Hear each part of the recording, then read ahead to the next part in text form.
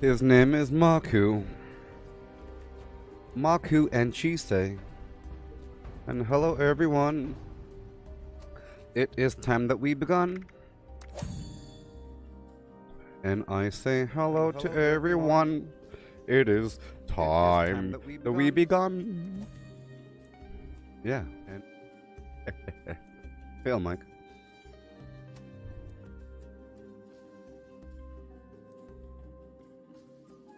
Alright, everything's all lined up. Give me them caps. So right now I'm still without Fallout First. Isn't that sad? So sad. So sad.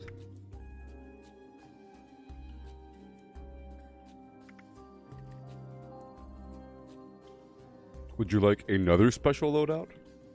I already have a bunch. What are we talking about? How many can you have? Like 15? It's crazy.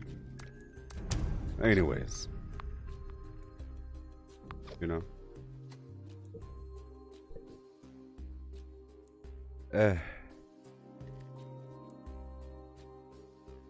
You know?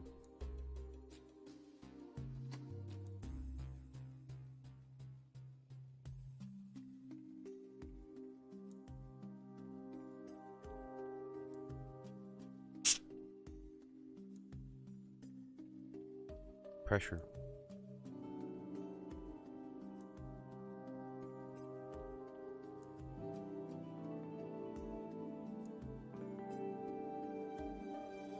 Just a few drops of water. Just a few drops of water is all you need.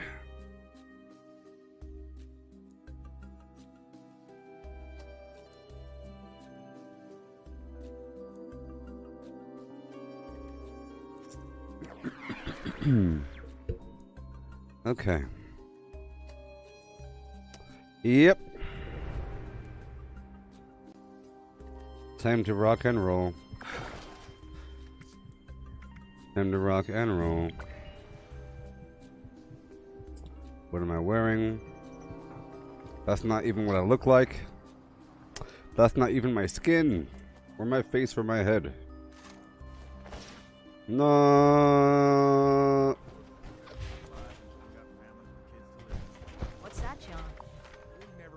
What's that, John? I'll join them, unless they're farming ammo. I could farm ammo for a second, I guess. Even though I'll be killing everything first. Yeah. And they're farming ammo.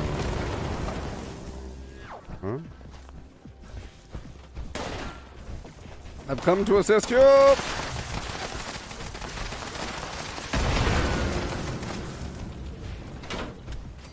I've come to assist you! I'm helping.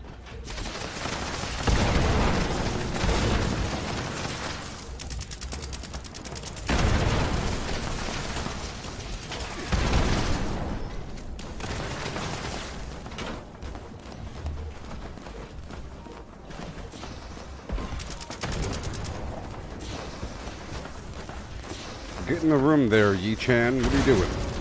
This your first day here, Yi-chan? Get over here. Get in the room, Yi-chan. Yeah. Welcome to the video game.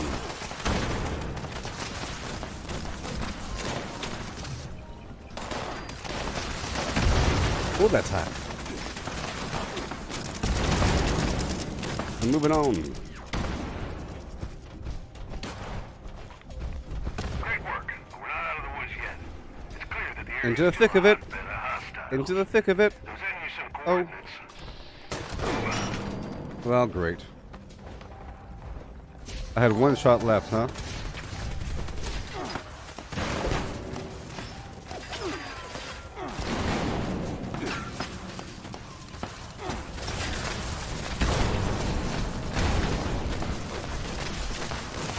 That guy's like uber weak.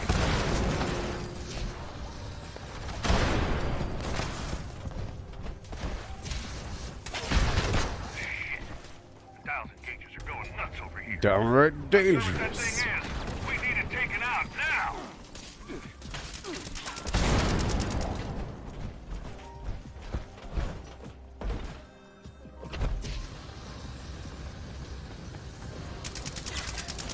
Restore the uplinks and bag yourself a real Yeah. one, too. You've earned my respect, team. Well done. Dodge out. Dodge out. Yep.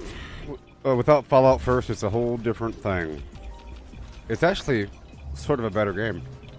I've always known that, you know, because you have to do more and you have to worry about more. And Fallout First is more of a shortcut. It's a really, really, really, really, really good shortcut.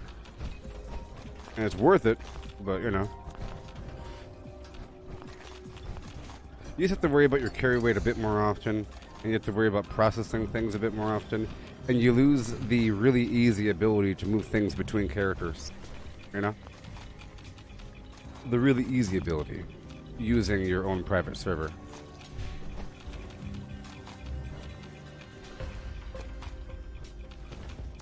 Alright.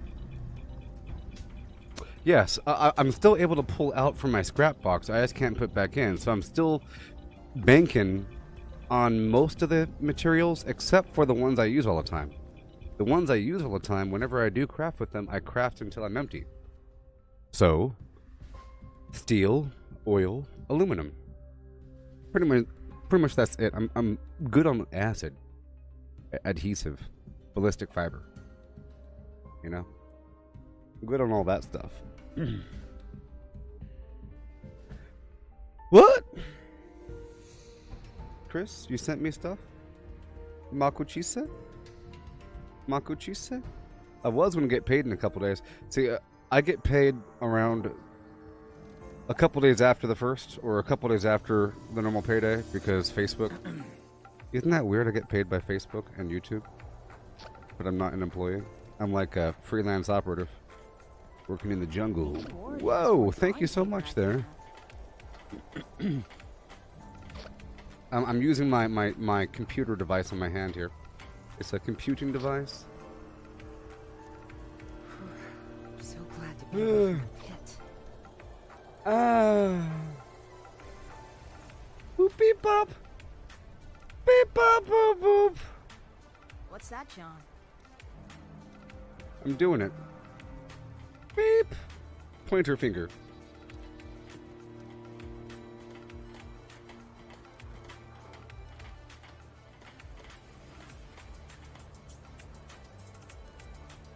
Done.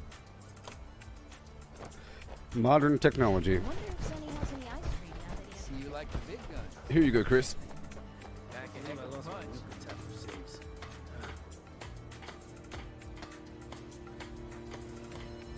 Mm-hmm.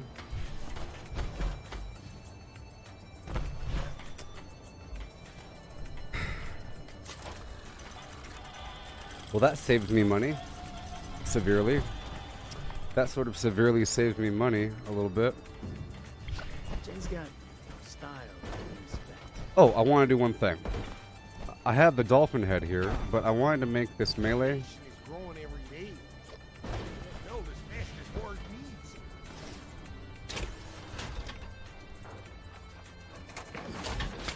And I have to buy more. I'm just so busy here. I'm not going to activate the thing until just a bit, okay?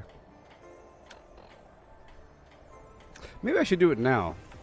Or whatever, because I just transferred the money to my account. I don't want some weird automatic bill using up all that money. But the whole point of this darn stream. I labeled the stream Surviving Without Fallout First. No, really, don't. Get another PlayStation when I get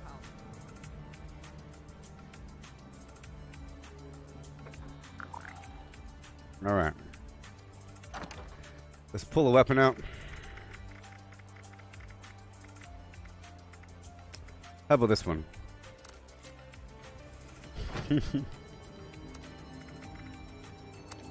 Oh, yeah. So here we go. Check this out.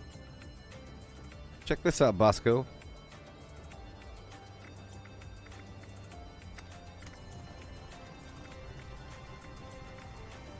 Oh, I have an aristocrat. I have an aristocrat. Awesome staff thing. I have all these really cool weapons. Dang it. Check this out. I want to skin one of my items with this new thing.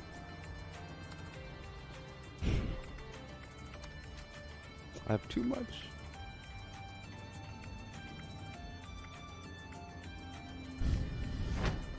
Alright, so I have this really cool. So I have this this battle mace thing. It looks pretty cool. It's a skin, you know. Whoa! I just sold 39 berry mentats for like 40 each.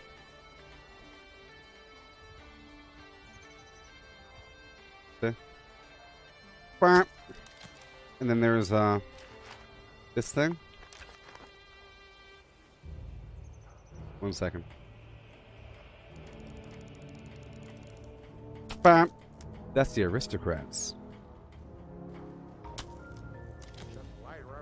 Yeah, what, 4,500 caps for 39 berry mentats? Something like that. I know how much berry mentats are worth. Alright. Well, yes. I know how it is both ways. It's not like it's a hard thing. It's just a different thing. That's all. But Justin over here is saying that he's been surviving with Fallout first from the get-go. I would love to see what you do every day in the game. Some people that survive with, if you're many people don't need Fallout first. In fact, many people are against Fallout first. Anybody that just farms the queen all day, you don't need Fallout first. If that's all you're doing. Or if you're doing some weird mock PvP thing using duped gear, of course you don't need Fallout first. You know. But the more you do, it starts to become more relevant. And at first I saw it as a shortcut, and then I saw it as extra responsibility. With Fallout first, you're sort of able to loot a whole lot more. You're just looting everything. Everything. At any moment you can stop and dump it. You can stop and dump it. As opposed to being kind of discreet with it and knowledgeable, and you're thinking about it the entire time. You know?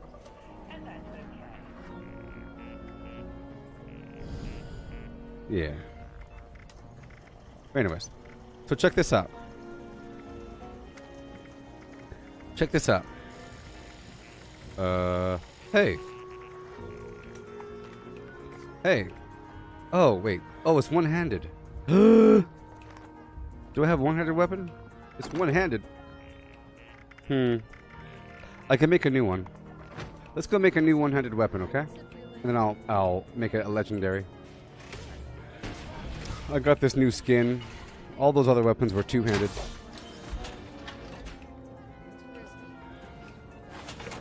I would say,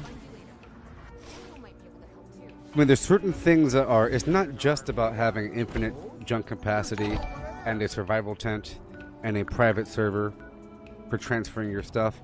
It's also the fact that you get a bunch of free stuff throughout the season journey, and you get 1,650 atoms every month, which is used for all the cool garbage in the atomic shop that you would never normally get. You would never normally get all this really cool stuff, you know?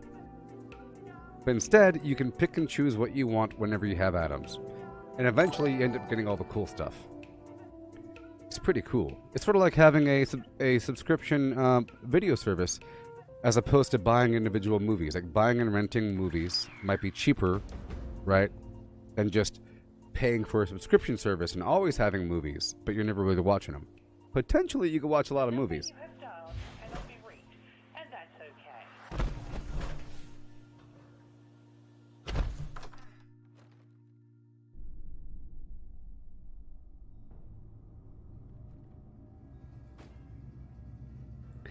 It's a certain amount of cheddar. Luckily, I didn't really have to pay for this one, Chris, or the previous year, Sandra. Sandra paid for my previous year. Hey there, Murmur. I want your stuff. You better shut them flaps and give it up. What'd you say? What?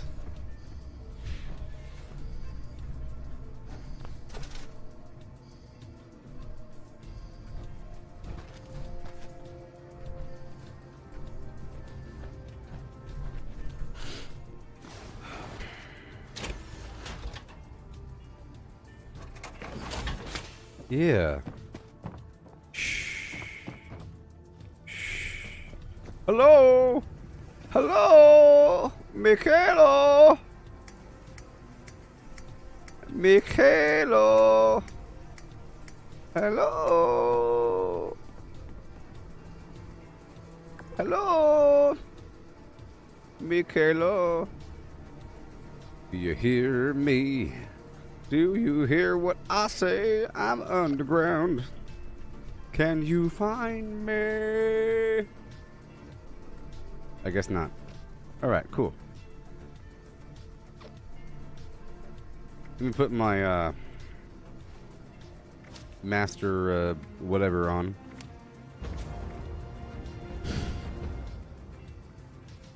Say what? Say what? Say what?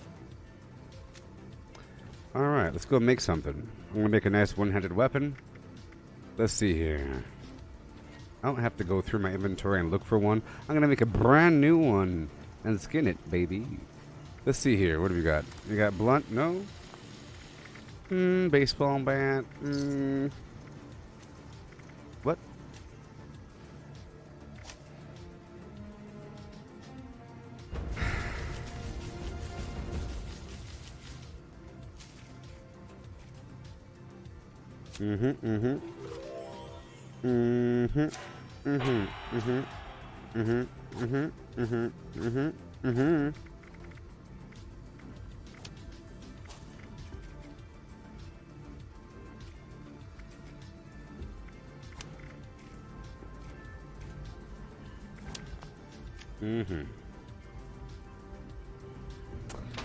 Back again like Shaq Hilton. What do we got? Plasma cutter, machete. Let's just look at the base damage. I need one-handed. Ooh, yeah. It's weird how it doesn't say. You know, you just have to kind of know. Oh, that's one-handed. That's not.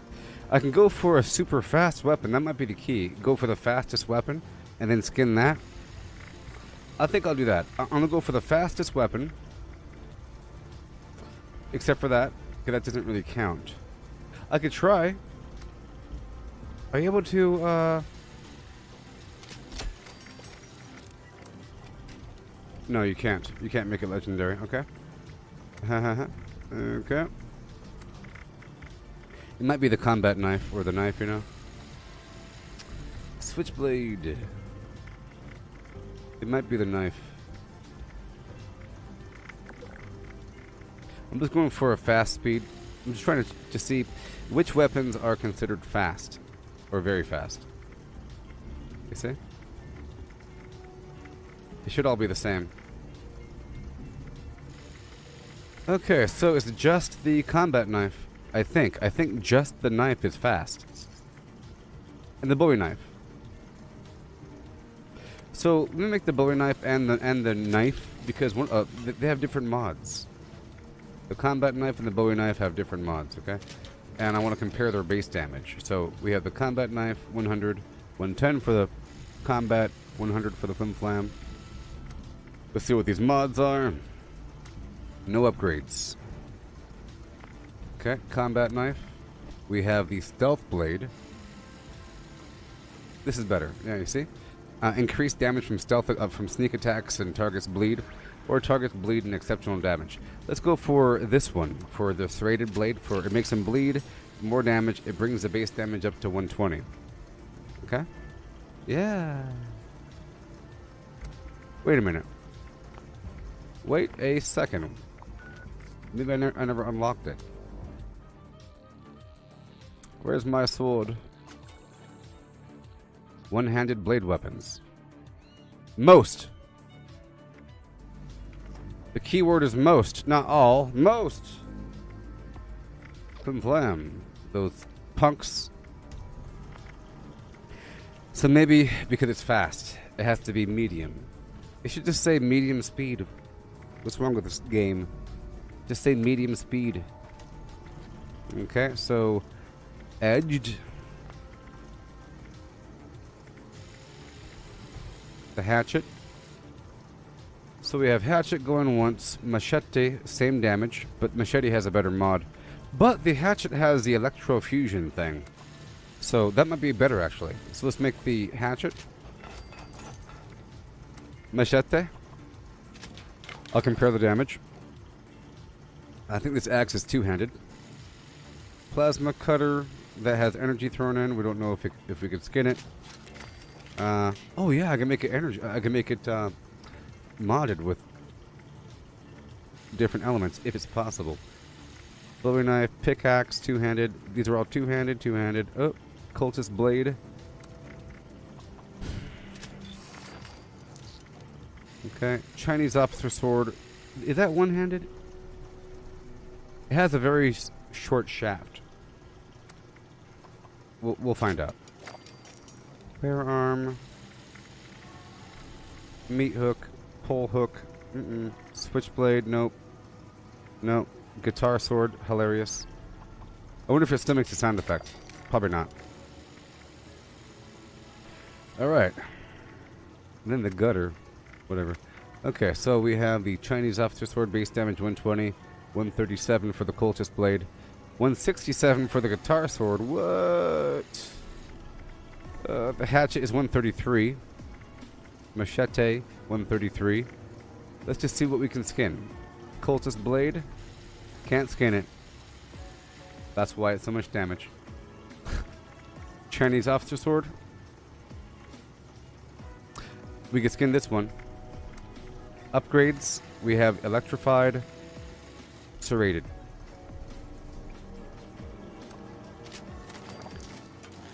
Okay. And then I'll leave it as is. Guitar sword, no mods. And it can become the Flim Flam. It's 167. 160, it's a whole lot more damage, but for the sword, the damage is split between the base damage and energy. You got 130 base and then 26 energy, so guitar sword might be, it's just raw, you know. The hatchet, no sword. Plasma cutter, that'd be cool. Nope, no sword. Okay, so it looks like it's either going to be the, I'll go for the Chinese officer sword because it's electrified, you know, and it's bleeding. The guitar sword has no mods, so that makes it worse in my mind. This one, the enemies bleed and they're electrified, okay? So, let's roll that beautiful bean footage and go, go, go. Go. Go.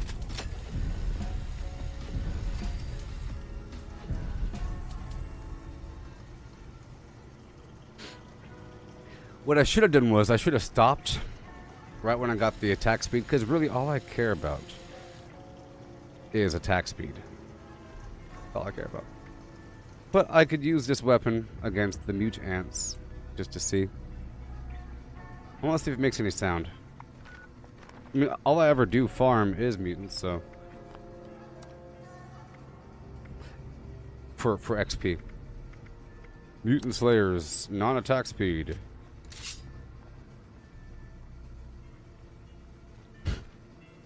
I never skinned. Alright. Alright, here we go. Bam.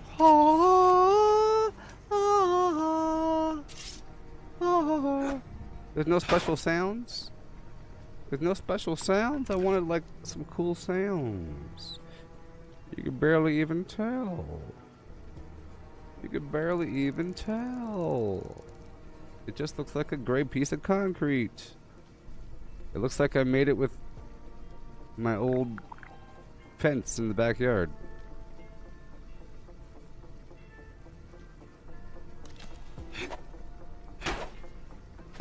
I need attack speed. I'm gonna test a theory out. I don't know if it's true. If I server hop, will that vendor have more modules for me?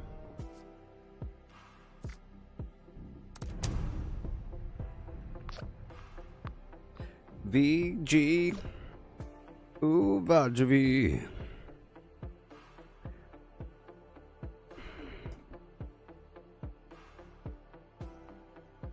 I do appreciate it there, Chris.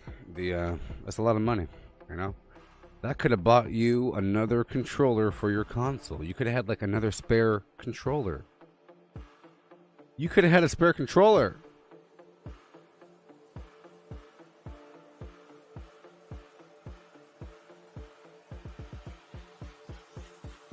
Yeah.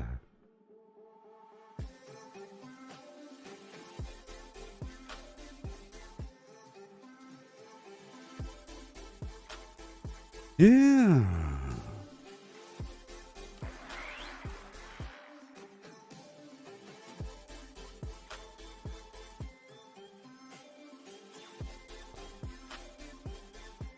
Hurry up.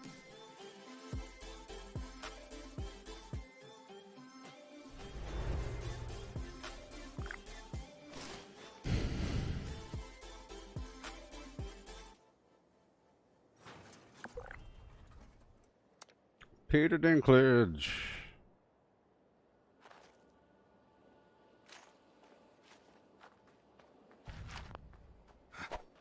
It's not the best sword, you know. I think it'll be good once I'm in the other outfit. I thought maybe it'll make a special sound, like a twinkling sound. Have a little glowy light that's a little bit more glowy. And, you know, it's kind of glowy. I like extra effects.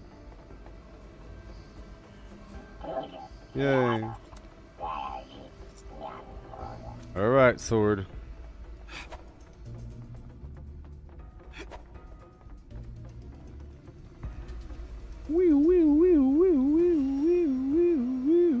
Once I get attack speed, I'll stop and make a new one. Stop. Oh, and flim with it. Yeah.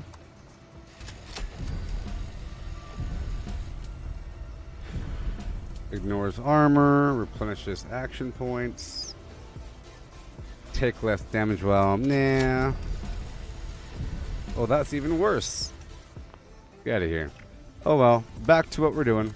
I'm done doing that. There goes my excitement. Bunch of garbage.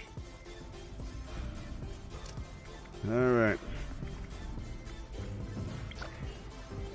Alright, it's time to rock and roll. Just put my perks back. Put my perks back over here. We begin. Mac Zagnut.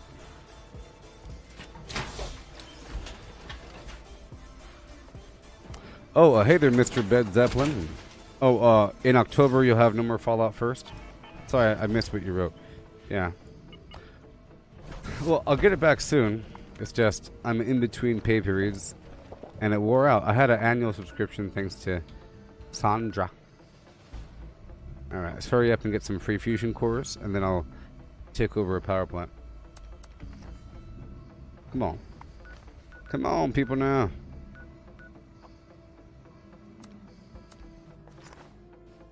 Smile on me.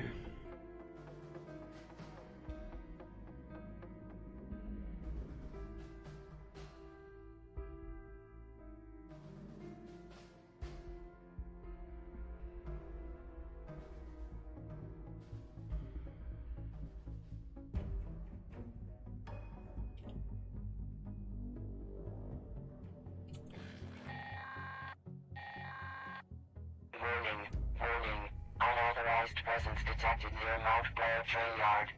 Rioting will not be tolerated. Whole White Mining Company protection protocols have been engaged. Security units on site. All unauthorized personnel are advised to immediately leave the area or else risk dire consequences. This will be your only warning.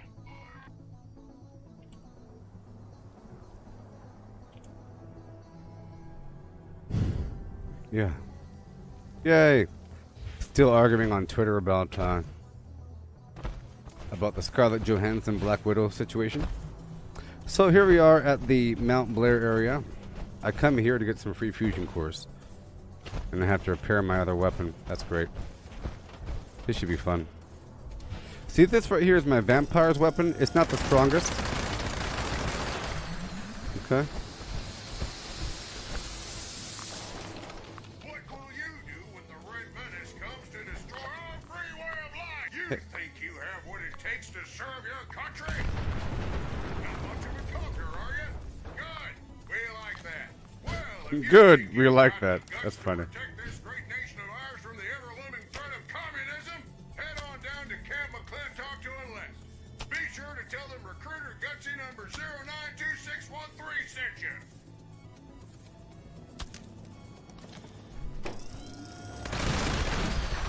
Will do.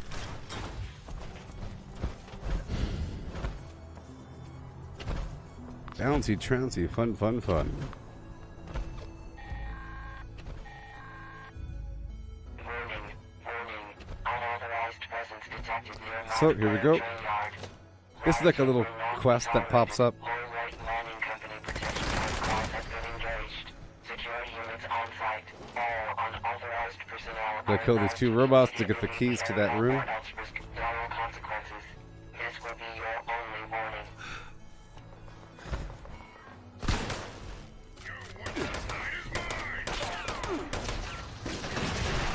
Yeah. 5, 4, 3, 2, 1. I mean, this game really is good. I mean, look at this thing. I mean, just look at it. Look at it. It's got this big old world, different biomes, you know, bunch of stuff to do. I'll tell you what. Imagine you were an immortal being, and you've been all throughout the entire universe. You've lived in individual galaxies for centuries. Some of them millions of years. Some of them billions. And you've done everything. And you're monitoring for new things. You can still get bored. You get it?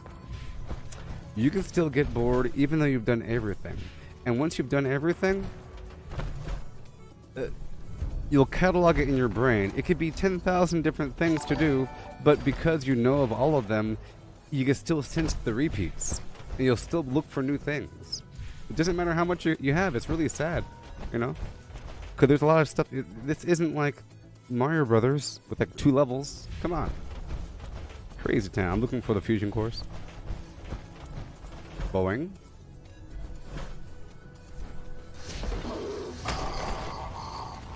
Yeah.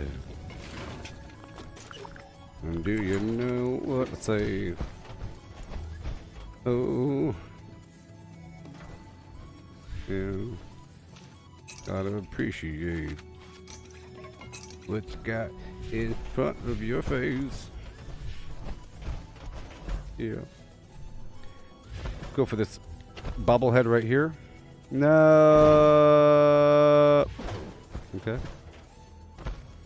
We'll go through here really quick. A few more fusion cores, and I'll check for a bobblehead right up on this track. It's not there.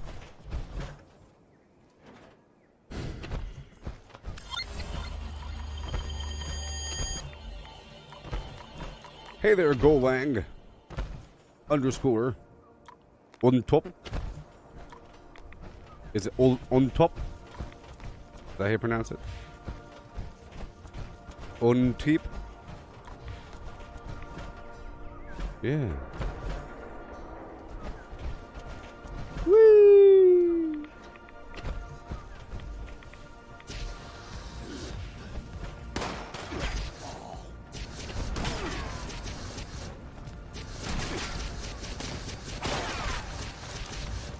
Have yourself a merry little Zagnut in the morning time. Alright, let's go in here. Hey there, Nick. Let's go.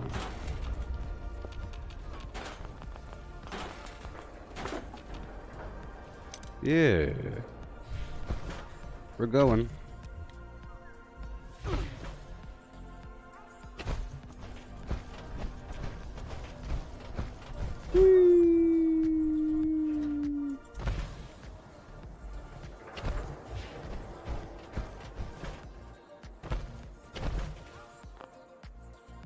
I have to repair my grenade launcher.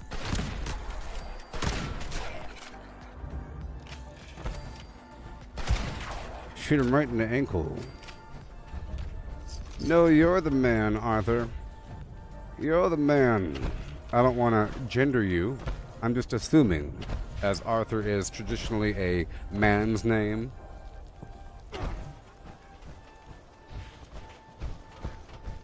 I could be wrong. You could be a lady. That would be a wonderful name for a lady. The name's Arthur. The name's Arthur. Pronounced Arthur. Like a novelist. I think you should pronounce the name Arthur. Author. Like A-U-T-H-O-R. Just say author in your head and you'll sound so darn sophisticated. The name's Arthur. Come on. I'm trying to leave this place. I guess I can run on down to Mount Blair or to Beckley. Let's go down to Beckley. By foot. I don't do the on foot thing enough. You could appreciate. You see way down there? That's where we're going. Yee-hoo! Meow. Meow. Arthur. Woo. I like to barely miss the cliff edge. Boing. Yep.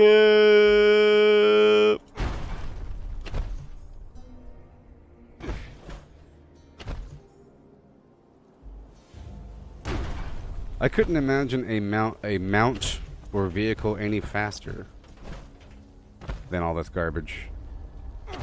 Be funny if it hit that power telephone line and flipped over. Move, move, move, move, move. I'll take over this workshop over here and get some oil for the long run. It's sort of my bottleneck. I could buy tons of steel from the vendors.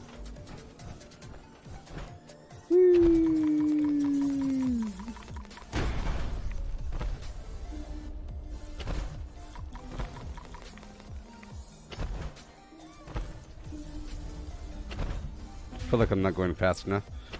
Pick up some speed. Pick up some speed. Go. Yeah, there it is. Get that speed rolling. Yep.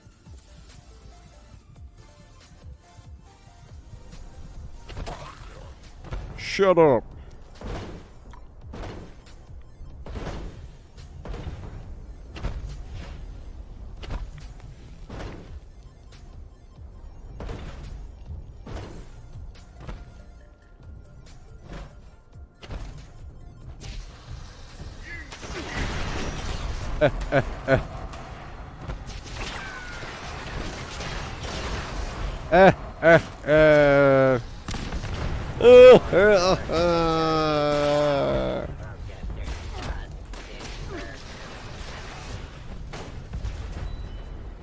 Yeah. You shooting at me?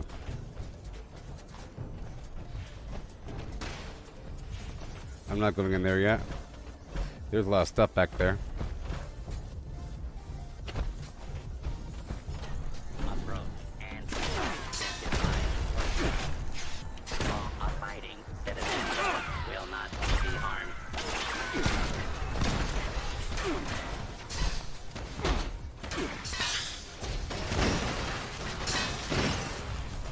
There you go.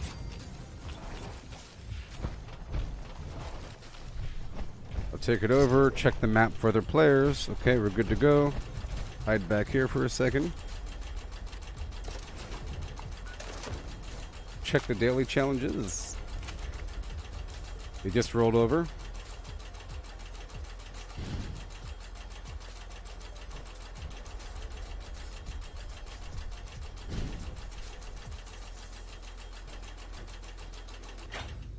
Okay. I will be building this up a tiny bit. Okay. Or all the way. I don't know. We'll find out. It's a bit more important to have these workshops built up a tiny bit. This increased my life right now because it doesn't really matter. It'll give me a second of reaction time just in case the average player wants to come over here and kill me. I'm sort of safe from the average player. It's just good players can easily kill me, depending on my build. Come on. There it is. Okay. 07. I like to put this right here on the wall. Like that. Oh boy. Like this. Like this. Yep.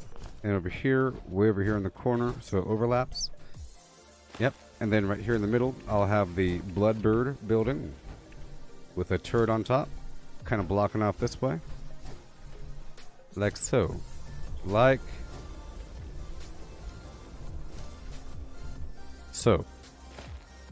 Okay, check the map for other players. Over encumbered. That's just the way it is. Shoobadoo, shoobadoo. Let's go break off some stuff.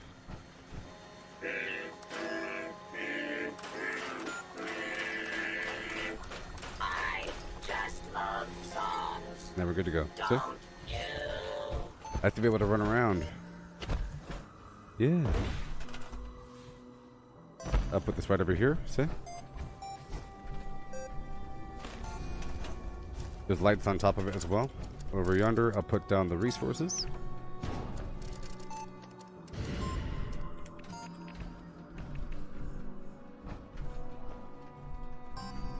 Come on, baby. Let's go. Let's go, baby. Let's do the twist. Let's go. I'll put a light on top of it. And the other ones, because they're not hooked up yet. See, the goal is to get the heck out of here before the other players arrive, okay? It's like a whole deal.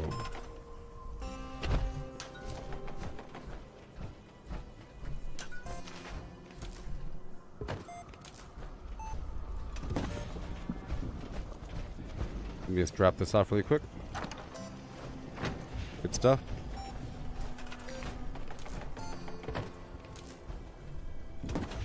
All right. Here's copper. You hear me, copper? Done.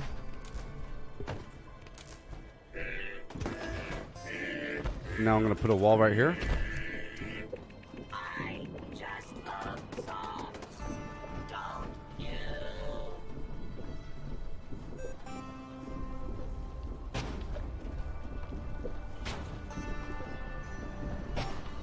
Alright, right there. Wait. Boom. Okay. And I'll get this canopy right over yonder. 2 in the front, 1 in the back.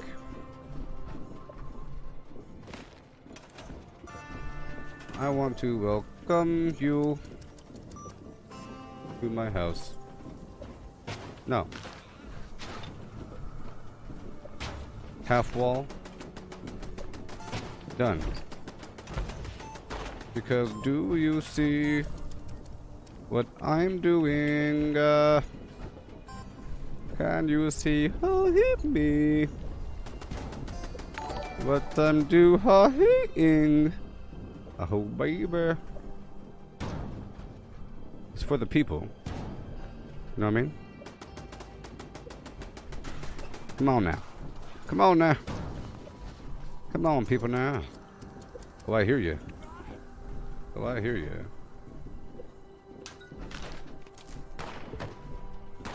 It's all connected in a circle in a loop that never ends.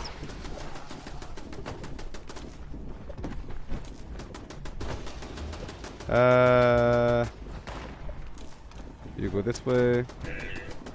No. No. Leave me alone. Get off me.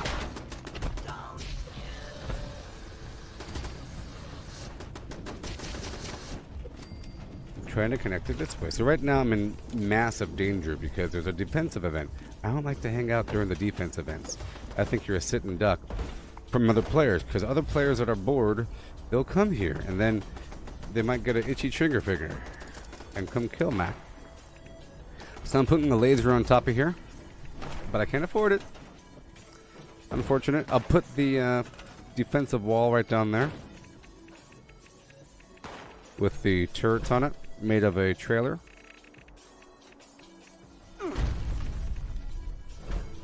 Train wall turret. It serves as a wall and it has turrets on top. And there's stuff inside of here, as you see. And then over here, I'll put down the Red Rocket Garage just to block off this end. Because there's a truck already here. And then I'll put down this big tire light situation.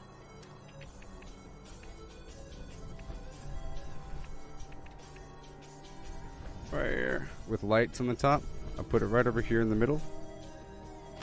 And then I'll put a simple defense in the front. The spiked barricade. Right there. And then I'll get the other wall. And kind of go along the edge right over yonder. To make sort of an alley.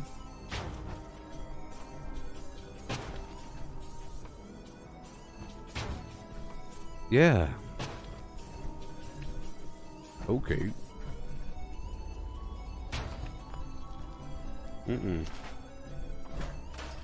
This should be a half wall. Yes, this game is better now. Yes.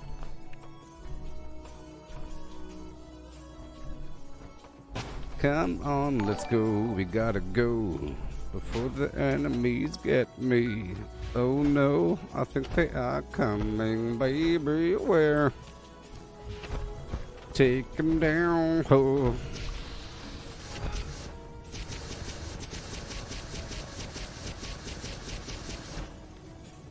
You should try it again. If you got it, hey, Timothy, I guarantee if you got the game when it first came out, you'll love it now. Because there's so much more to do now.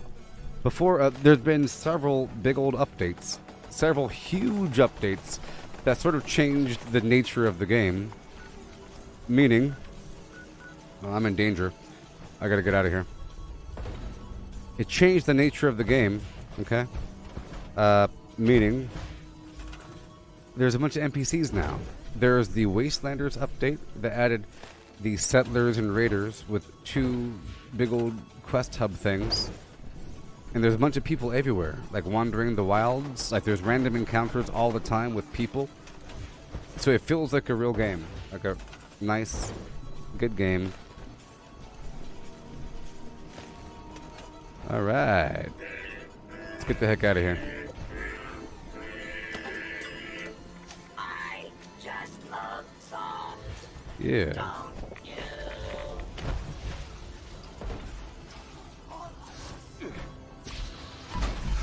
So what I'm going to do is I'm going to do a quick full repair. Right over here. Lower my life down a bit. Uh-oh. Okay, let's get the heck out of here. I'm going to let it turn to a retake event. It's just dangerous. Other players. You know? Yes, the game's a lot better. I recognize these people, and that's just scary. We don't want to recognize people. I don't like recognizing people. Okay. So I'm going to go all the way... Oh, no. There's somebody that already took it. That's if they already own it. Still. So I'm going to go up there anyways. Sometimes the game shows you who last owned something. Let's go check it out. Go check it out.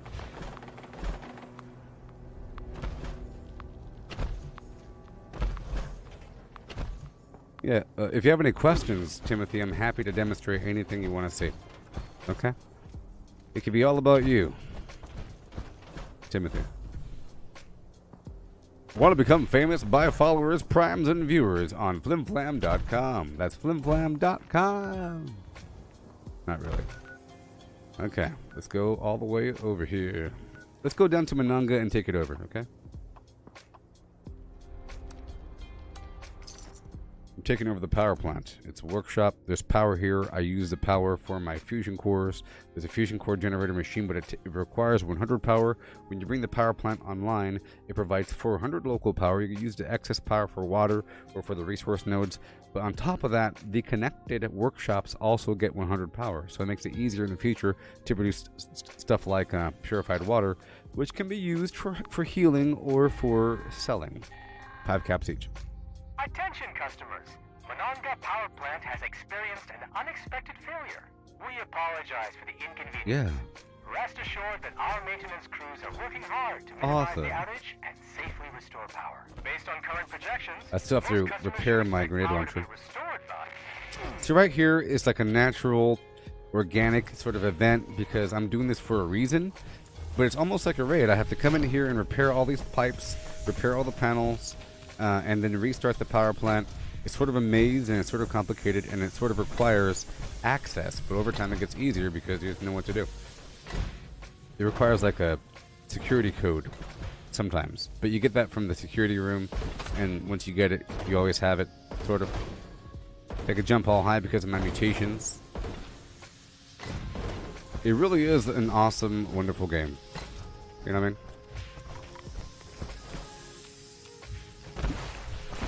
I would compare it to deep sea fishing and everything involved. Imagine you had a boat, okay?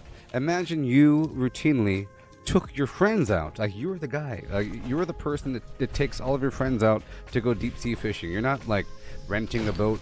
It's your boat, okay? And you have to clean the boat. Otherwise, problems occur. You have to fuel it, get the oil in there. All kinds of weird checks. You have to go check the map to go see where to go. Get your technology all set up for the deep sea scanning. You get your fishing rods, your bait, your chum bucket. All this weird, crazy stuff that makes it easier and easier and easier and easier to do, even though it's incredibly complicated to anybody looking from the outside in.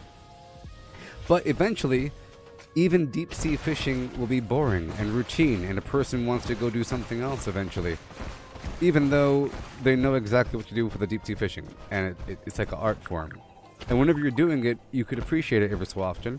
When you're reeling in some big old marlin thing, a swordfish, you know, and you got all of your things and your boat's going that way, everything's working out, and you could really appreciate just all that goes into it, compared to someone in a canoe with a fly fishing reel. It's a big difference. I'm sure it's possible to catch a swordfish, marlin, tuna thing with a fly fishing rod in a canoe in the ocean, but it's incredibly hard.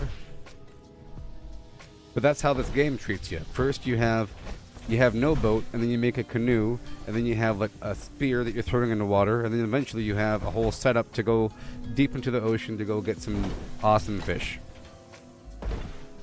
Analogy. So I'm still going through here, repairing as much as possible. The game will tell me when it's over. Unless it's bugged, like right now. It's bugged. I think we're done.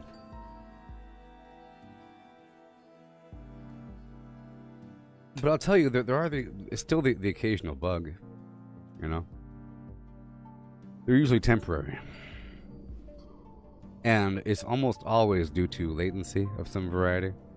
Like right now there's a weird bug where it's not keeping track of everything I'm doing. I just have to sort of ignore that and keep on going and just hope it catches up. Sometimes it catches up. Kind of a weird thing.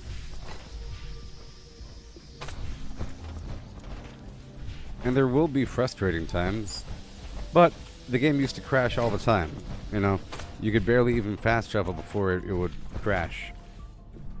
And you'd have weird floating weapons and weird other buggy things.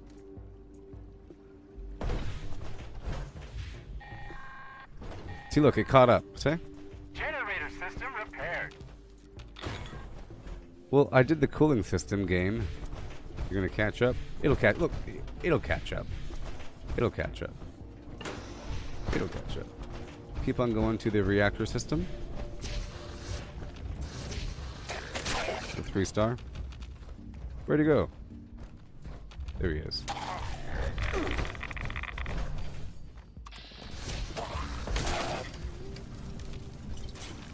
Oh, you had a problem where your carry weight wouldn't update only on load-ins? Yeah. I mean, there's still weird, consistent visual bugs. For example, in this room, towards the console, like, it's weird graphics. Hold on. Well, it's not doing it.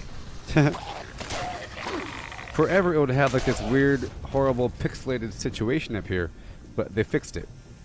It probably had to do with the reflections. Yeah, it probably had to do with these reflections. It was all weird black pixels, but hey, look, they fixed it. But there's a problem. Whenever I enter a new world, it doesn't display my jetpack. I have to take it off and put it back on, but that's just a minor thing. And now it's doing a weird thing where it does the Sfendingo man, where I get all weird and tall and stretchy with my legs, and the camera flips sideways or upside down for just a couple seconds when I first log in. It's been doing it for the past week.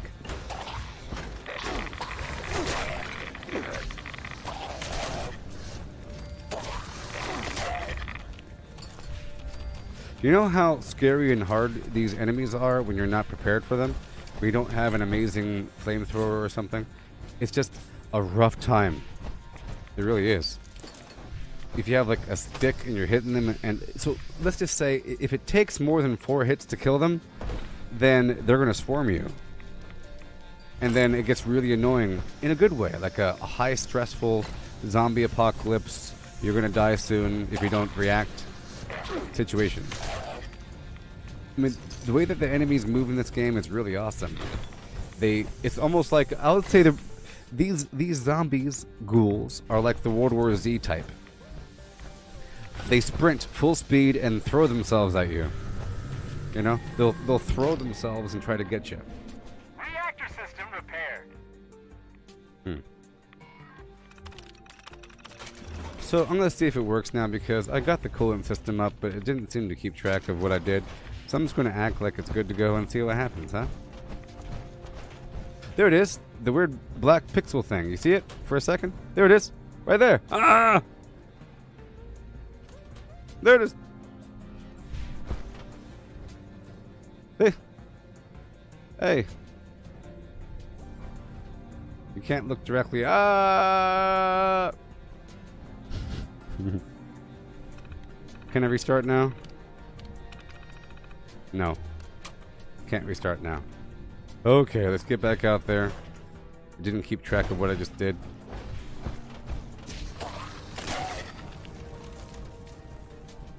Alright.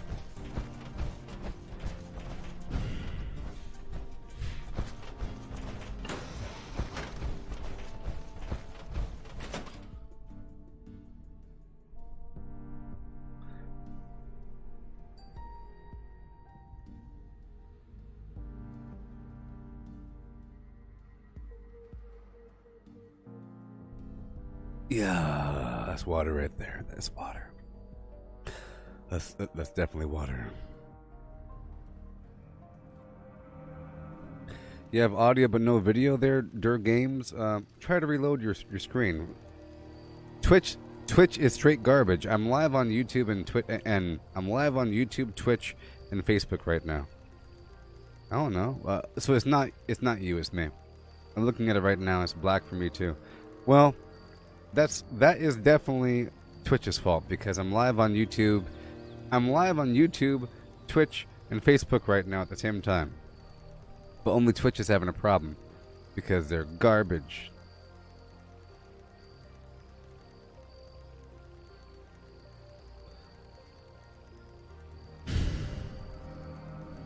Garbage. Alright.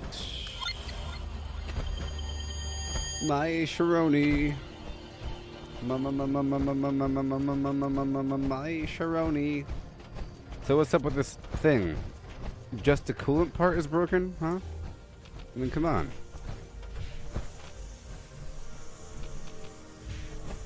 Because it's not registering anything. And that's just terrible. I'm going to have to leave this entire server. You know what? I'm going to leave this whole server. I'm leaving. I'm leaving. No, I'm not. Because I built up the other spot.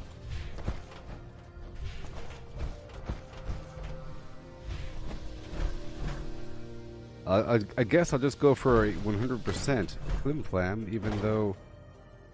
See, this one's good. You can't hear anything.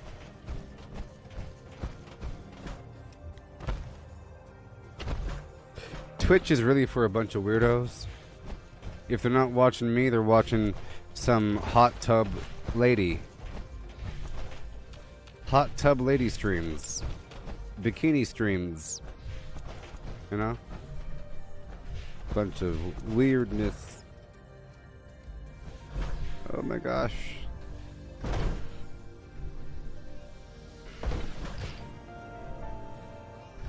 Well, that just sucks. Maybe if I leave the event and come back, but it's unfortunate. It's just unfortunate. Alright, let's go down to this other place. Sometimes it's messed up. Sometimes. Real life. Don't be so shallow.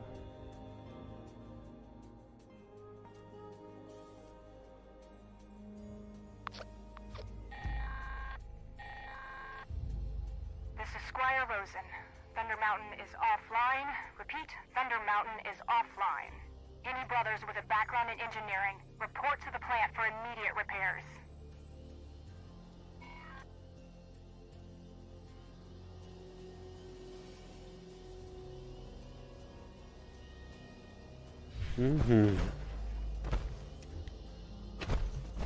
Alright, so this one, you see, like I said, sometimes it shows the previous owner and nobody owns this one.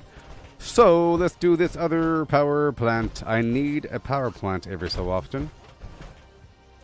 This, I think it's just so stupid when people build a power supply at the power plant. You know? It's just crazy. Such a weird thing.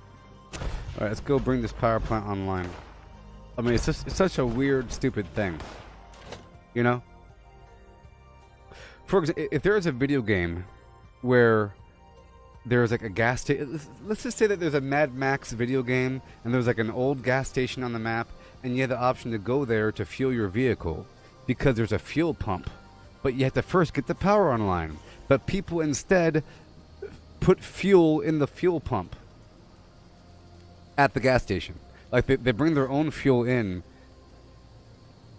you know, and they don't bring the power online, and they just put fuel in the fuel pump because that's where the fuel pump is. So when I come here, I go down to the very bottom, okay, and we go to town. So here we go. You are not.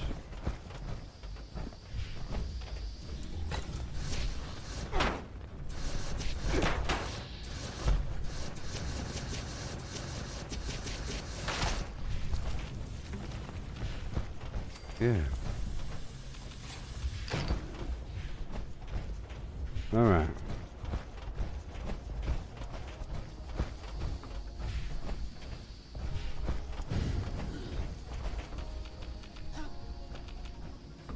Flagellum. Flagellum. Yeah. There it is. Generators are working again. So I really like this guitar riff. Let's listen to it.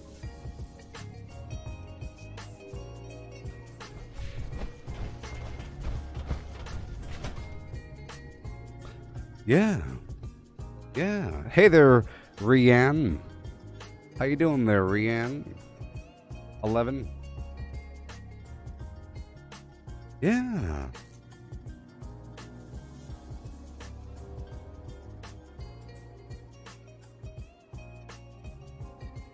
Yeah. Do you like Fallout 76 there, Rianne?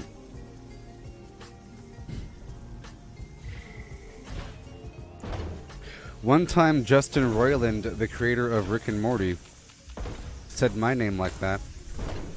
He said Paul. Paul. It was actually Justin Roiland and what's his name? Some DJ guy. Famous. It was in virtual reality though. It was in not VR chat, but yeah, it was in alt space VR. Justin Roiland and some other guy I forgot his name, dang it. Tells you how much I care about that. But he's famous. And they're there, and they're answering questions. And I asked them about the Illuminati. And they blew it off. How was linking with Flim Flams on Sea of Thieves? Never happened. It could still happen. The scheduling, you know. I really have to get more of the hang of it. It's sort of a frustrating darn game because they're trying to be really slick with their user interface where there is no user interface. You just got to figure out the buttons. Well, you see how this right here says press E to repair whenever I look at it? That's what good video games do. Good video games remind you constantly what button to press. All the time. That game doesn't. You just have to, there's different buttons for different things, and it's terrible. You gotta figure it out. Nested menus? Nested radial menus? Are you serious? Nested radial menu? Radial menus? Crazy. Hold Q. Select quest. Crazy town.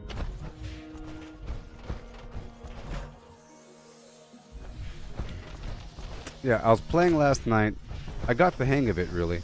It's actually really cool. I remembered what the... I was trying to remember what is the feeling that you're trying to accomplish. It's really hard to just start, depending on what you're doing. So, there's different things to do. You know, there's the Merchant Alliance, and that just involves bringing packages from point A to point B. But it doesn't. It's not very clear about where to get the packages or what to even do. It doesn't really tell you. You're supposed to either buy the produce or the ingredients from that spot using gold after you're allied with them, or you go romp around the world and because different places there's different, like just pigs, chickens, snakes, you know. But they're in known spots. You got Snake Island, Chicken Island, you know, and then there's random crates that you could find. Your goal is to really pick up everything, load up your ship, and then do what you gotta do. And along the way, you figure it out, sort of. The treasure hoarder version gives you a golden compass, and the golden compass directs you where to go across the ocean. And you go in that direction, and then you use the golden compass, and you ramp around the island, and then you dig, you'll find a treasure, it'll give you a portion of a map, you know, the final map where the final treasure is.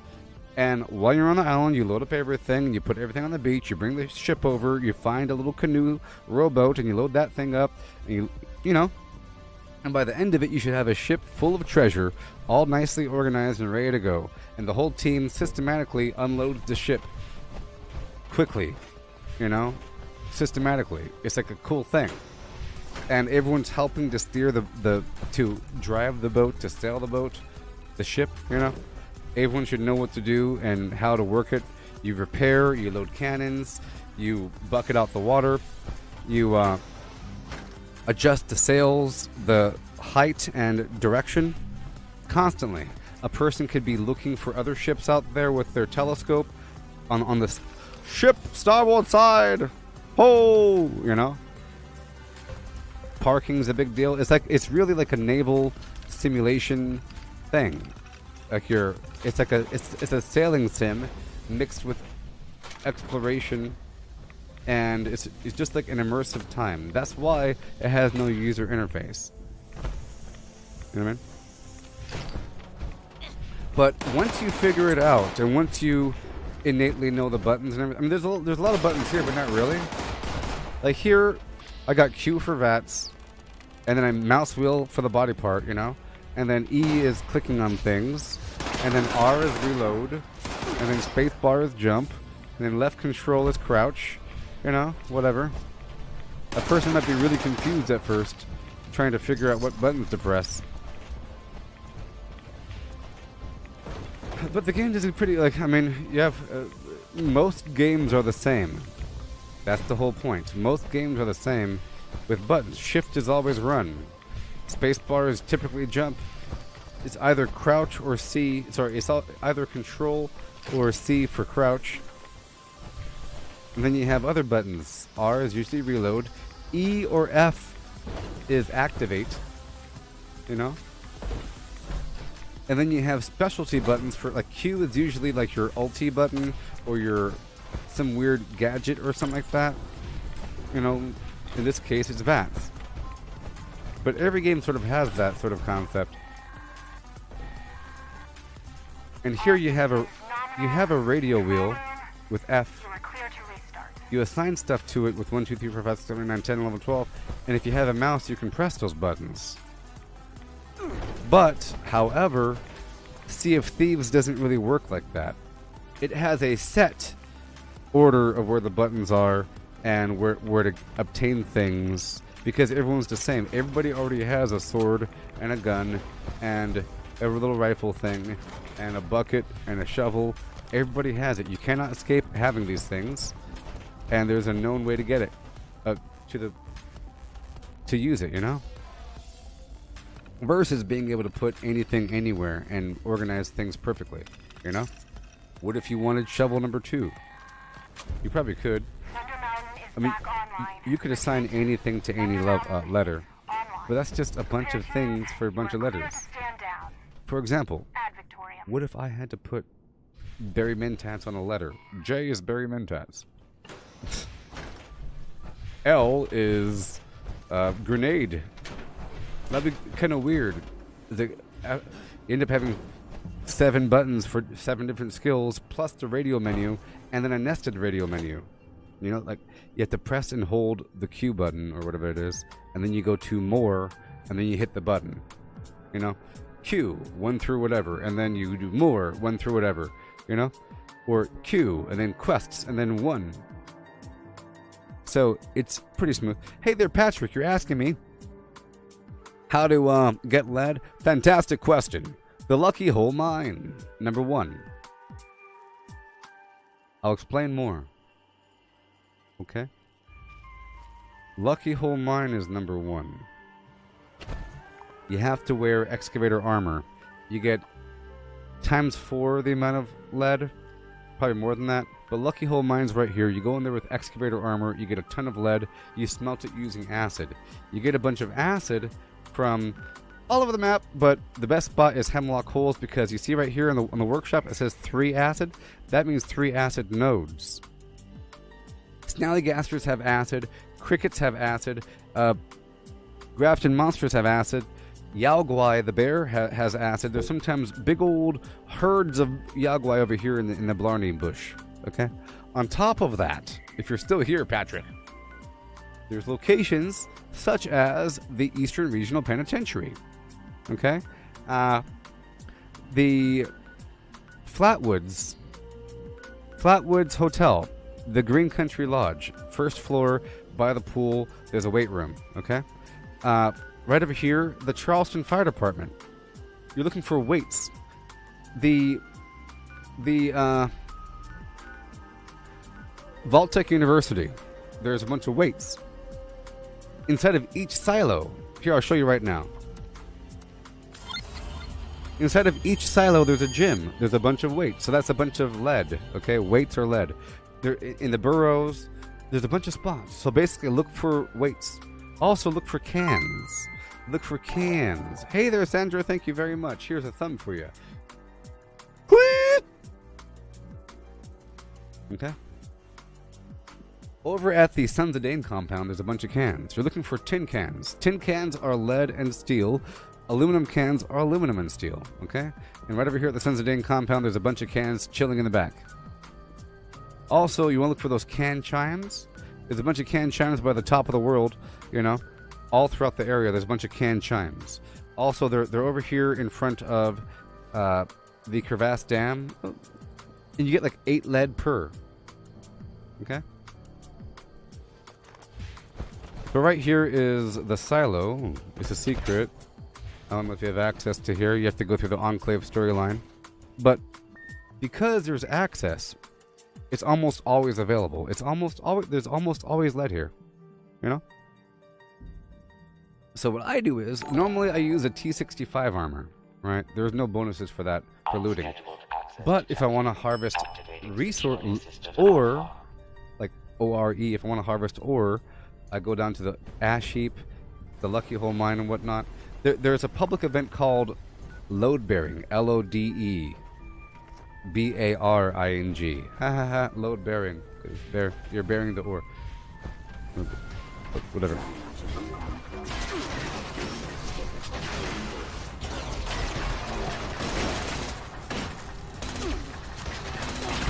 You don't have to fight any of them.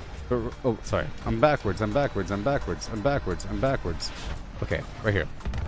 So right over here, boom, boom, boom. This is the gym, you see? Predictably, look all this lead. So, all the lead right there, and there's 3 of these places. Now, on top of that, if you want lead to make ammo, right? Trying to make ammo. You also need gunpowder, of course. But if you're trying to just make ammo, you can use the ammo converter. All you have to do is just farm steel. And then if you have a ton of steel but not enough lead, and so if you have no gunpowder, no acid, no lead, but you have 100,000 steel, you could just convert the steel into railway spikes at the ammo converter, and then convert the railway spikes into whatever ammo you like. With a cut, of course. Because railway spikes only take steel. So that's what I do, primarily. Like, if I want to make a ton of 2mm, which only takes lead and steel, I just use the... if I already have lead, I like to make 20% of my total directly, and the rest I use the ammo converter. Sort of. Sometimes it's more efficient to use to make it directly. It all depends. You get all that? Now I'm over encumbered.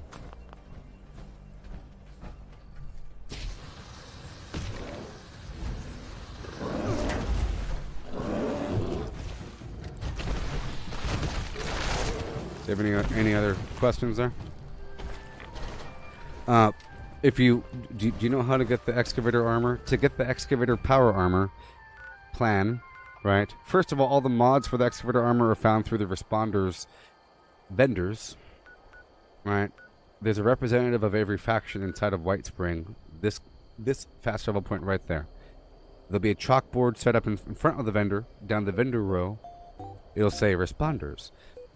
You get all your mods there. But to get the actual power armor plan so you can craft your own, you come down here to Garahan Mining Headquarters. Okay? Garahan Mining Headquarters, you go down to the basement and you click on the computer. You'll find a poster somewhere in the ash heap that'll say Excavator Power Armor. You click on the poster. The poster's right in front of the purveyor. It'll link you down to the bottom of the map. You go there and get your stuff. You register. You register the power armor after you craft it, and that's how you get the plan for the free plan for the power armor chassis stand, like the power armor crafting station. Okay. So like I said, so normally I'm in T65, but whenever load bearing pops up, the public event, which will be at one of these locations, abandoned mine site, Kittery or Elaine, or the other one, because there's ore in there, I try to get the ore, and then right afterwards I'll either go through the ash heap, because there's a bunch of iron ore all throughout over here, and there's a bunch of copper ore and some aluminum ore all throughout the area.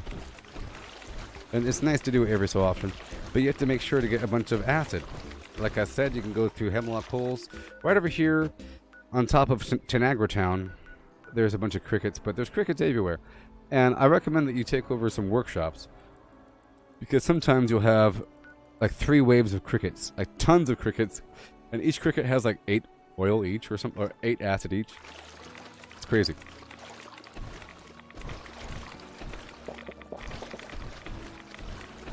Alright. Alright. Look what I have to do. Carry weight booster. Like a chump. And,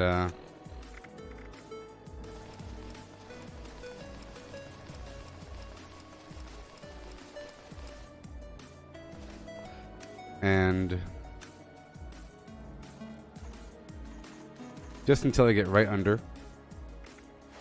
There we go. And now I'll teleport out of here. Right over here. Oh, yeah. The Radiation Rumble is active, and that's a really good event. You know, I never finished doing the workshop of the power plant thing.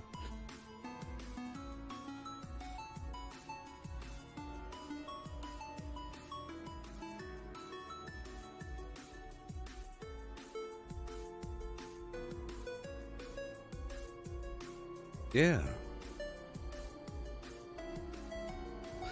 Holy shit.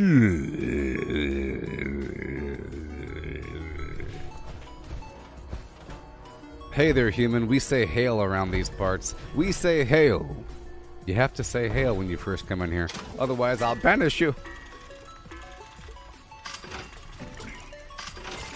It's a sign of allegiance. If you don't... like, just get this. Trolls don't say hail. Okay? So it's my filter.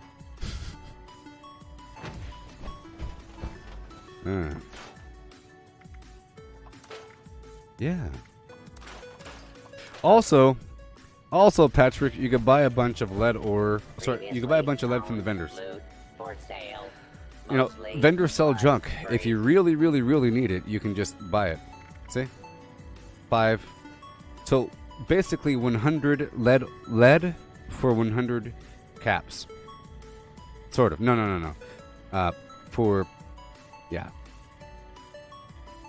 Sorry, it's 20 lead for 100 caps. But I'm buying the steel. I don't need lead. I have a lot of lead. Okay, let me sell the grenades, as I do. And the apparel. And all of the meat-based foods, all the alcohol, too. Now in stock. Goods acquired through questionable means. This is why I wanted to survive throughout the day with the Fallout first and not use the money that Chris sent me. Who? And who? Yeah. Hey there, Pete. And hail. With the extra hail on the side. Wanna buy some junk? Yeah. Holy shit.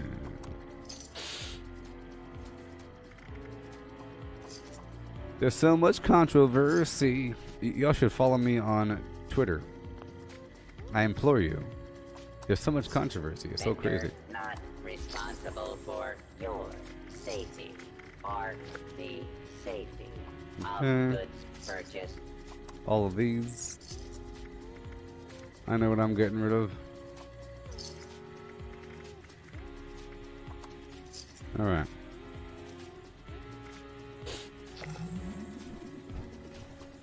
I'll try to pull out some other legendary from the box.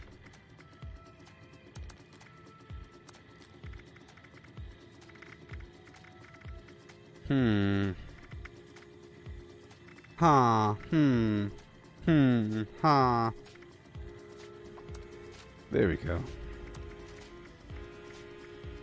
Gourmand's harpoon gun. I'll get rid of that. Alright. Yeah. Yep. Didn't that year go by really fast? But Chris earlier sent $50 for the thing, so you don't gotta worry about it. Even though I'm not using it just yet because I titled this stream "Surviving Without Fallout First."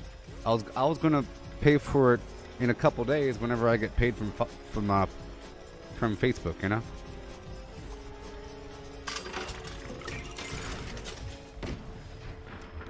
All right. I'm gonna go up here for a second to buy some steel. Wait a minute. I want to do Radiation Rumble. Let me drop my junk. Alright. Let's go down the Radiation Rumble. Yeah. But first, I want to repair my weapon. Whoa. Dang it. I'll repair my weapon at the oil mart. Let's go down to the oilmart.org. Get some water as well.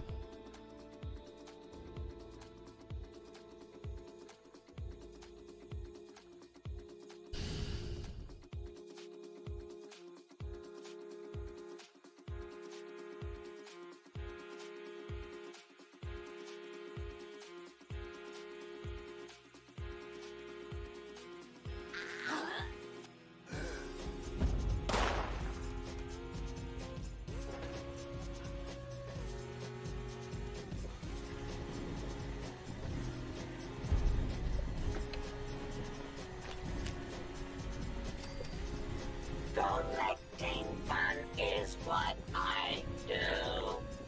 I find party supplies for you. Alright. Holy shit. I'm taking your name dead serious. Ho. Do you prefer being called Ho or Mr. Sheet? Should I call you Mr. Sheet?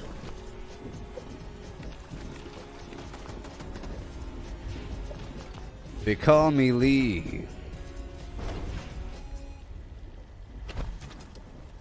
To get my goodies. Calibrated for detection. Alright, I'll call you Lee. I'll call you Lee.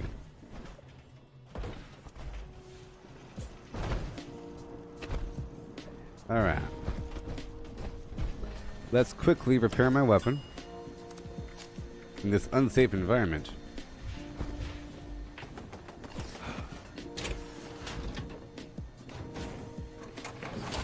What would you do?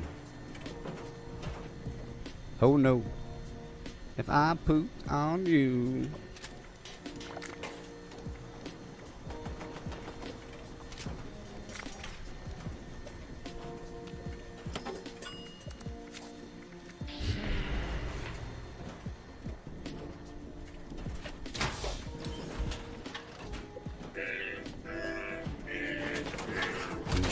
Shoot. Shoot. Shoot. Shoot. Yeah. With a... Oh no, here I go. Yeah. I hope I swapped my build back over. I think I did, yeah.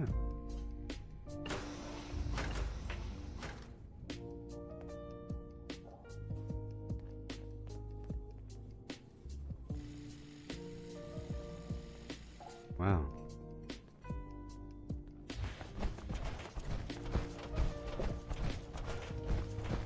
I've come to assist you!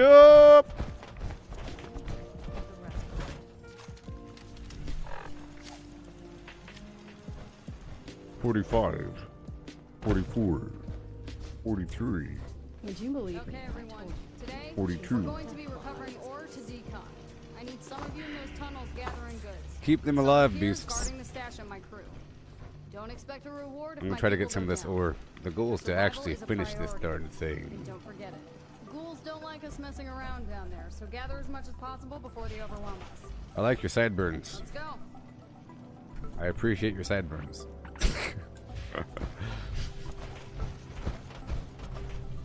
I really like the whole bald head, only sideburn look. It's awesome.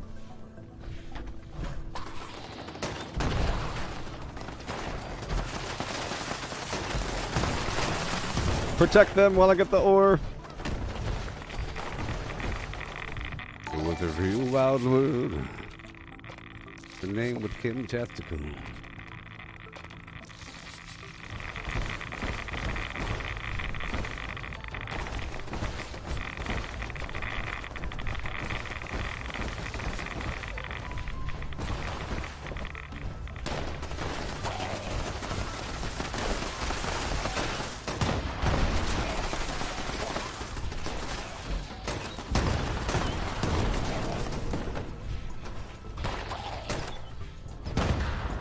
Come on. I don't want to get their heads at all.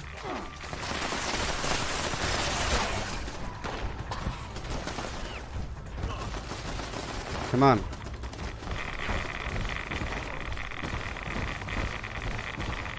Come on. So I'm trying to get at least level 1. Come on.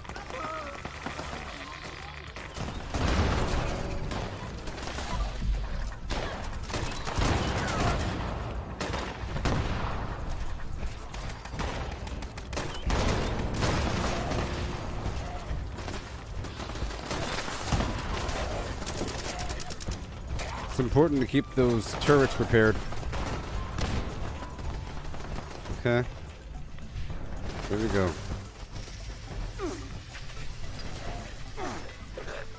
Perfect. Come on.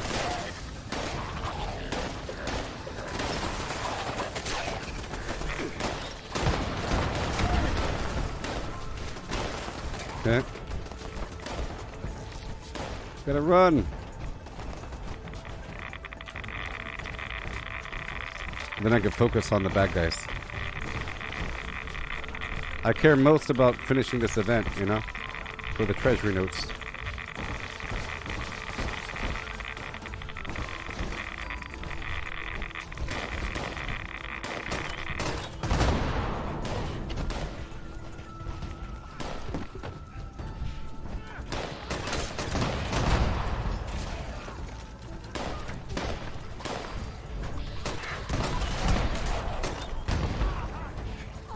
Oh.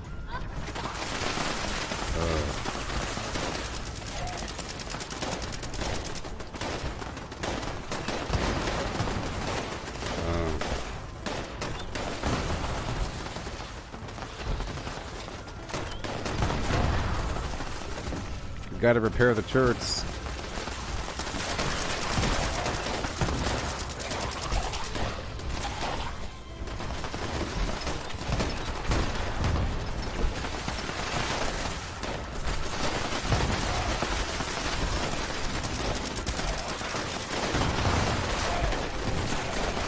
Try to keep them alive or get the ore. We're gonna fail this thing. We're gonna fail.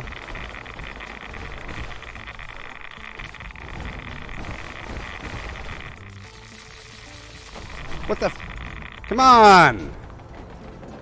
Stupid lag. Piece of garbage. What's happening?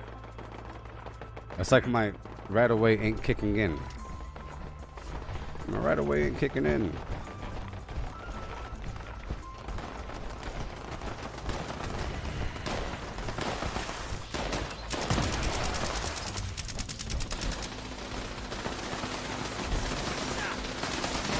Alright, we're at level 1.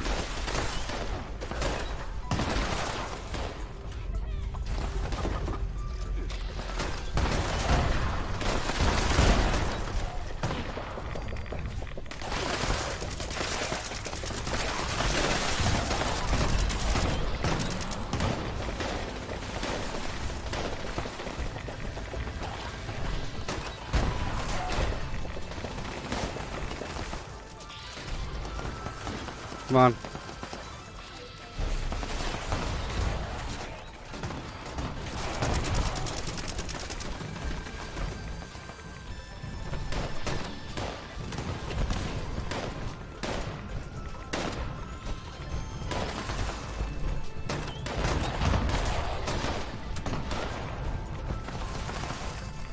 Repair the turrets.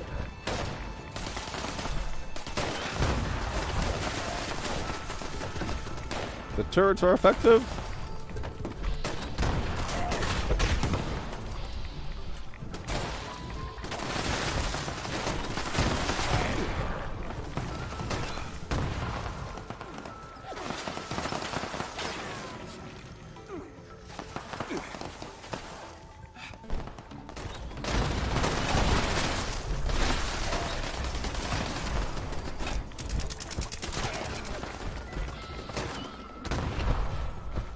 Yeah.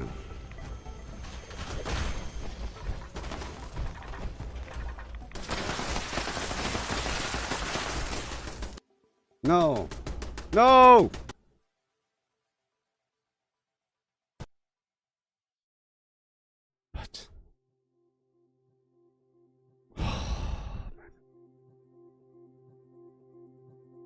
Some cheater showed up. Doing cheater things.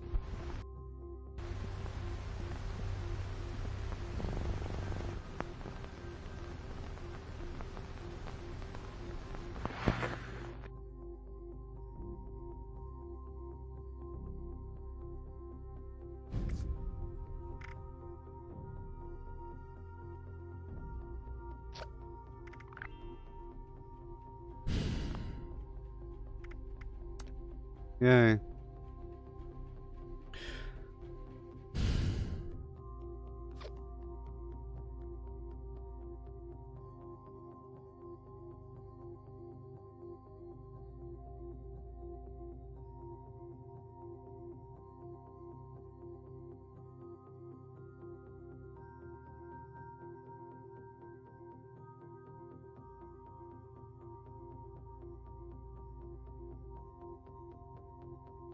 I tell you what. I tell you what.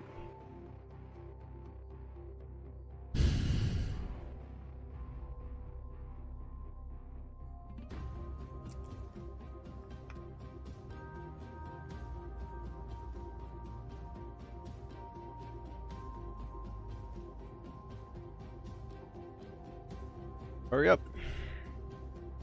Hurry up. No time for this crashing.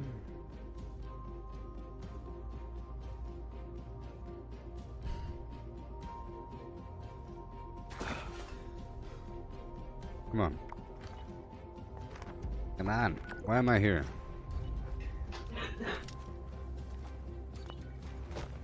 I mean, everything should show up, right? Any second now. Oh my gosh.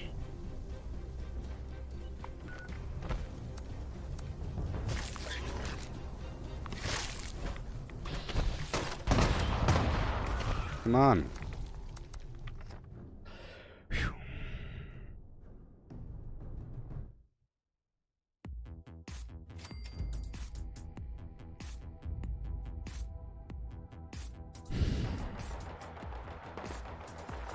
Yeah.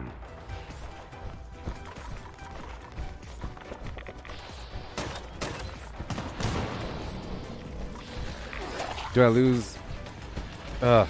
Did I lose all the loot from before or what? So, all those bodies I didn't loot, I can't loot now? Stupid. Garbage.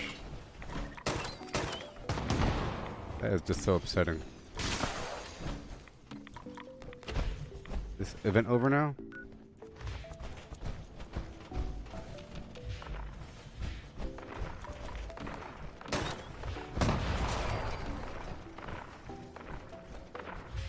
Wait, oh, now the loot's coming. Oh, it just took a second for it to load in? Crazy. Huh? Is the event over? It's over now. I didn't get credit for it. See, I need the nuclear material for my workshopping.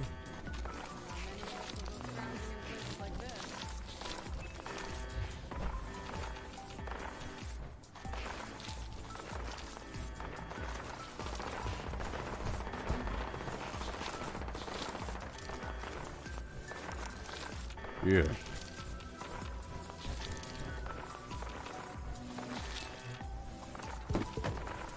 Oil. Money makes the world go. Oh, it's a new daily op. Decryption. Who knows where it is?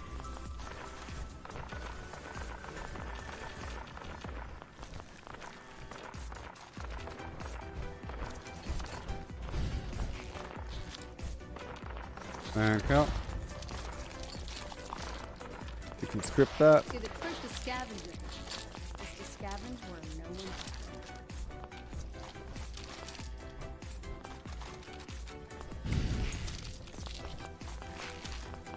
Yeah. I got that pre-war money. It's funny how they all have pre-war money, and that weekly challenge is to scrap 100 pre-war money or something. Kind of interesting. They all have it. They all have it.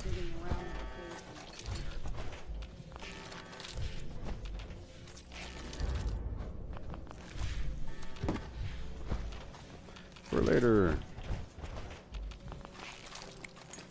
What is the daily on? Burrow, scorched, faster movement speed. That's easy. That's easy. Sort of.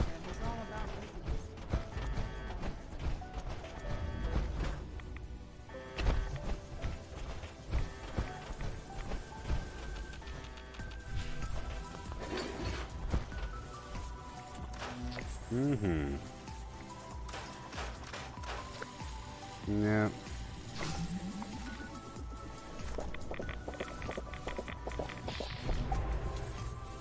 Yay. And I say yay. Let's go put these targets on the range right now. Boom. And boom.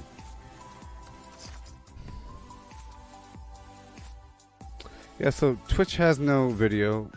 YouTube has a video, right? Facebook has a video, right? Right? Right?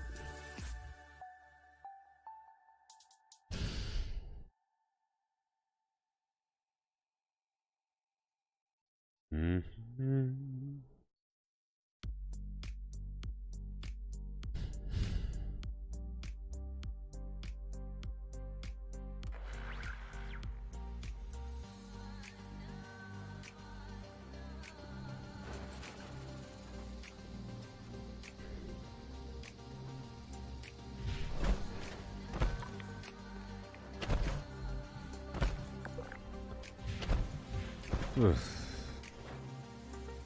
Alright, let's go put these targets on the range.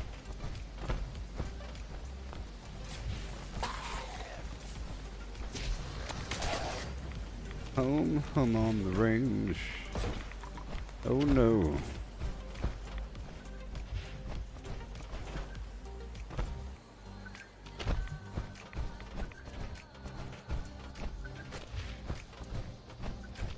I like to have woodchucker on if I'm going to be getting wood. Did someone say wood?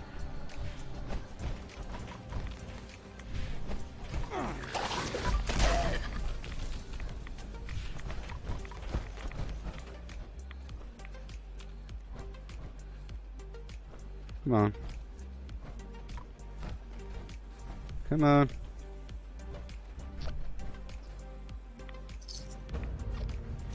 Yeah. I'm gonna stop by the Huntsmaster. I'll just go there on foot. It's right over there.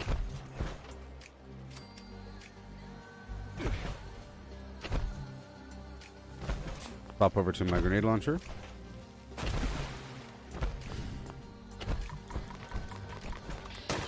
Remember, Yagwai have acid.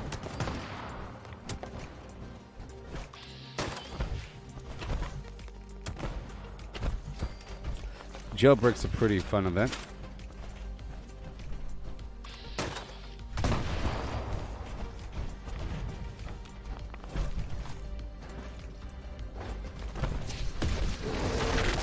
Yeah, buddy. Y'all still here with me? Can someone give me a comms check? Comm check 1, comm check 2, gabba gabba hee hoo.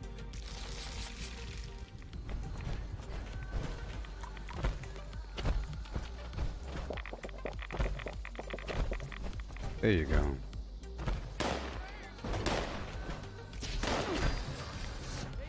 Go into the basement. Hey there, Ross. Yeah, red face. Red face. Red face.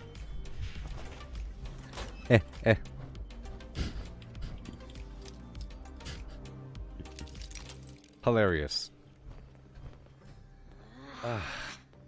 You know what the funny thing is? That red face, I didn't color the picture red. That's actually a red light on my face. It's amazing. I didn't enhance the picture in any way. It's simply this, I think.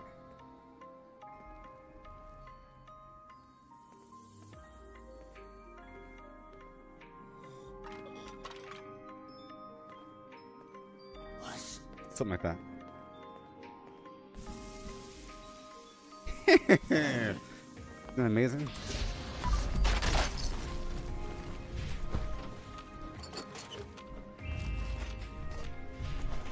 Welcome to the Black Bear Lodge, a family friendly hunting club.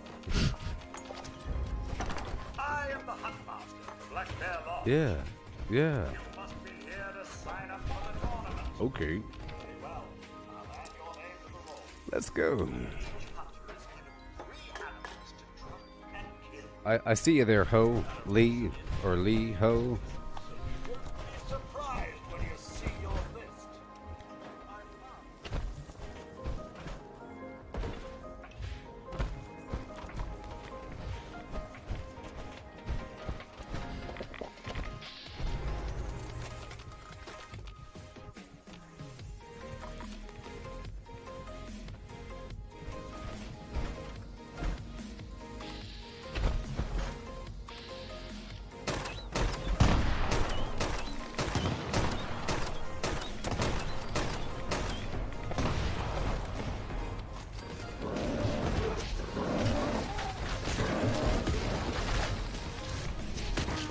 Yeah.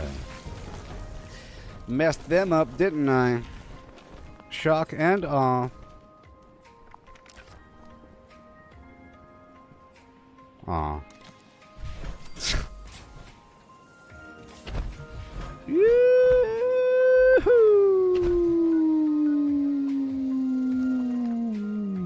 Yeah.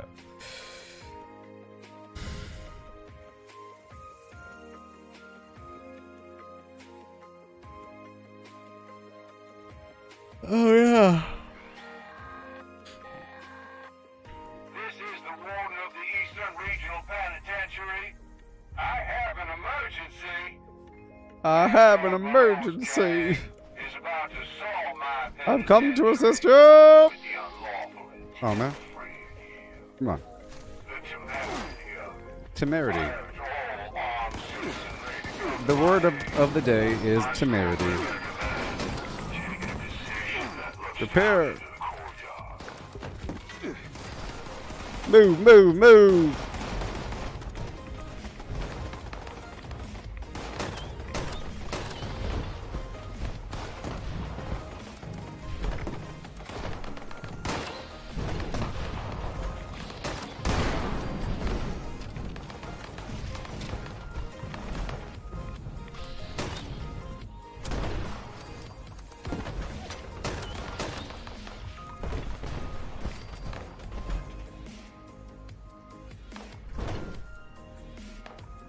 Yoo-hoo! Oh no.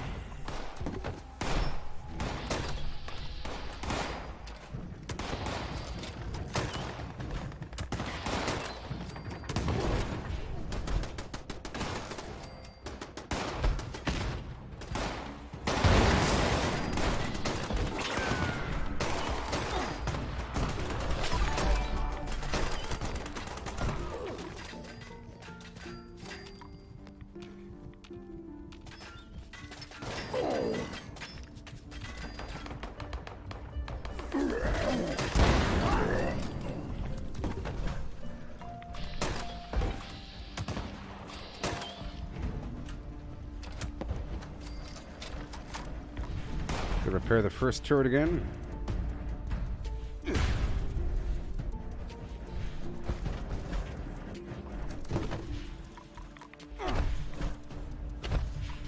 Could I join some other team? Spineless human.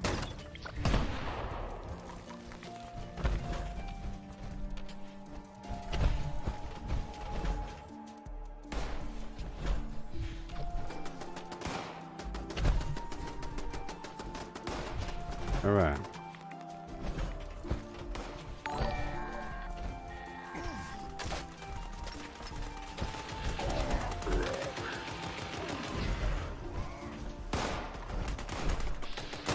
Hot tomato. Ha ha ha.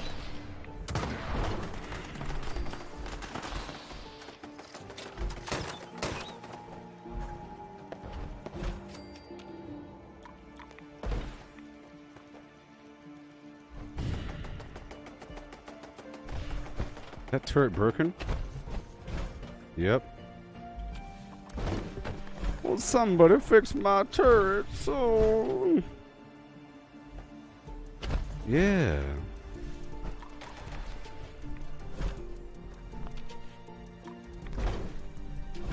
Show yourselves, beasts.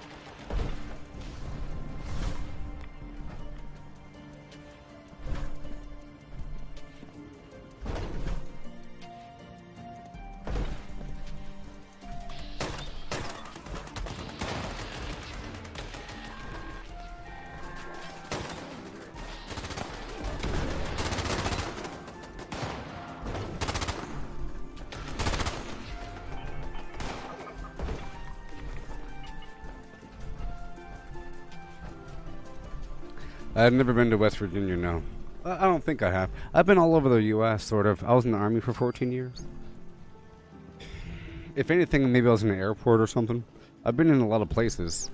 Just for a little bit, you know? Or just for training, or just passing through. I drove from upstate New York to West Texas. I drove from an hour north of Syracuse to El Paso, Texas one time. How dare you speak to me? Push to talk, beast.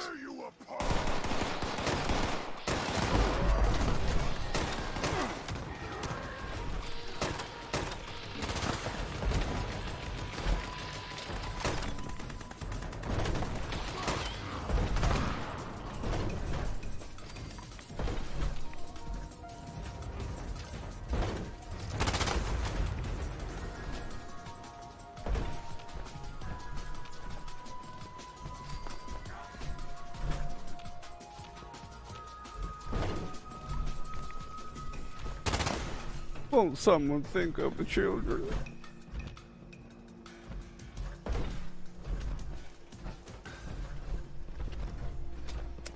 Yeah, I don't think I've been through, but, you know, I don't know for sure. Isn't that sad? You live a life and you don't know what you've done, but I don't want to rule it out. I've been to Georgia, of course, and New York, of course, all over the state. Louisiana. I've been to Louisiana, and I had crawdads in Louisiana. How about that? I had crawdads in Louisiana. Woohoo! Just like the movies.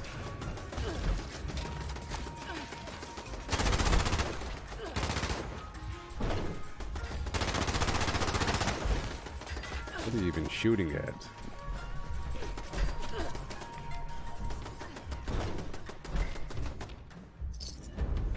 Yay. Get yourself a more efficient weapon.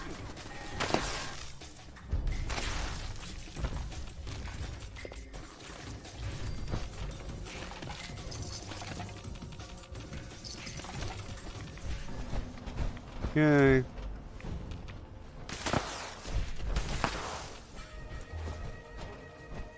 In the morning time. Yeah, the accuracy of the locations in this game versus real life is amazing. If you go down to the West Virginia Tourism website, they have a link for Fallout. Let's find out. Watch this. West Virginia Tourism. Watch.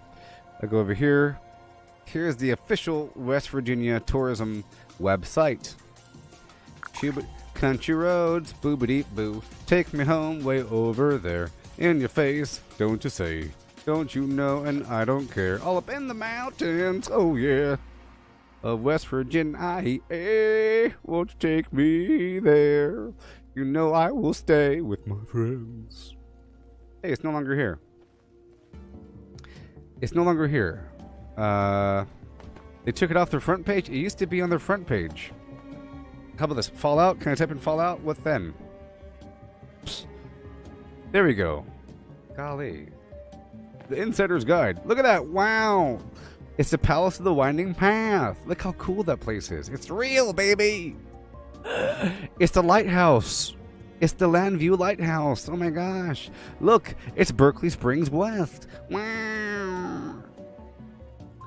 Beckley Mine Exhibit. Wow. Workshop. Big Bend Tunnel East. Mount Blair. Flim flam.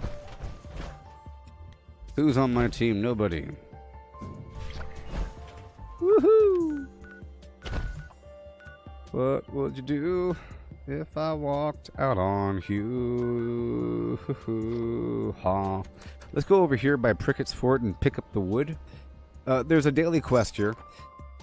Daily quests give you a tiny bit of script. And would you throw up on me?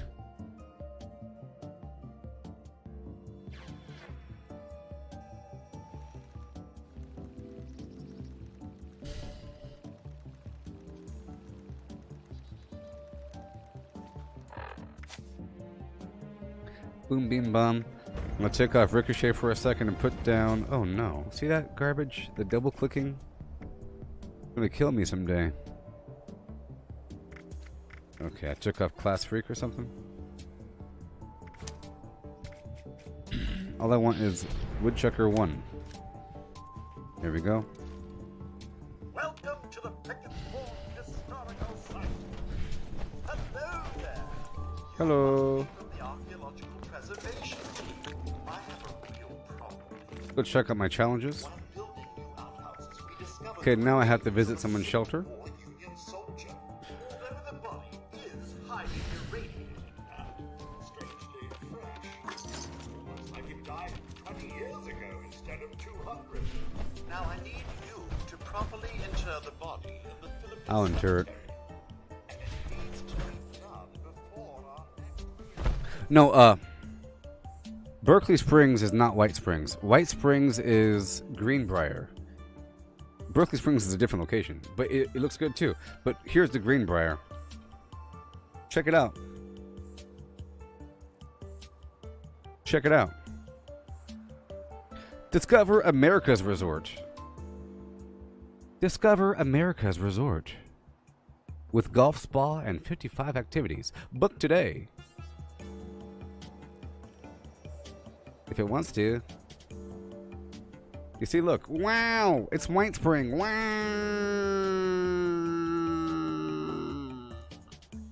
And check this out. Check this out. Check this out. Check this out. It's hidden. It's hidden, people. It's hidden. Oh, it's hidden. Oh, it's hidden. It's hidden. Oh, gumdrops. Why are they keeping it a secret? Watch this. The bunker at Greenbrier. Why is it a secret? Look. Check this out. Check this out, beast.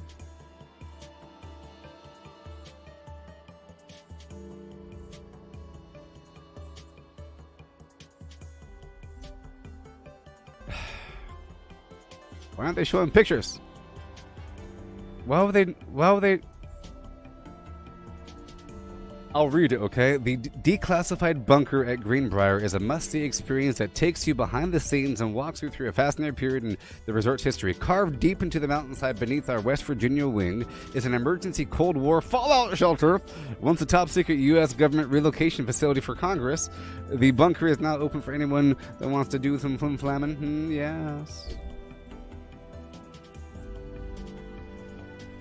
Here, I'll show you. For example, this picture. There we go. This is more like it. Look at that. Look at that. Look at that. It's in the game. Bunker tour. In the news.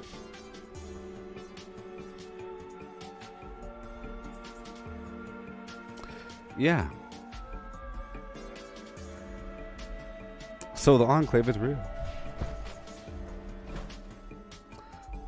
Yeah.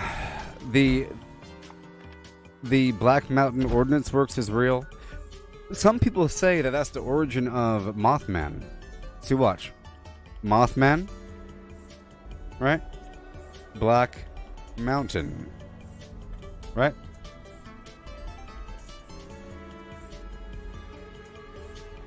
Ordnance.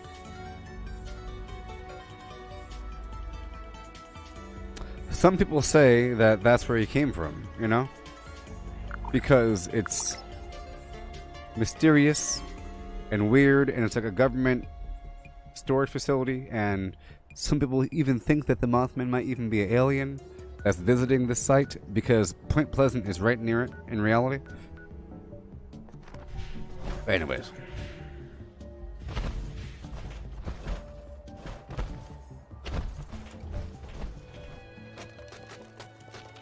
I mean, West Virginia is a good choice for this game, for a location. They get to show off their terrain, you know, their different terrain elevations, because West Virginia really is a hilly, horrible place. Look at all these hills. Look at all those hills. Okay, I'm here for the wood. Wait a minute. Yes.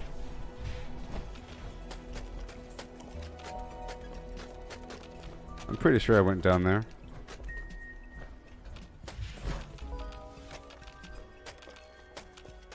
Alright. And she wants to be the Flim. There we go.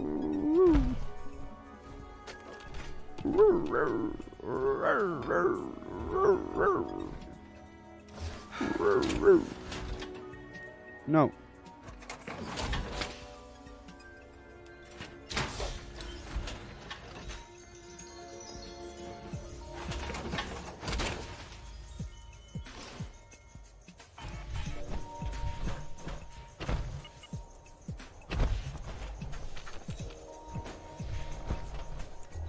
Yeah.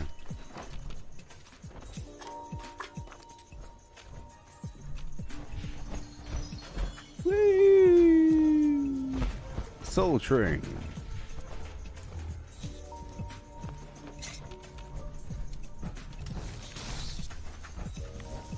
I could totally imagine roaches that large. Can't you? Because that's about the size of a large lobster, right?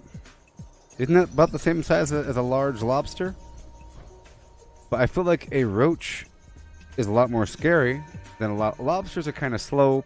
They got these claws, but whatever. You know, this thing with those little Barbie legs, like the barbed legs, and it's just a horrible.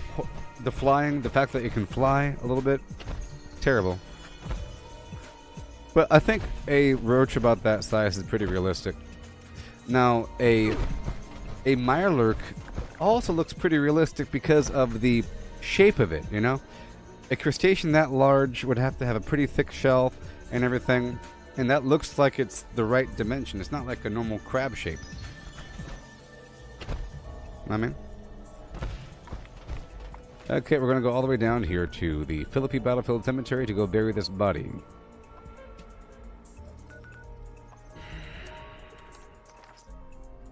Yes. And they were that size back then. Insects used to be very large, like gigantic centipedes, horrible, gigantic fungal mounds. Let's see how prehistoric roach. Ah!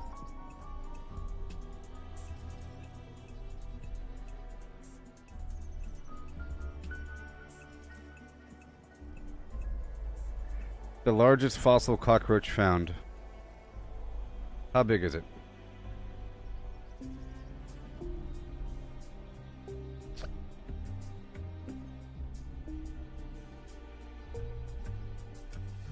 Are they going to give the measurement?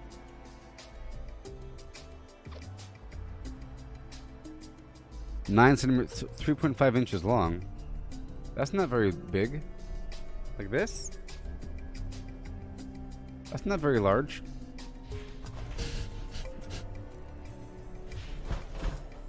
Yeah, it's the atmosphere was different concentrations. So things grew larger, which is strange if you think about it. I mean, we already have, you know, geez.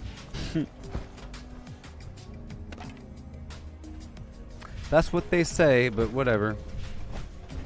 You know what? I don't think it's true. I think it's just false extrapolation. I think the theory is you would need to have a higher concentration of these gases for a creature this large to survive, and there so happen to be larger concentrations of these gases. You know?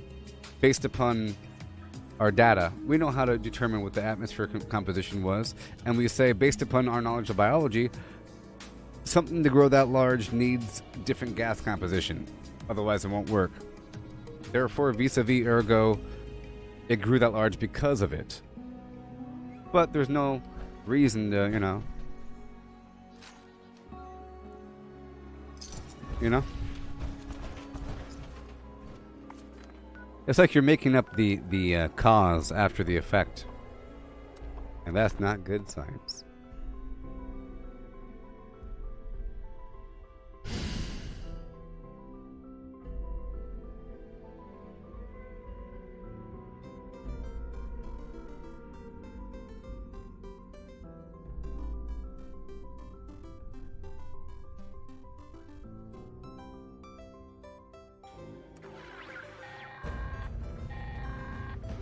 Attention!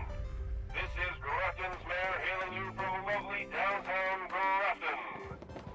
If I'm sounding crabby, it's because giant crab creatures are swarming all over our picturesque lake. I'm looking for a few braves. I've come to assist you! Stop them from getting to the island. We can't have It's so impossible. I hope you know. I knew it wasn't going to work out. Even knowing that there's like 3 people here, it wasn't going to work out. It never works out, people. It never works out. Hey there, how's it going? Hey, you're that one guy, aren't you? You're that one guy, aren't you? You're that one guy, aren't you? I'm going to chase you to the end of the earth. The end of the earth! The end of the earth!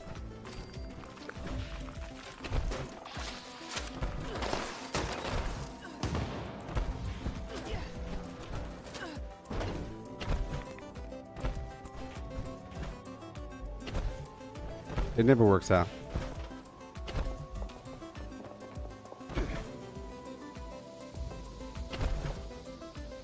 Yeah.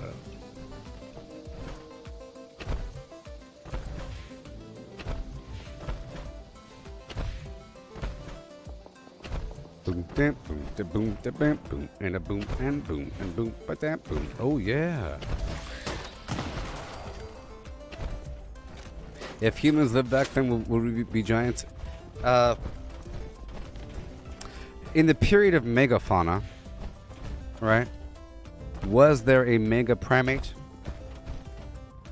Because there's a mega sloth. There is a, the 3-toed sloth. Megafauna. We still have elephants and giraffes and rhinos and hippos and cows. A cow might be considered megafauna. Imagine if a human was the same size as a buffalo on all fours. That's a really big person, So imagine you fast forward 100 million years in the future when we have no more animals and we only have like ferrets and stuff, and then we realize that back a long time ago we used to have gorillas and larger creatures. You might say, well, were humans at one point as large as elephants? Just because we had elephants? But let's find out. I'm going to type in megafauna.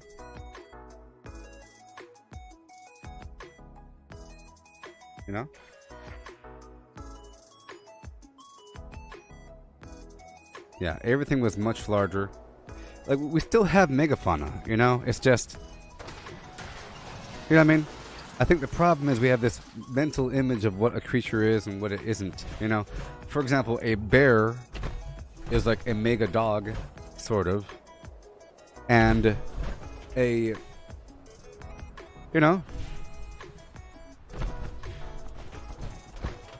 We have large versions of things. Right now. Right now. It's just mentally because we could link it together. Oh, that used to be a bigger creature.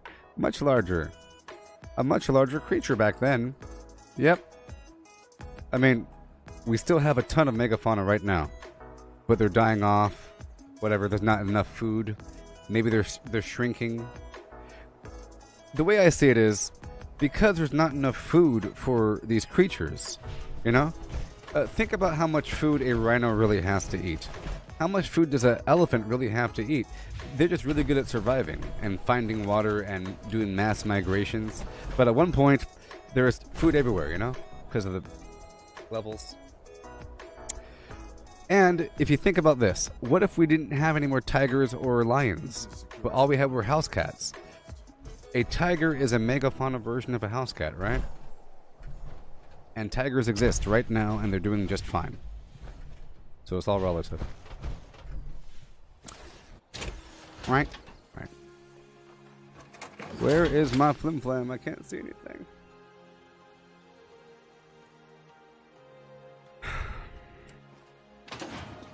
Peruse my wares. Spend your money. Let's go repair. Ad Victorium. Ad Victorium.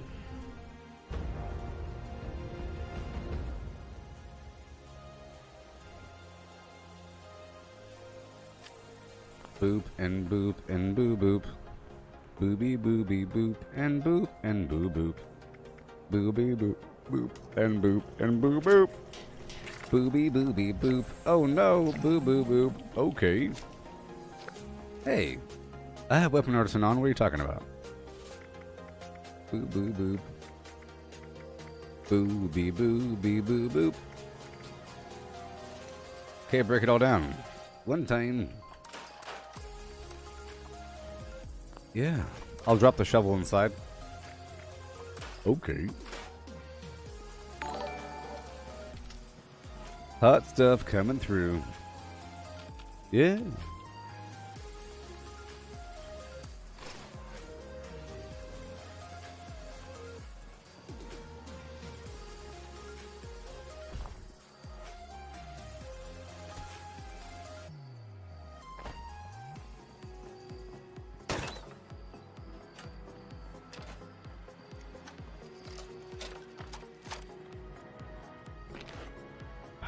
Ammo. Put away all the ballistic ammo.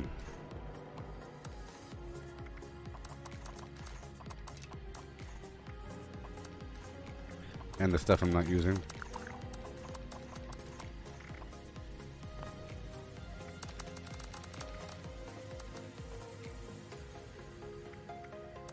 Uh-huh. Uh-huh. Yeah. Drop that shovel.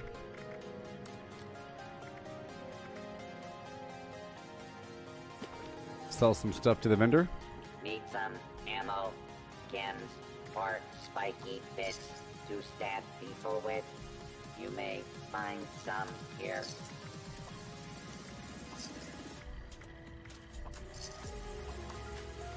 Yeah. Okay.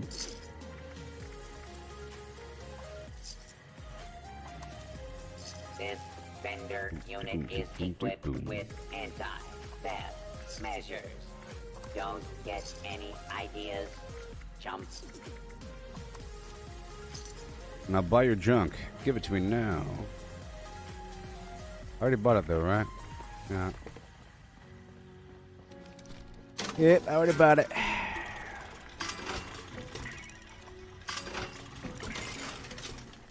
Love early. Bing bang bong boom.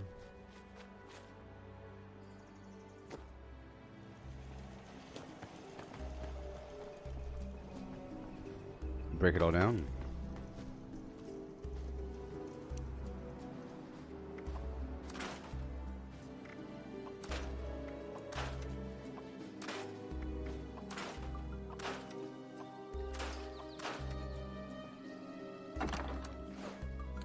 £1,200.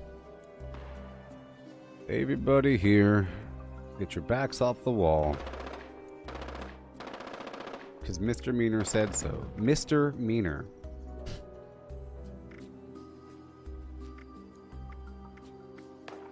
Okay, all this stuff.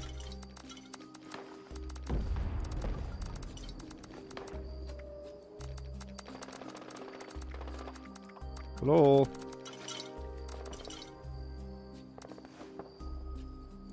What do you got for me? I'll get rid of this one. I'll get rid of that one. And more. Yay. Some give and take action, you know?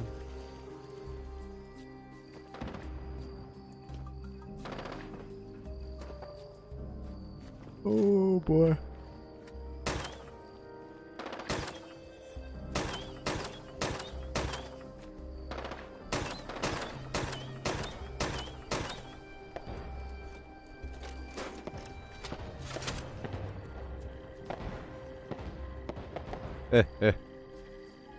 Alright, cool. Yep. Let's go script these other items here. Making that room. Yay.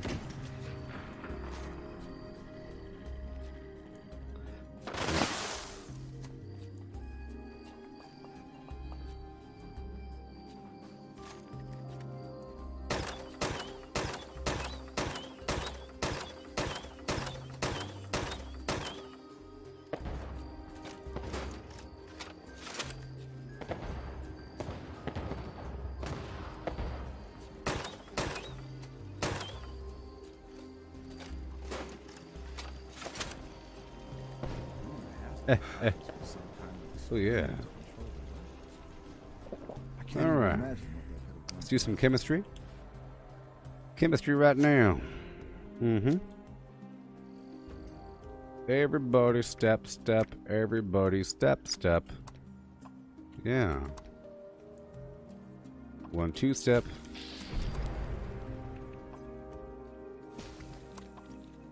Everybody got on the floor. Let me see you 1, 2 step. I like it when you 1, 2 step. This beat is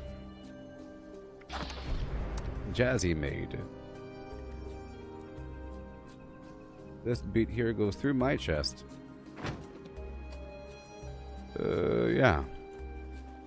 Here we go. Back over chair. Let me see what's going on. See, I like to get a bunch of steel and so forth and then convert what I got. Let's see how much steel I currently have.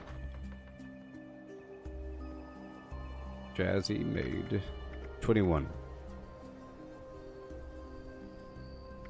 Alright. About 600.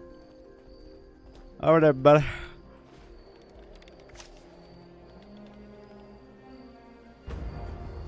Feels good. Feels good. Yeah. Feels good. Yeah. If the build is good, let me hear you say. Ooh, ooh, baby. Alright, I'll be right back in just a second. While I'm gone, please enjoy this list of things to do as read by my deepfake voice clone. My deepfake voice clone. Please enjoy this list of things to do as read by my deepfake voice clone. It's a voice clone made with deepfake technology. You don't even know. The deepest of fakes.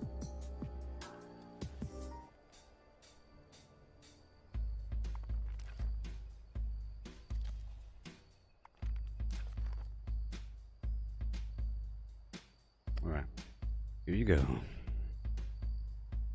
Craft legendaries with modules. Sell to NPC vendors. Daily quests. Workshop conquest. Lucky hole mine. Power plants. Farm fusion cores. Public events.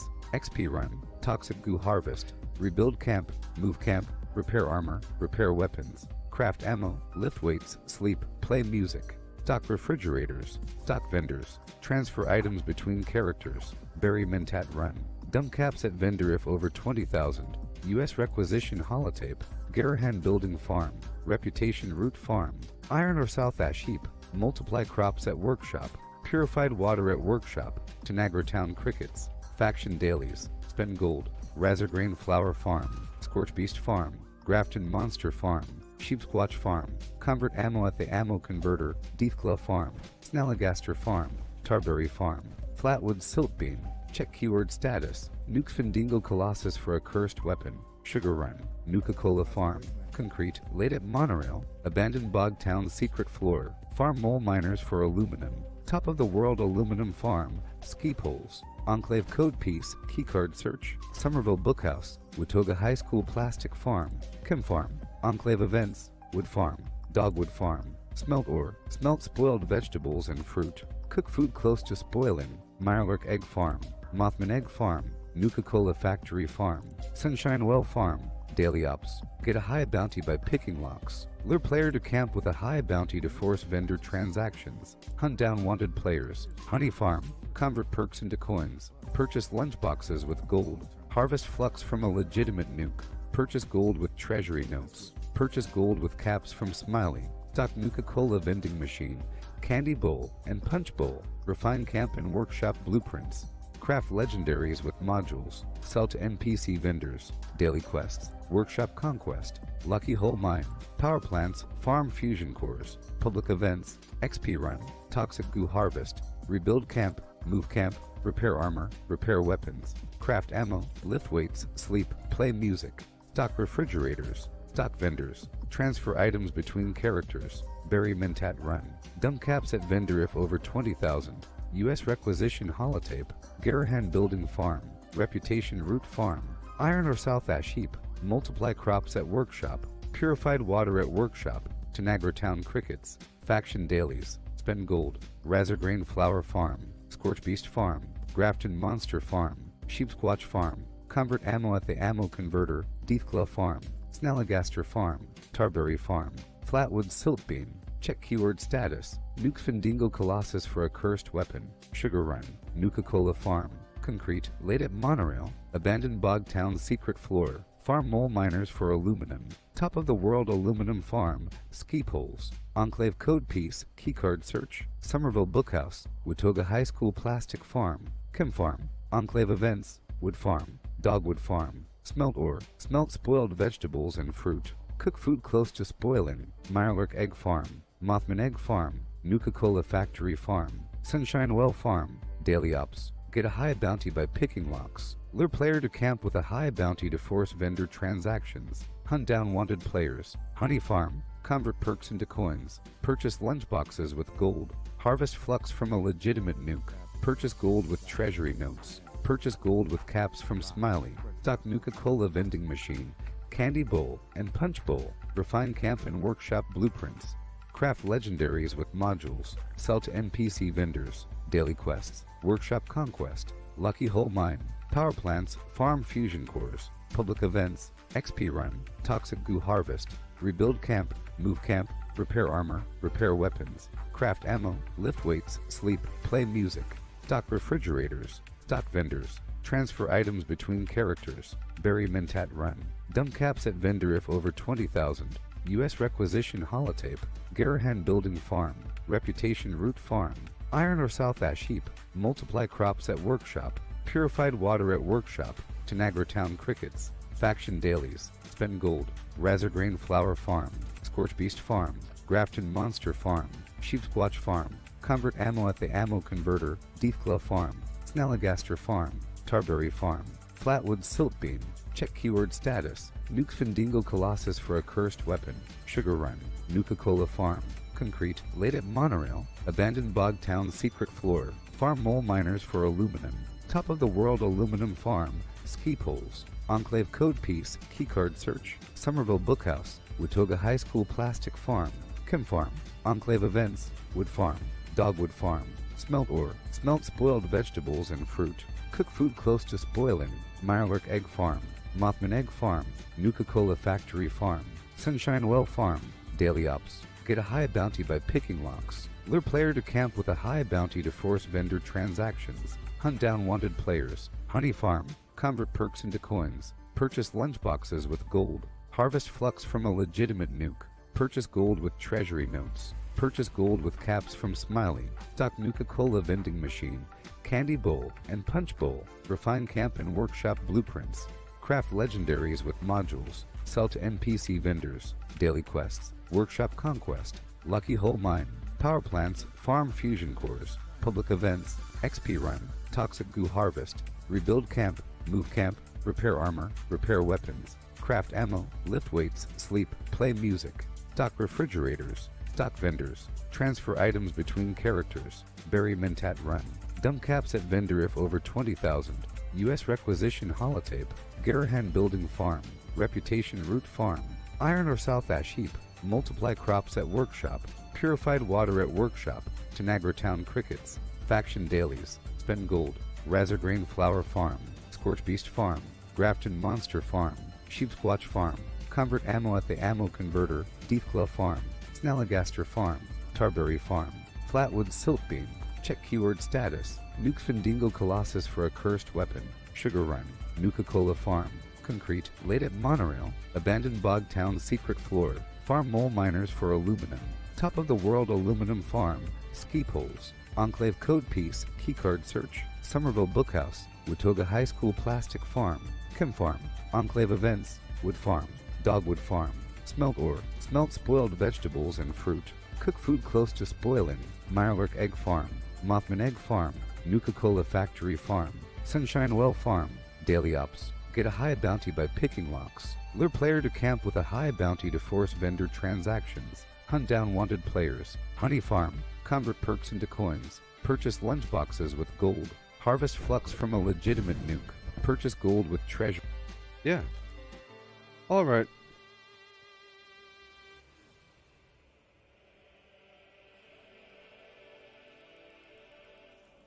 Yeah. So here we are. Back again like Shaq L10. Okay.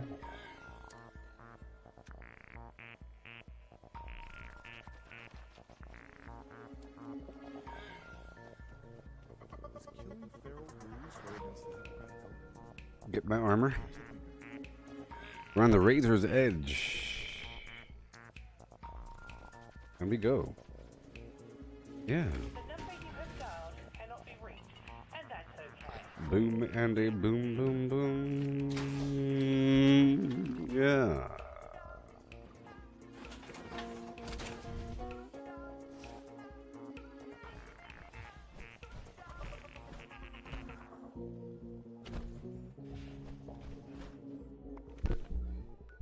Okay, Campfire Tales. We need these treasury notes ASAP. ASAP.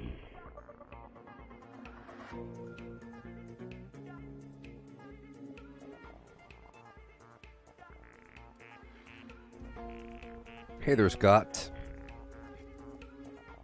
Welcome.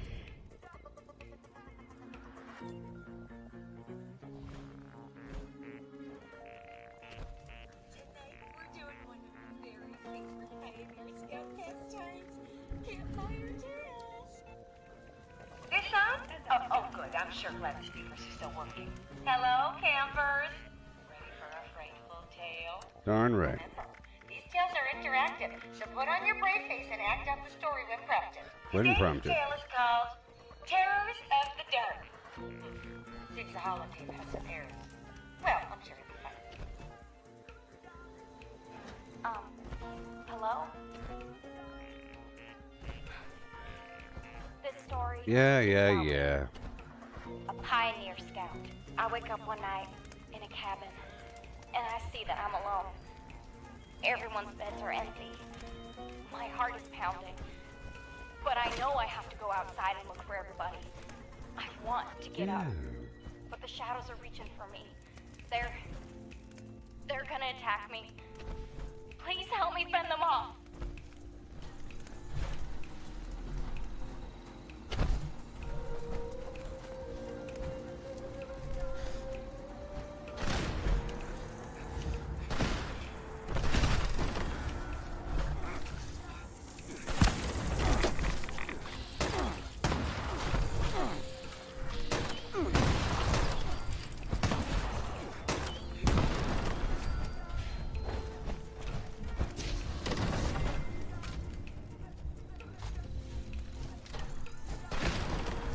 My fears and burst out from under the covers.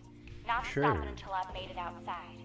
There, I see the warm glow of a campfire. Hey, My fellow okay. scouts are talking by the fire. I go to them, and I try to warn them. It's not safe to be out this late. There's something out there. I know, because it took my brother. He stayed out past dark one day and went missing. But my friends, they don't listen. I sit with them to keep watch. We laugh, drink, and share secrets with each other all into the night. Gross. Gross. Uh-huh.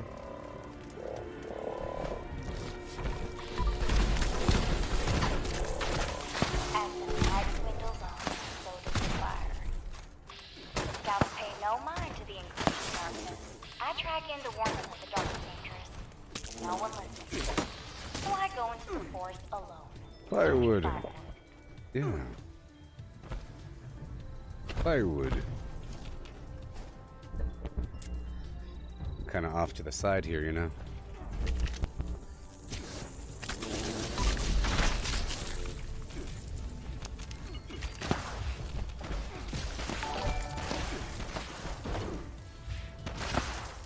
Seraphim.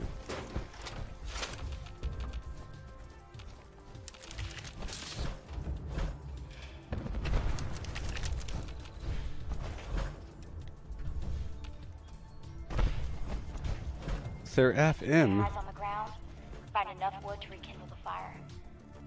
But when I turn around, Seraph. there's no light to guide my way back to camp. I don't know if I wandered too far, or if the campfire has gone out, stretching all the scouts in darkness. Auka. Oka!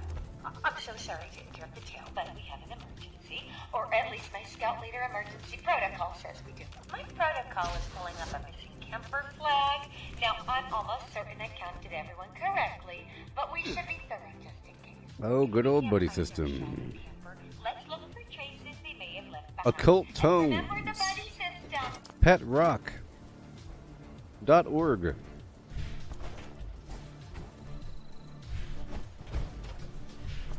Nothing.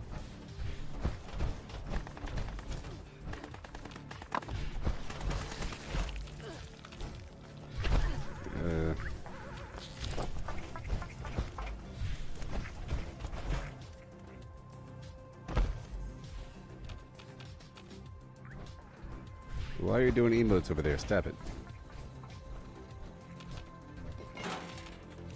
Gather in, campers. I'm gonna play this holotape we found. I sure do hope. Out here in Appalachia. Okay, I'll be getting my oil and my fusion cores. Yeah. Here in Appalachia, there are spiders, ants, and slugs. Today, I'm going to Bugs. complete my collection. Bugs. Only 9 more Hominoptera to go. Layla told me to watch out for their stingers, but I can handle them. That's what my new entomologist badge What are you for. doing? I'm hunting bugs, bugs of all kinds. Some come out at night, but they're cool at all times. I'm hunting bugs, yeah. Bugs of all kinds. Oh. That's me.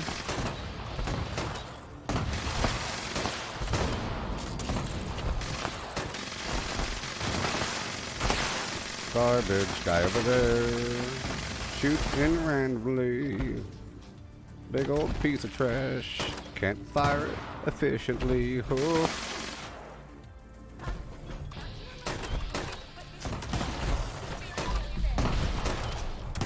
Legacy weapon users are the worst. Tell you what.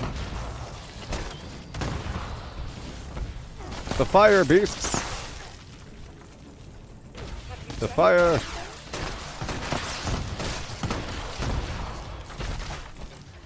The fire.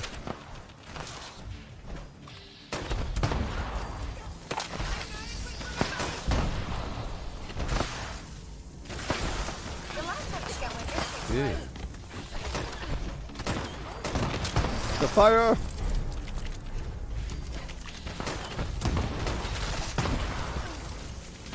The last time the scout went missing was...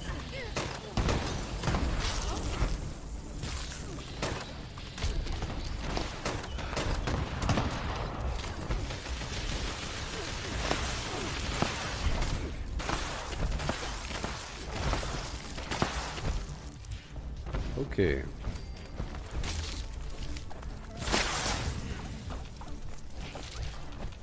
Goodbye. Goodbye. All the way down. All the way down.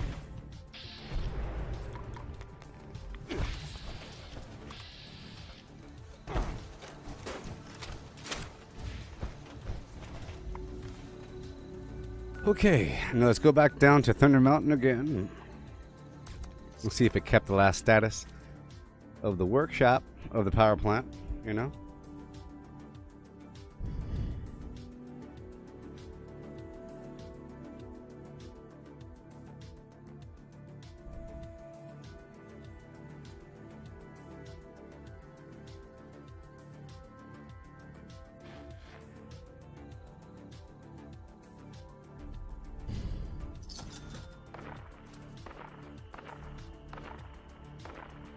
Yeah.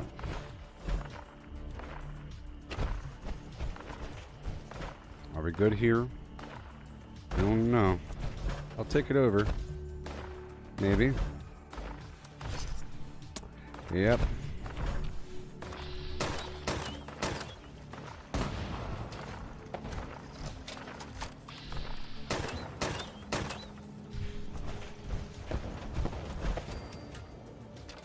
So I find even if the accuracy is low for VATS, you'll still get them if you shoot a couple times, just depending on what the percentage is. And if it's 30%, you just shoot 3 times, depending, and it usually gets them.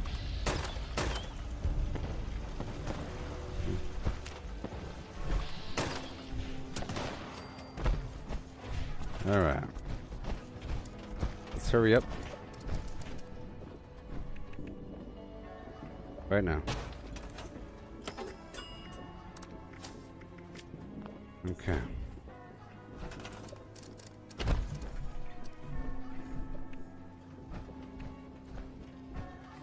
Stacks no gen. There you go. And back.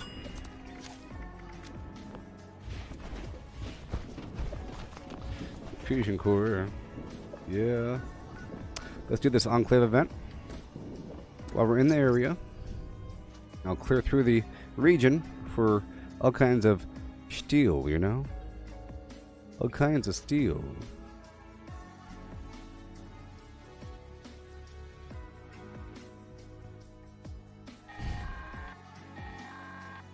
Greetings, members. We're detecting a collection of vermin that appear to be more than just an eyesore. Report to the extermination site and see the lures we've deployed there are Would you? taken care of. That is all.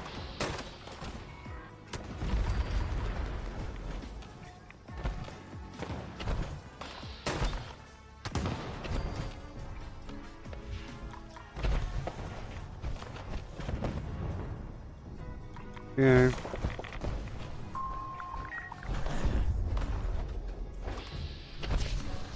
Done.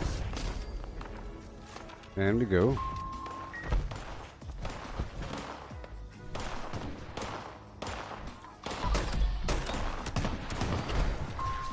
Yeah, boy.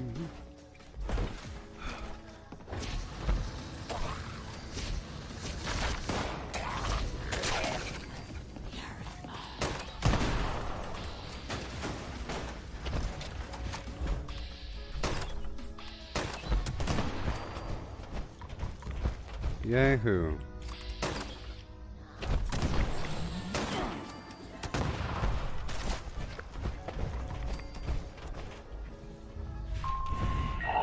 Some builds are just bad. Like that guy's build over there. Really slow. He probably hardly ever kills anything. Hardly ever. I think he's completely relying on stealth. It's not so much bad, it's just really slow. Sometimes that's all you can do to survive. It's all you can do. Circuit panel failure detected. Bypass requested. Circuit panel failure detected. Bypass requested.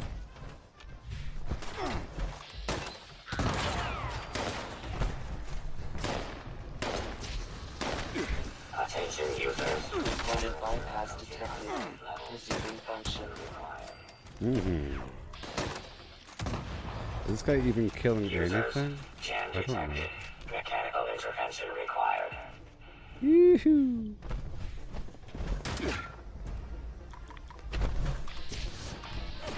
So I am using pack rat right now. Repair detected. I sort of need it. Resuming uplink protocols. I sort of need it. System orientation complete. Signal broadcast active. Target locked. Immediate evacuation required. Repeat. Please retreat to a safe distance immediately. Yeah.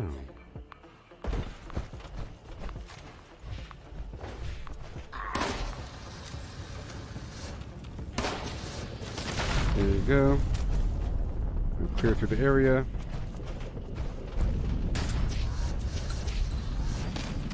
Thank you. Up, up, up, and away. Up, up, up, up, up, up.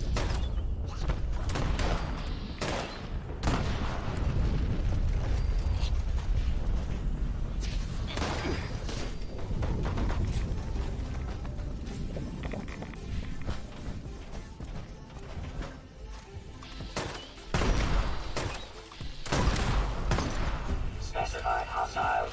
Thank you. Eliminated. Infestation cleared. Thank you for your participation.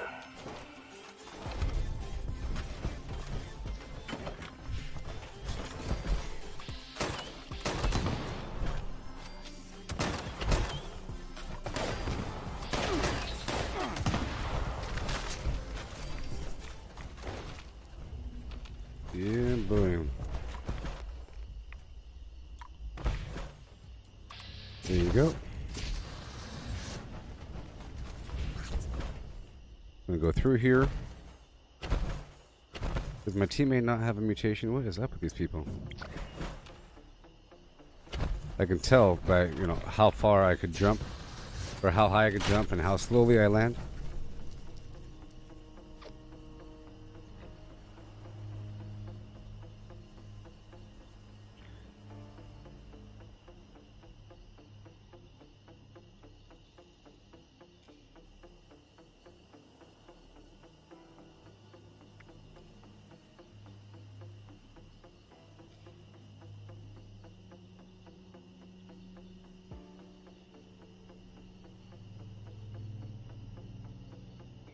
Yeah.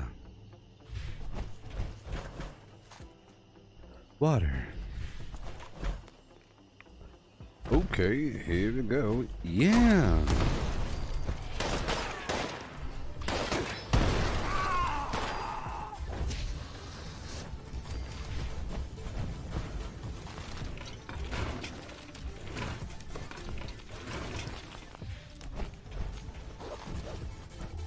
Yoo-hoo.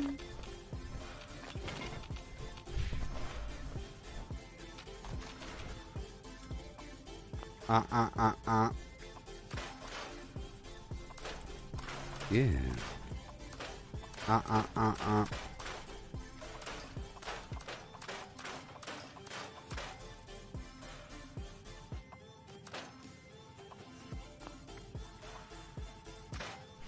Quang, quang, quang, quang.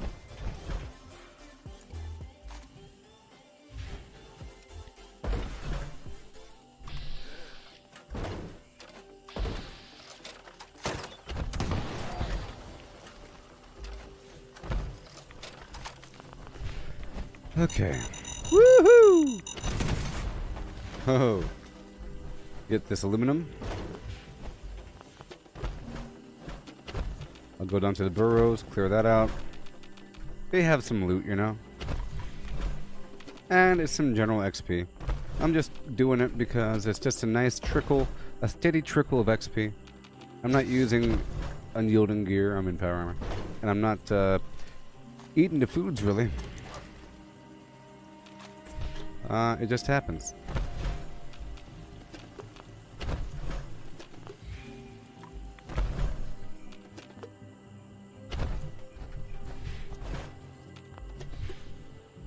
Hail!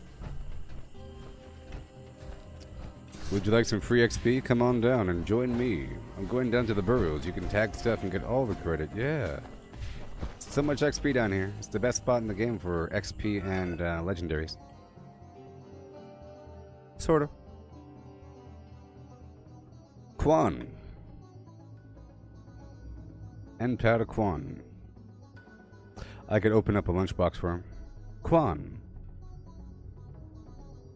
Enpada Quan. There's this game called Orcs Must Die 3. I'm gonna try that out. Here, I'll open up a lunchbox for you. Here's a lunchbox for you, yeah.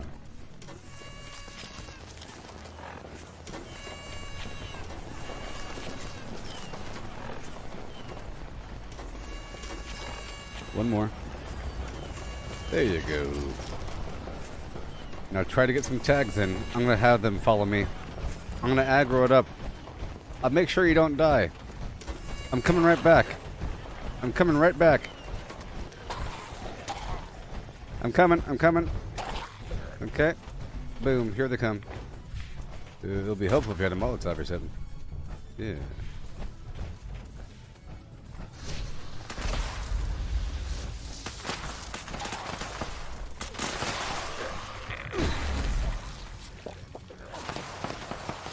Yeah, boy.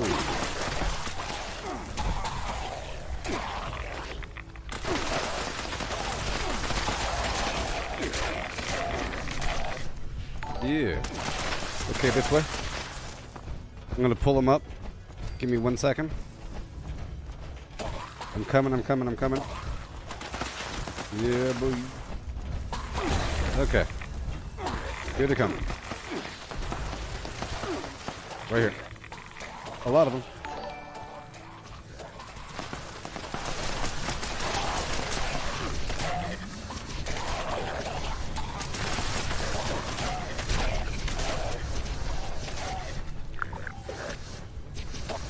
Yeah.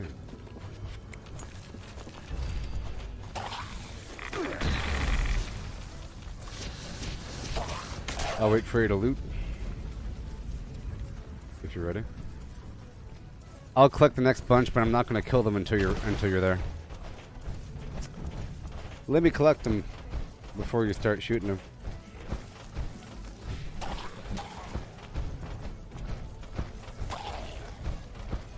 I'll be right back.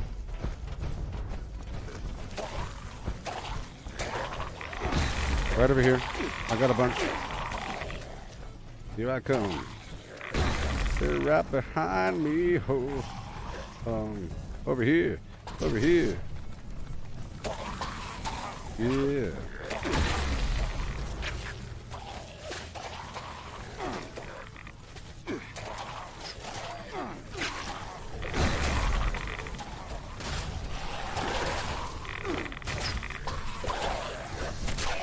You should get some AoE or something, like Molotov cocktails. You can't be shooting them one at a time. Right now.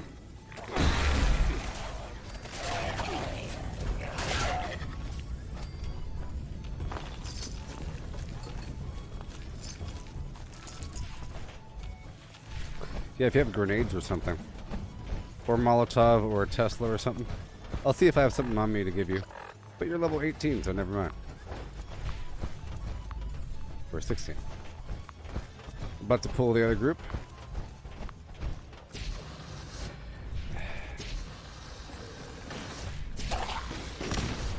One sec.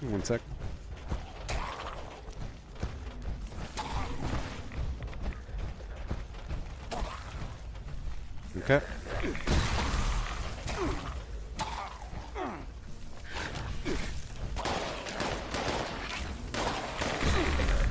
I'll make sure you don't die.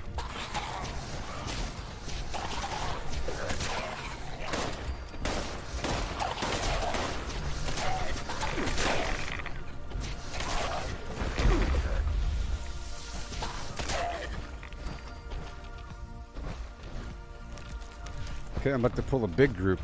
A really big group.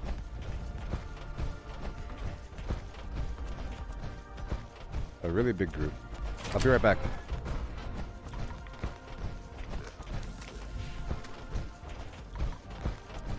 They're coming. Oh no. Server not responding.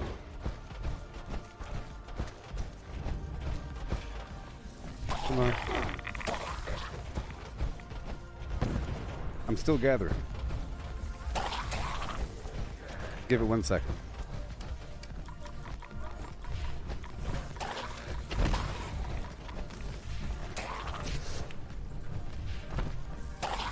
One second.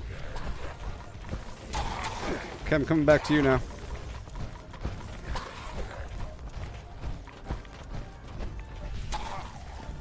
I got a big old group. Oh boy. Oh boy. Where are you? Oh, here they come.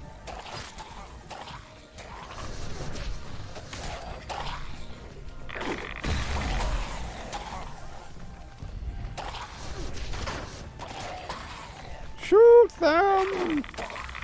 Shoot!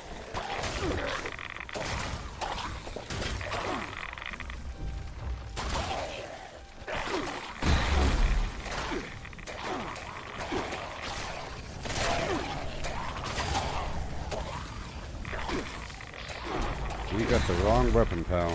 That weapon is trash.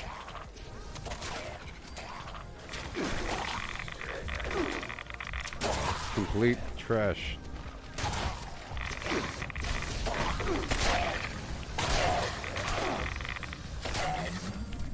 Let's see if I can make you something. Here, I'm gonna make you an explosive bow. Okay? Right now. I'll make you an explosive bow, and it'll help out with AoE. Give me 1 second. Come freak on.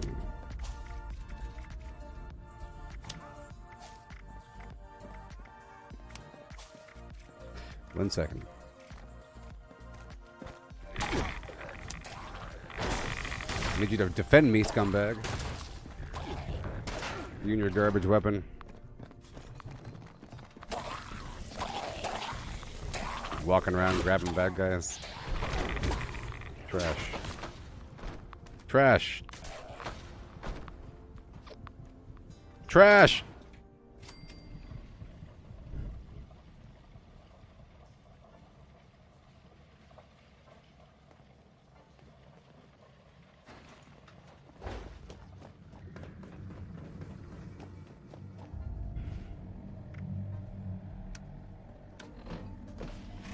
Well, I'm not gonna make you a weapon.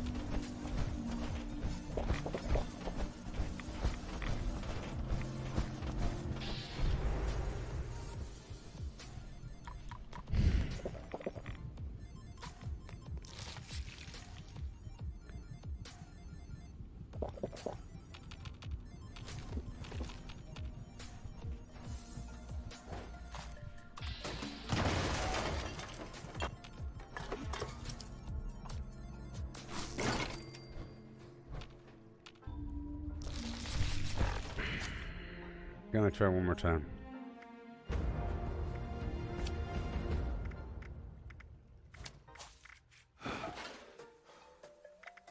Dan Smith. I'm making you a weapon. Just don't go wandering on me. Don't go wandering too much. I'm making you a weapon. Don't go wandering.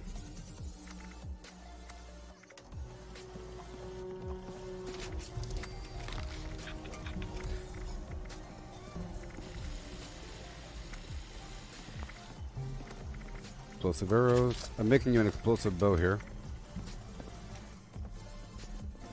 I'm putting it right here on the ground.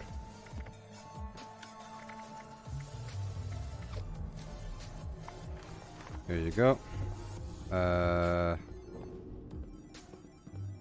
Right there. Let me go make you arrows. Yeah. I have to make you arrows now.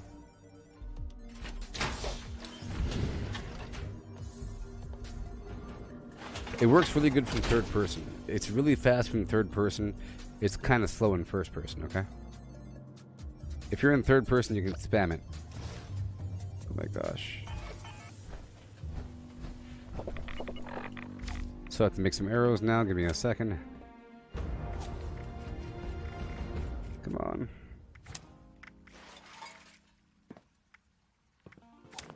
Alright, there's a tinker's workbench over here. I can make some arrows.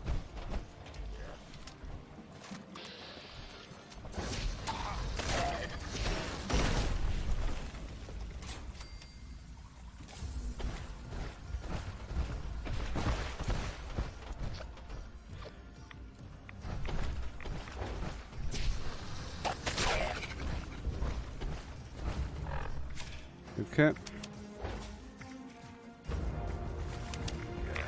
Man, I hate this garbage.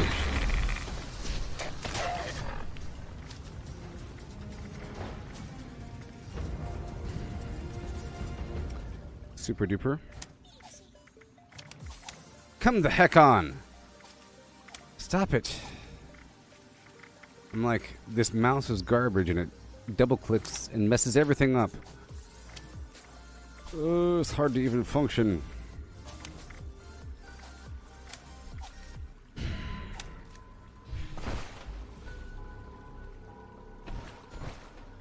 And why are you guys lurking?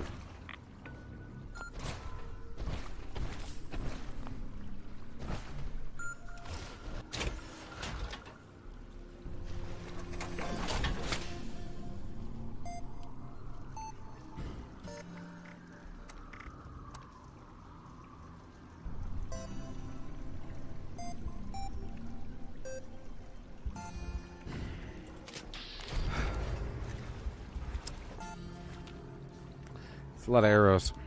I'm gonna give these arrows to him.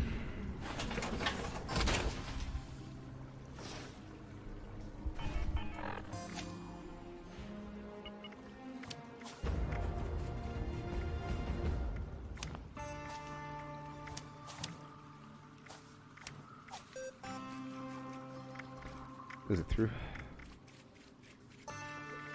What is it? Action boy? I don't know what I took off.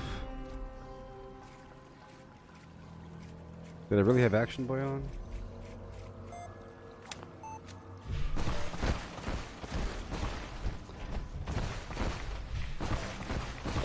I hope you know that, okay, I have ammo for you. It's probably too much. I'm trying to find a box to put in so it doesn't disappear.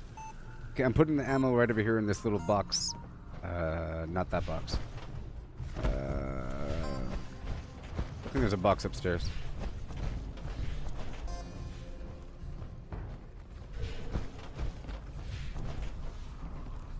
Right here. I hear a bad guy. Alright. Ammo. It might weigh a lot, so... Oh boy.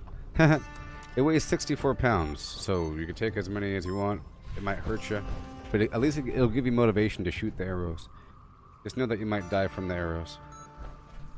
Because explosive damage. But it'll really help for the AP, or for the XP, you know. Can you shoot the bow for me one time?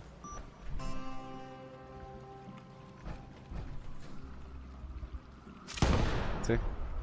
It's a weird thing. It's better in third person than first person. You're able to do a quarter draw, a partial draw in third person.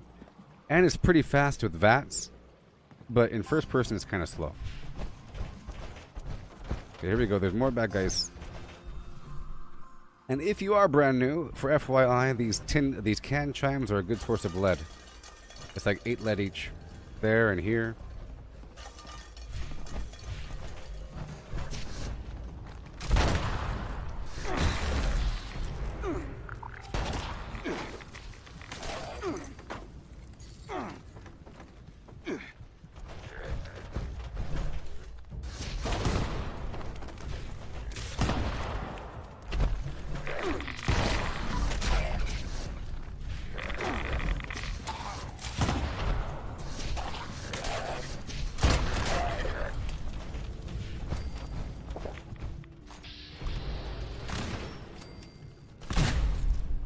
Okay, I'm gonna try to gather these guys up. It'll be easier.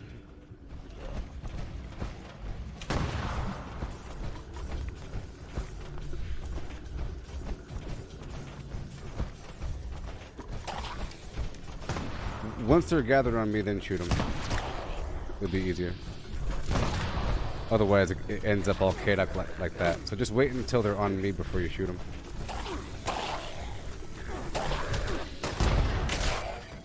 Okay. You're over encumbered now?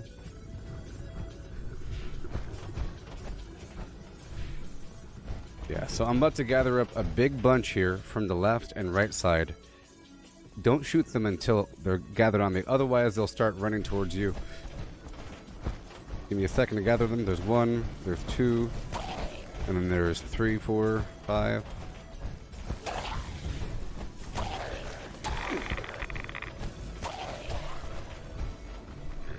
Okay. I got him. Right over here.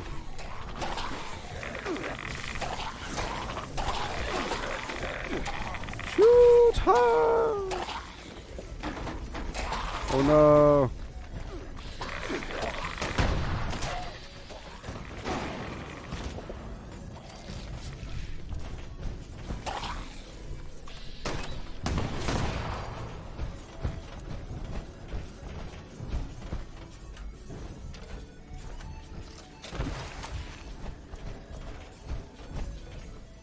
Okay, we're pretty much done here with all the enemies. If you want to farm some more XP, I'm going down to the DMV, the Charleston Capitol building. There's a ton of enemies inside the DMV. It's more ghouls. It'll be easy. Better yet, we could stop by the White Spring Golf Club first. Be a ton of enemies, really easy. Trying to help out this stranger. How you doing there, Matthew? Are you doing okay?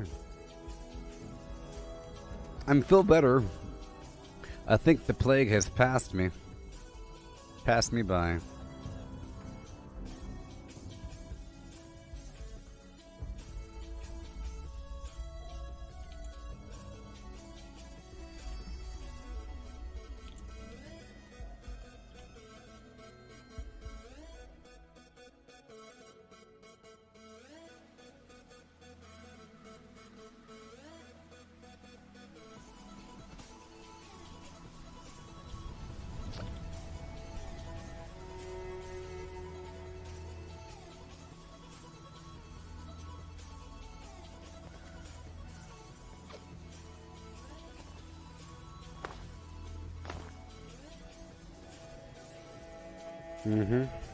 Okay. Okay, I'm gonna gather. I'm gathering if they are alive. So, remember, don't shoot until I gather. In fact, don't even enter the building. Don't even enter the building. Give me 15 seconds. 15 seconds. 15 seconds. 15. 14, okay? 13. Now. Now. Get over here. No, they're going to you. Hurry up. Shoot me. Shoot me. Shoot me. Yeah. Yeah.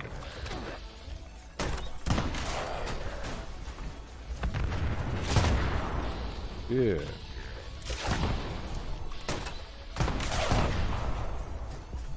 There's a lot more right there.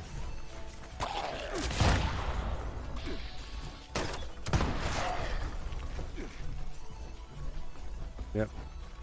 I'm gonna pull the ones from downstairs. They'll be coming in a second.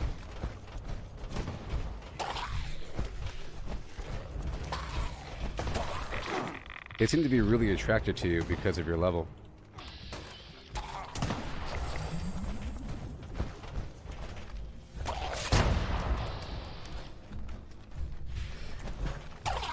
There's more coming.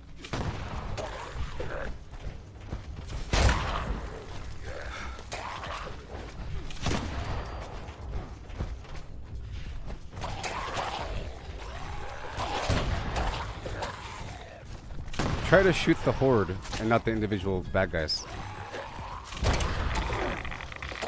Like, shoot me. There you go.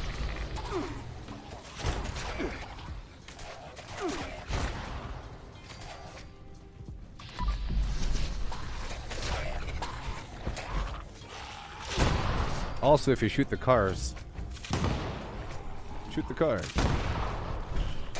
Shoot the cars. Shoot the cars. Just watch out. They'll all die if you shoot the cars. Shoot the cars, yes. Do it.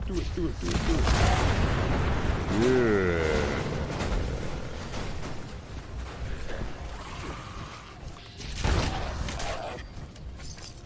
I'm helping out this stranger. Alrighty. Did you get all the loot? I'll wait for you to loot all the flim flam before we move on to the DMV.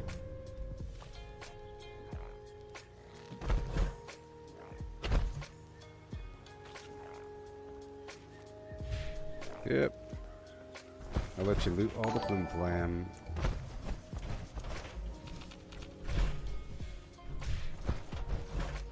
This place is fun on a private world because you put turrets on the roof and everything.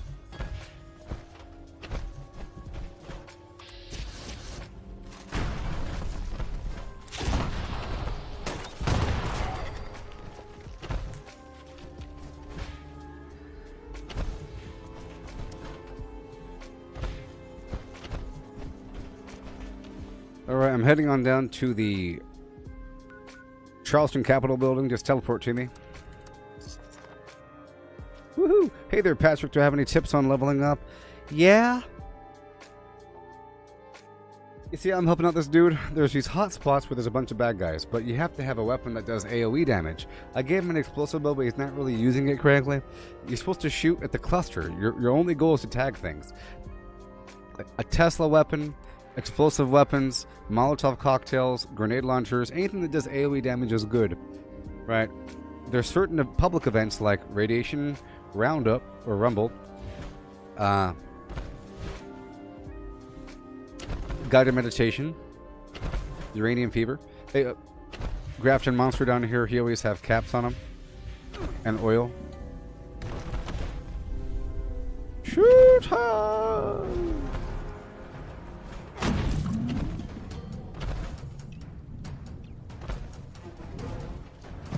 Right, but you want to make sure that you have as high as intelligence as possible.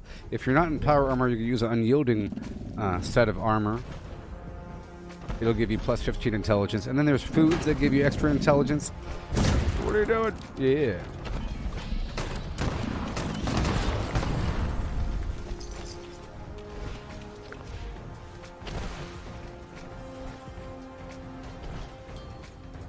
There's going to be caps on them. And oil.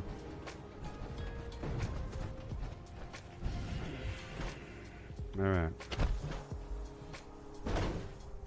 Now we're going into the DMV. Yeah, so there's foods that give you extra XP, right? Just know that there's foods and so forth. There's hotspots. There's public events. But really, if you're first starting, I think the best way to get XP is just by doing your quest line. Because the quest completion gives you a chunk of XP, and there's a ton of quests, and they're kind of back-to-back. It might be annoying, but I think it's better than leveling up first and then doing the quest afterwards. Right over here.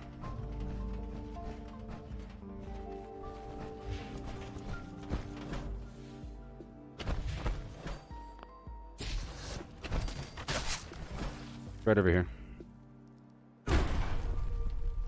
Oh yeah. Woohoo! Yeah, I have this chart here. This orange line is my XP farm, right? The workshops are these big numbers, and that gives me XP. I basically just do stuff constantly and I get XP. Just do constant stuff. Okay, so I'm going to be pulling. So I'll be pulling this whole lobby area, going downstairs and back up, and it'll take about 15 seconds. But But don't let them see you. You have to kind of back up a tiny bit because they'll run to you, I think, because of the level difference. I'm just going to tag them. Give me like 30 seconds, and I'll be good to go. We'll be doing this in about 3 phases. This is the first phase.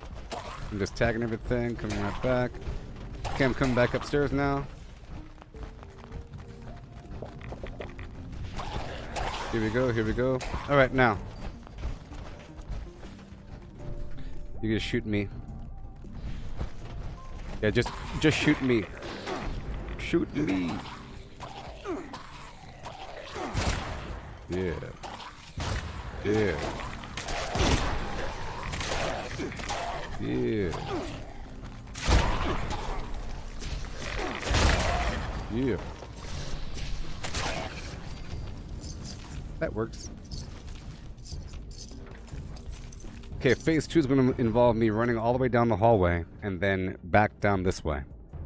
It's going to be kind of rough. So, here it comes. It won't take that long. It'll take a little bit of time.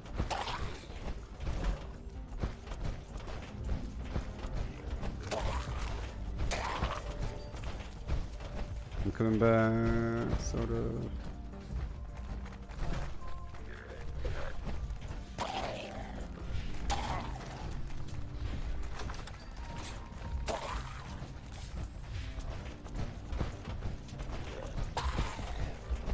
Alright, I'm about to come back to you. Here we go. I'm gonna stand right here, dance for a second. You can start shooting me.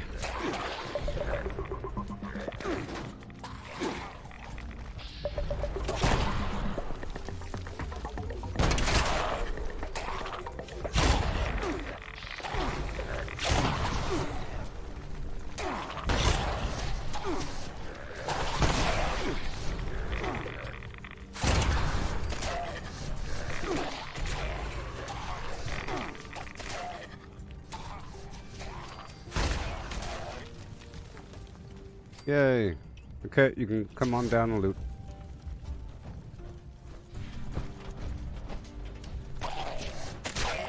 You can loot now.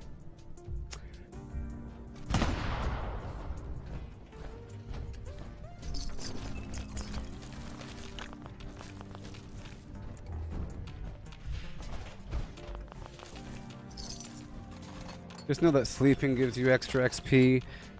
You can stack one food, right? XP food. And then you have a drug that gives you extra intelligence, like Berry Mentats gives you plus 5 intelligence, you know?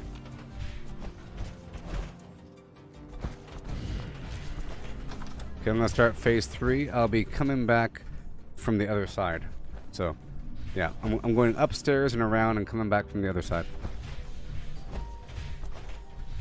Yeah.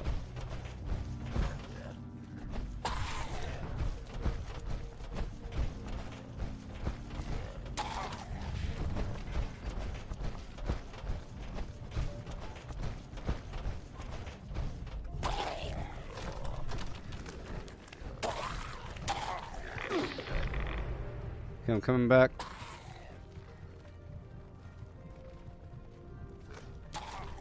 I'm jumping down. Right over here. Heading towards the ramp. Could you back up towards the center?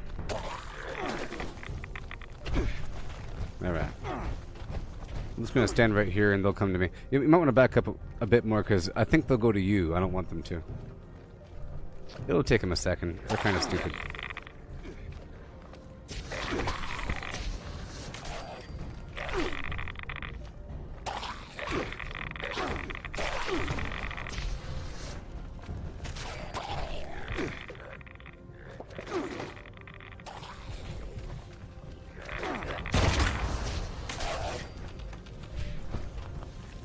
There's more, and they might be trickling down. Just a couple more. I guess we can go upstairs. You can come with me.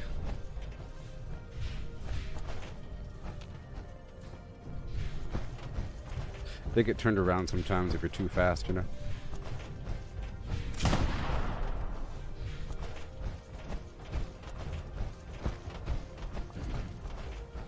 Yeah, I think they're done. Yep. Okay.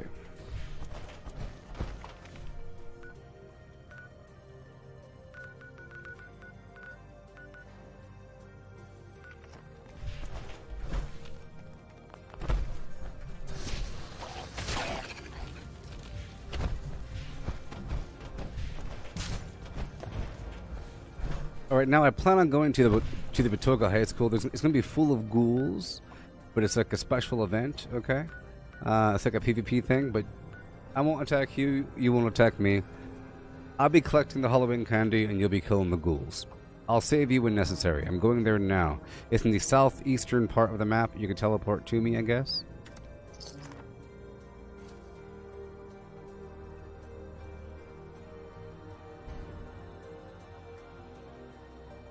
Welcome, teachers and students, to Watoga High School's annual Monster Mash. Please gather in the commons and await your instructions. Teachers, race to find the monster mask. After you get it, run from the students. As you flee, candy will fall from holes in the mask. Be sure to collect as much as possible. The more candy you collect, more supplies you will be awarded from next year's discretionary. Right, there's a bunch of ghouls over here. There are also stashes of candy hidden around the school. Find them and refill the mask. Students, you must chase hit the monster mask with your baseball bats right over yonder, like a piñata. You can keep any candy that falls out of the mask, or you can make the smart choice and turn it in for prizes. And remember, this is the only time it is permitted to hit a teacher while on school grounds. I'm live on Facebook, YouTube, and Twitch right now, by the way. But I prefer people watching me on YouTube and Twitch. Sorry, YouTube and Facebook. I don't like Twitch. Go. And it hardly works anyways.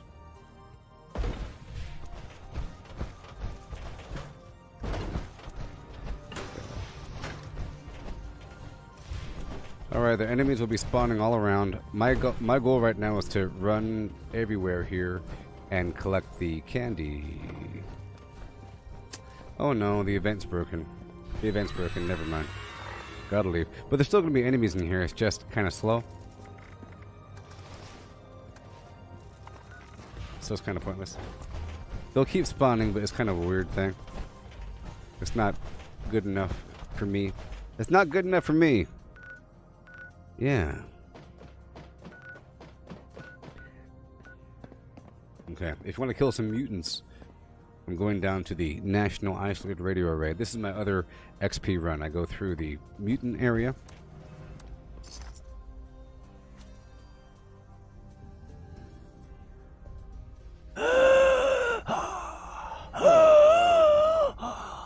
Maximus. Maximus. Lend me your ear, Maximus. Lend me your ear.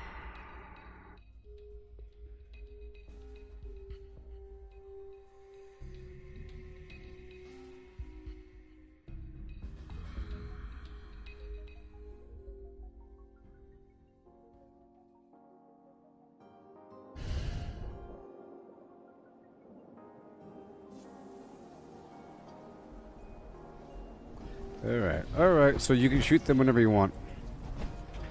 It's gonna be kinda rough. Kinda rough. I prefer you shoot them first. If you shoot them first, I'll kill them, okay? I will kill the ones that you tag. There's one right there. A doggy.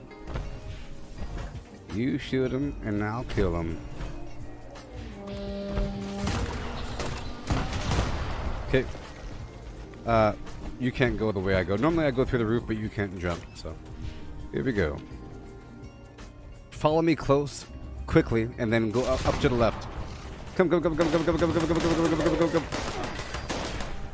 Shoot the guy on the staircase. There's a guy over here to the right. Up top. Up top on the second floor. Okay, there's a guy right over here. Staircase. Okay. There's somebody in the basement. Right here in the basement, quickly. Oh, this room over here.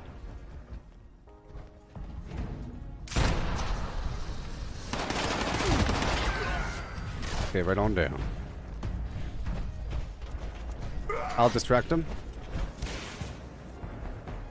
Attack me, attack me. Alright. You can loot them. Maybe. I don't know. They have good stuff. Okay, just keep on going all the way to the roof through the staircase.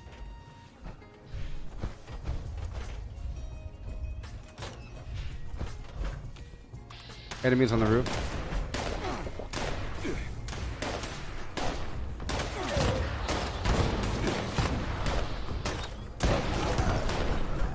Right over there.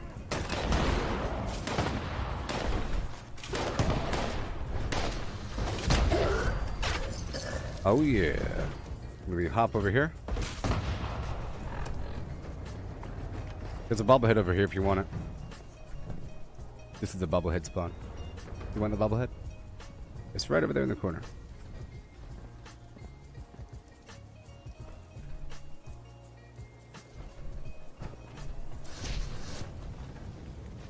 I got it. Alright. There's a guy up on the roof, a guy up in front, a guy on the left, a guy on the second floor. You shoot the ones and I'll kill them afterwards.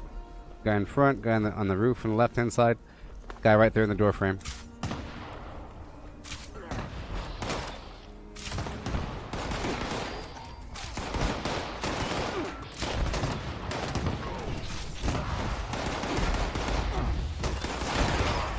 Okay, there's somebody over here. Some ghouls to the left as well. But you can walk in the front door if you want. Right over here. It doesn't matter. Doggy. There's some ghouls, I'll wake up. They'll be chasing me. There's a weapons workbench right over here if you want to break down anything.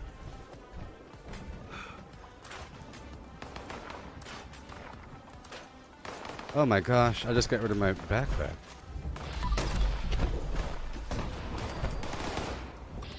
Off in the tree line. Come quick. There's enemies that spawned. Over here as well. Enemies have spawned.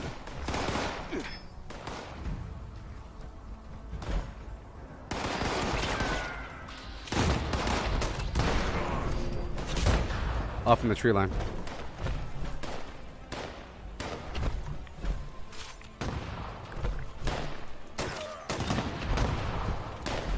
Okay, we're heading on down to West Tech. Up!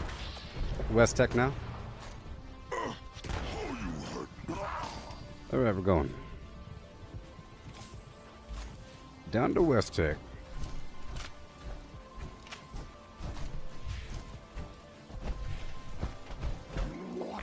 Legendary.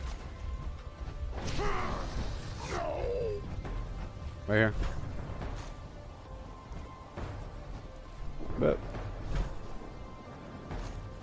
legendary.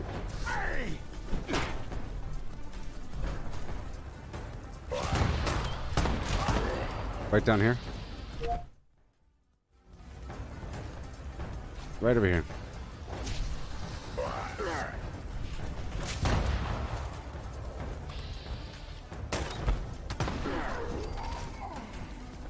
Still alive. Still alive.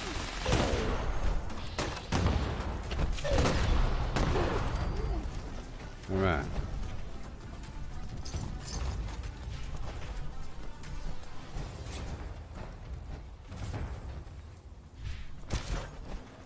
Yeah, a lock button would be nice, microbrew. I agree.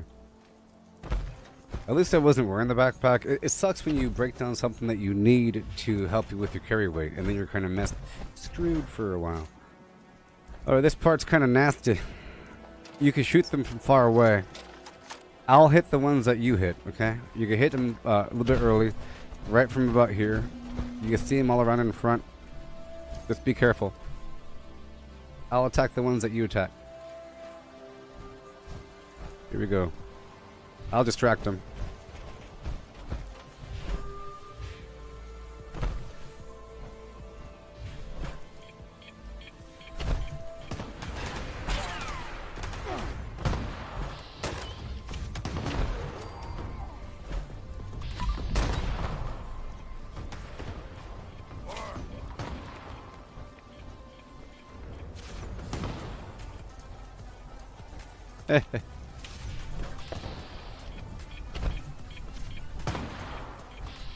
Right there in the RV in front, on top of the RV.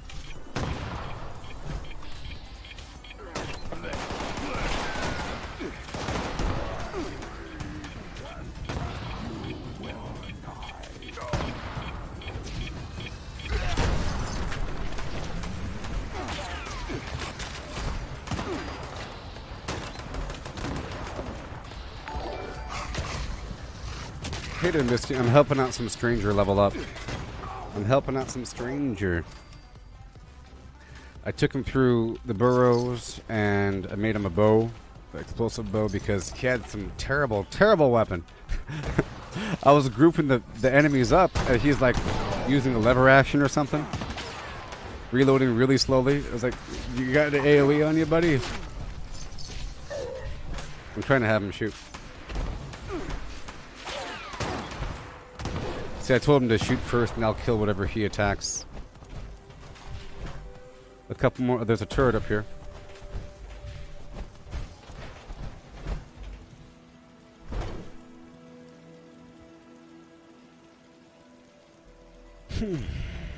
Right over here.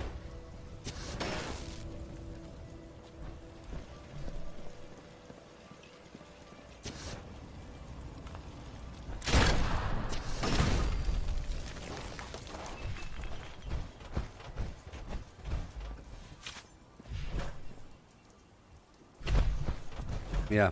Well, then he used a shotgun. It was a lever action, and then it was like a shotgun. Either way, it was really slow. But you can make a bow for like any level. Level 1, 5, 10. I didn't make it legendary, though. I could have. Okay, there's a turret down below. If you shoot that first. And there's a dog next to it. You see the turret down there?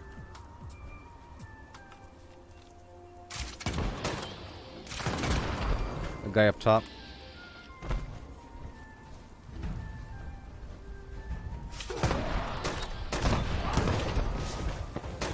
Oh, doogie. There's two guys around the corner.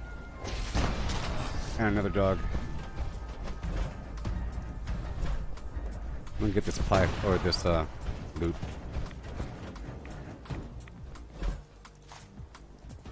Yeah, the other two are around the corner.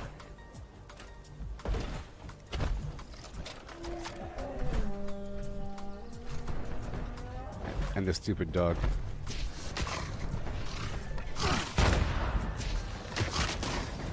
The dog, yep. Dude right there.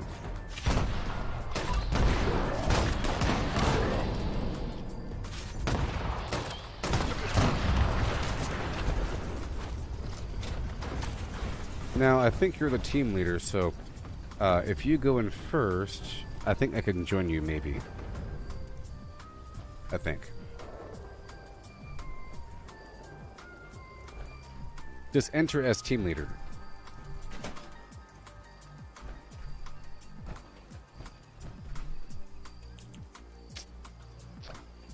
Yay. It's working. It's working! With a boom and boom, boom, boom, boom, yeah. Words and words with the words one time. Yeah. Okay, a bunch of bad guys. You attack first. It's gonna get nasty.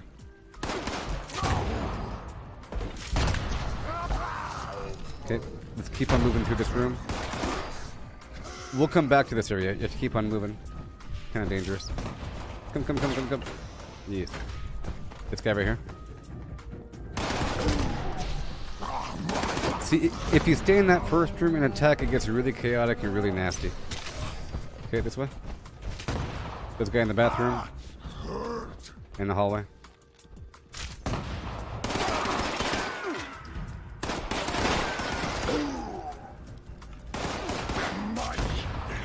He's right here.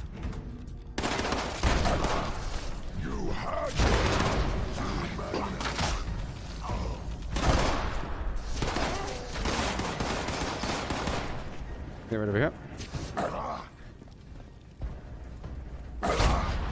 Yep.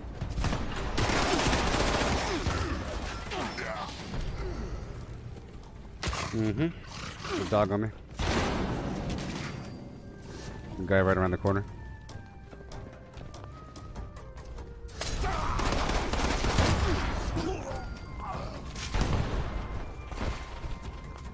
Okay, this room's gonna be full of stuff.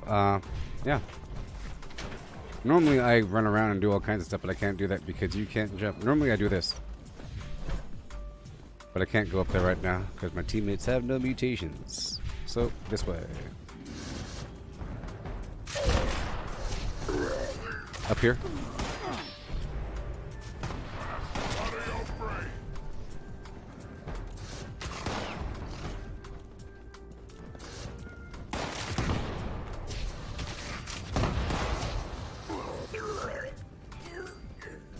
Right over here to the left.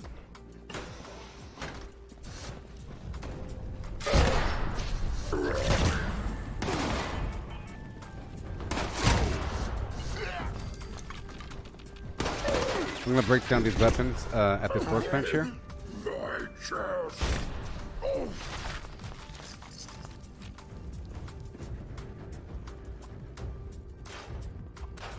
Let's break them down really quick. Okay. And dogs. Oopsie. And there's like a boss around the corner.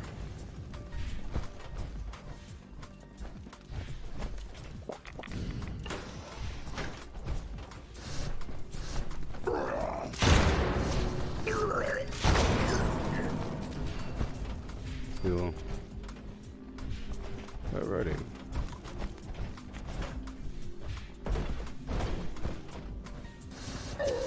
I knew it. Now I tell.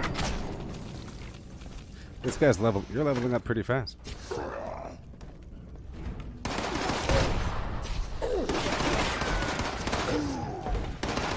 Right below you. You have to kind of jump off over here. Yeah. Right above you. Doggy.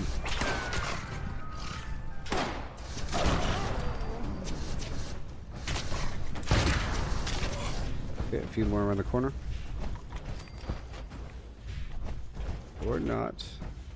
Okay.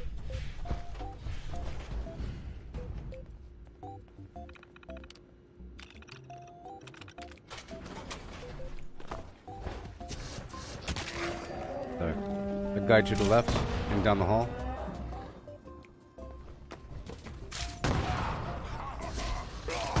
The guy right here.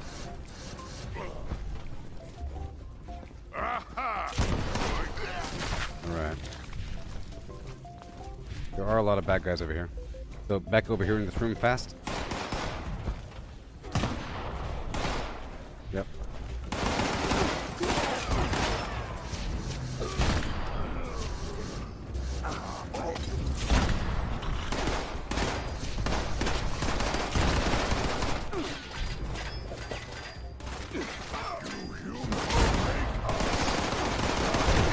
Chopper up top. Belong to us.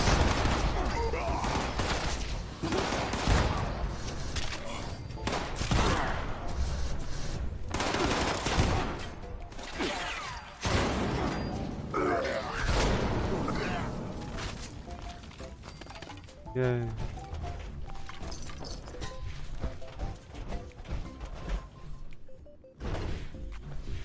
I think that might be cleared. Or not, actually. There's a dog in here. Yep. I will wear your my neck. Yeah, buddy.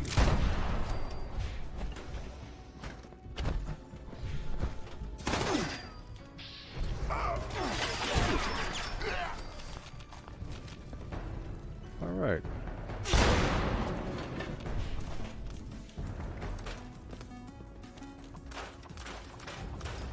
Wonderful.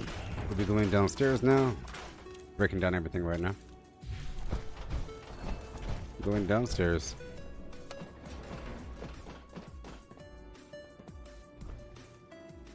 Oh, you have to push the button first, I think.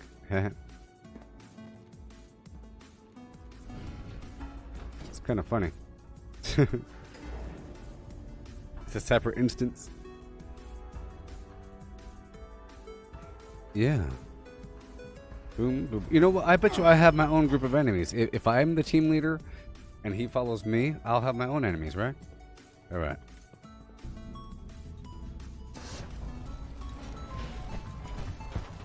A few enemies.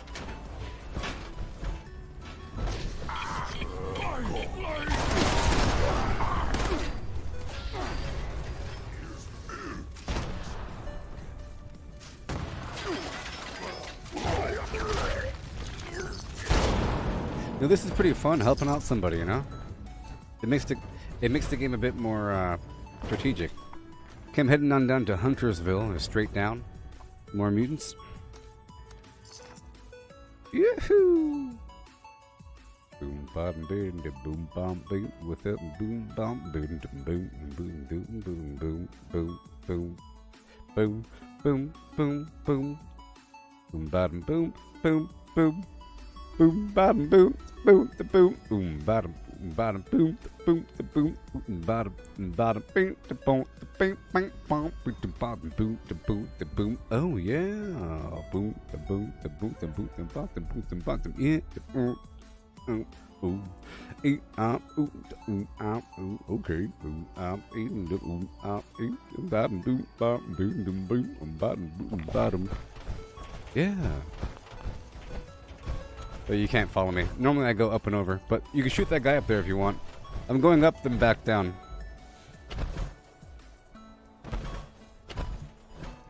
There's like a guy on the edge. Just go straight down the road. You can see him a little bit if you hug the edge. I don't know. You can come over here.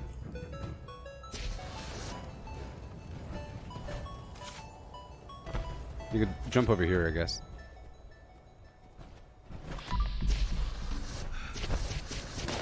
There's a guy up top, right over yonder. Right over here. But, you can give him afterwards. I don't think you can jump up there.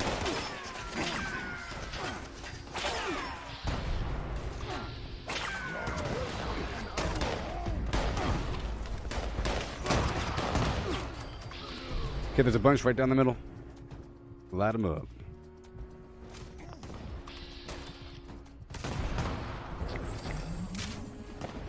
Okay, there's some inside that hardware store to the left. Usually. Shoot in that window.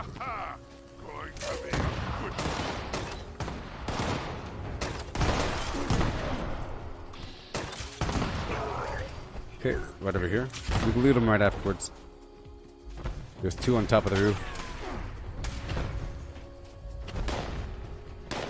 And one downstairs in front.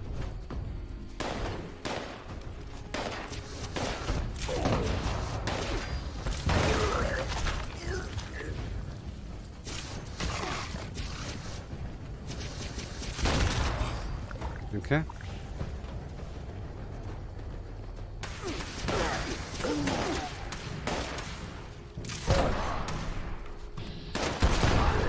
Oh boy. Close range. Yeah, thank you.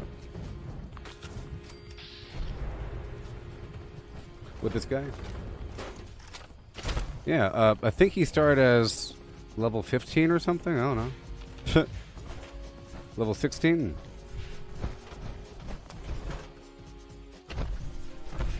Okay, just for FYI, I check over here all the time for a bobblehead. It spawns right here. But I did shoot a bunch of explosives, so it probably flew away. There's another bobblehead on the second floor up here. You can access it by climbing this log up, like so. Not like that. There's not there right now.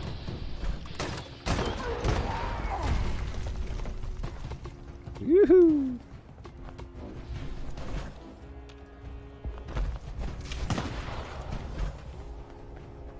If you need to break anything down, there's a workbench back here, but we're about to move on to the abandoned bog town.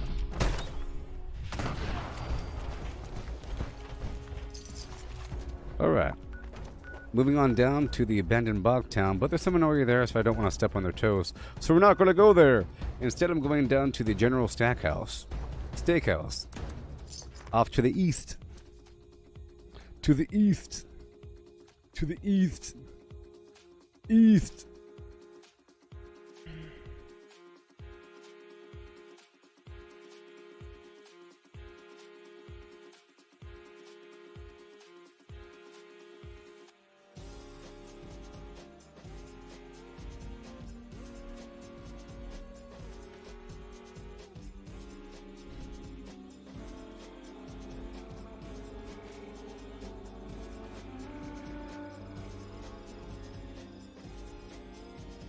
Mm-hmm.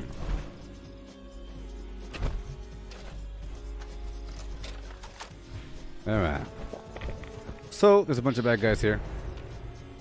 Normally I go up on the roof, but you can't do that. So we go through the front door.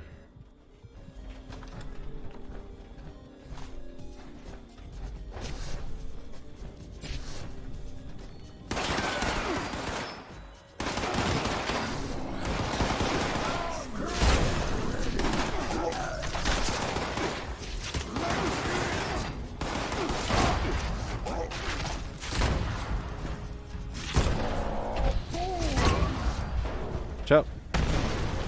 Woo-wee. Aggro, aggro. Shoot me, you beasts. Let none touch me.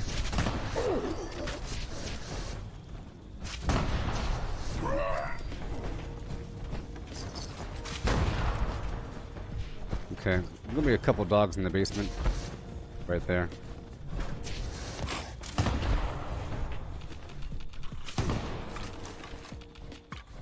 Yeah. See, I don't know how much you know about the game. I use purified water to heal quite often. I rarely use stim packs, only when my limbs break, you know? But primarily I'm just spamming purified water. I get the purified water from the workshops. There's a magazine right here if you want one, on top of the washer and dryer. Right there. On top of the flim flam. On top of the washer on the right hand side. Back, maybe it's just for me.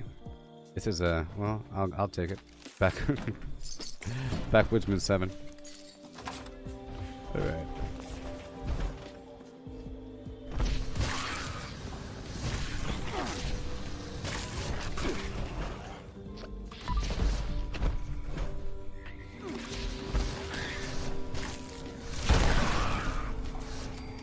Okay.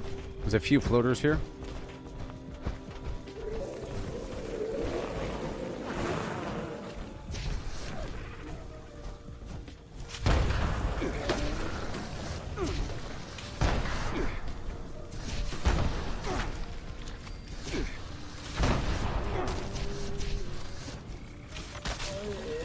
You're about to be pretty weak because you're leveling up, but I'm sure your armor hasn't changed for a while.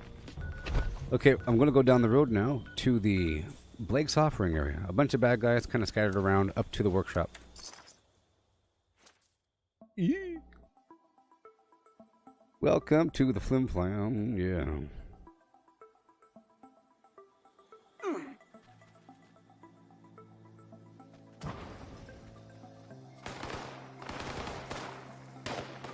Legendary.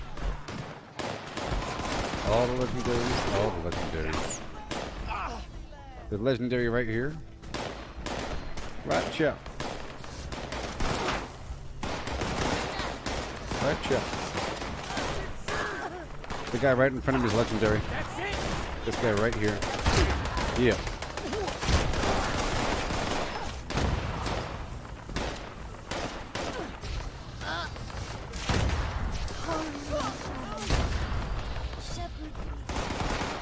Attack up top first, and then go down.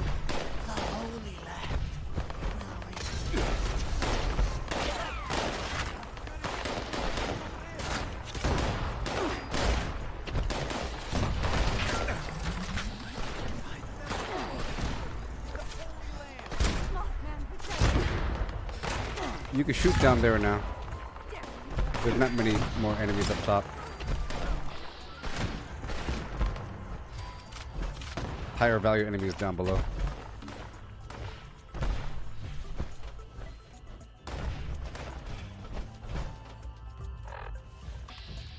That's some mutants.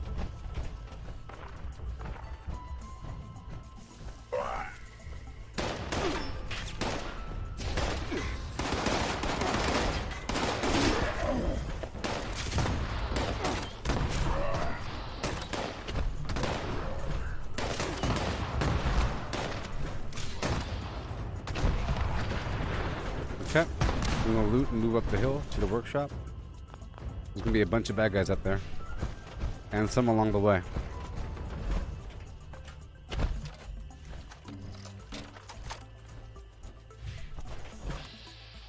Okay, off to the left there's a Svendingo. But I killed him. Nope, he's still alive. There's two of them.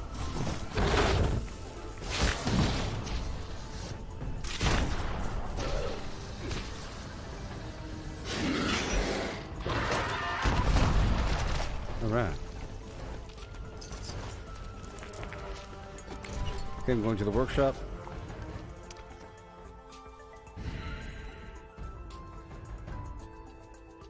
Get ready. Gonna be some creatures in the middle if it's yep. Got some gulpers. I'll have them attack me. Attack me!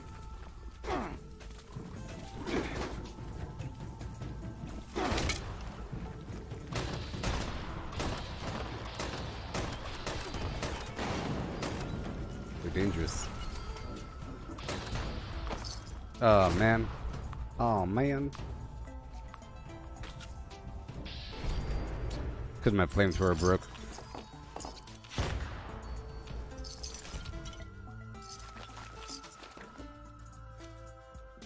Okay, I'm taking over this workshop. There's a workbench in here if you need it. And some loot upstairs.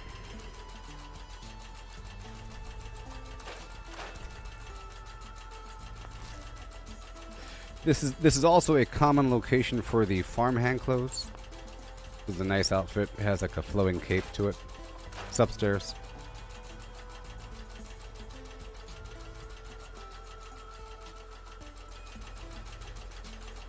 Okay, I'm gonna build a structure here.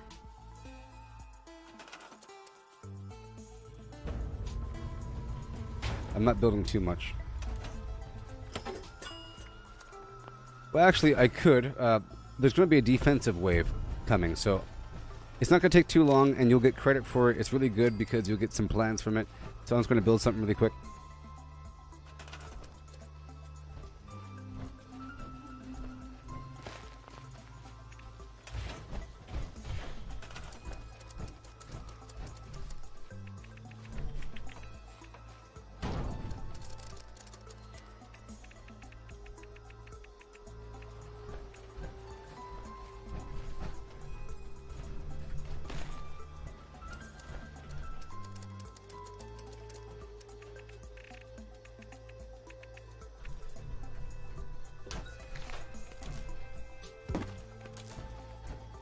Okay. The defense attack will occur in a couple minutes, in like 2 minutes. So you have time to look at your armor and everything at those workbenches. You might be able to make something better. Maybe. I'm just guessing.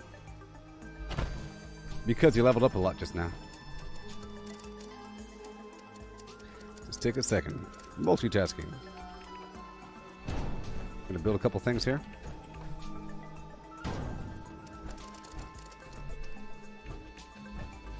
Come on.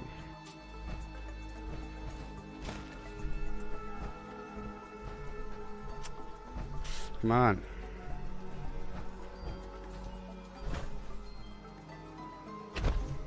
Do it. Do it. Okay.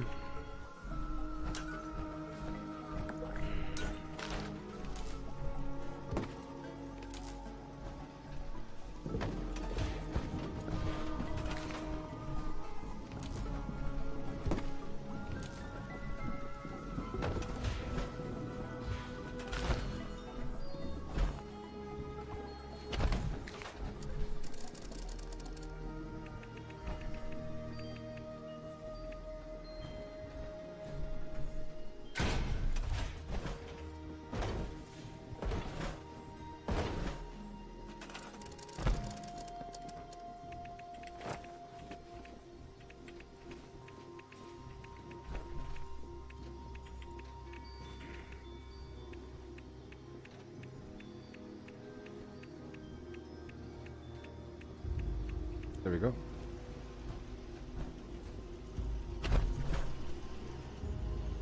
I'm a librarian.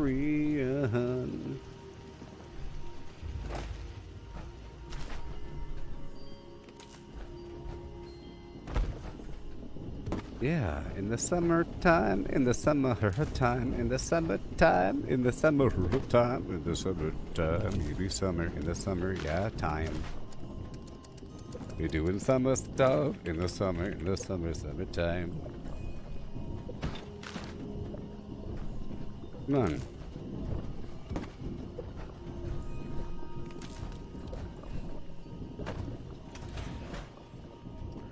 Booba doop and doop and a dooba dooba dee and a die and do and a doo die dee.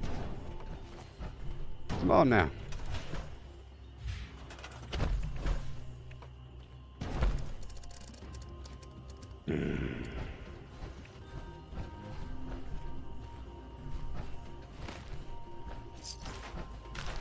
In the supper time, in the supper time. Yeah. There we go. In the supper time, you be doing supper stuff in the supper time, girl. Come on.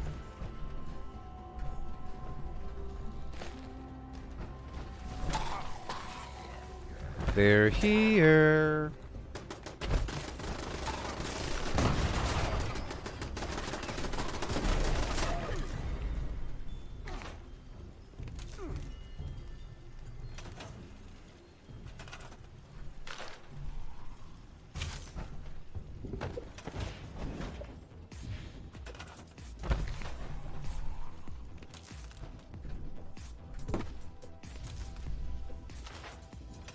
Come on.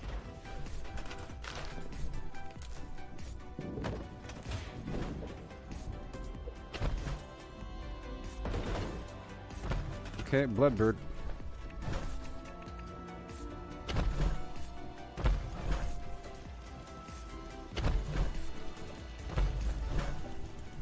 Come on. You can do it.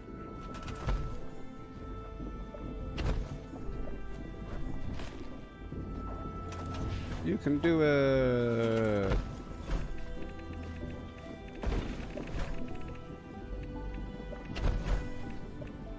See, my goal in helping somebody is to help them appreciate just how good the game is. You know, that's part of my goal. By doing a bunch of stuff. The goal is to do a bunch of stuff. So much stuff.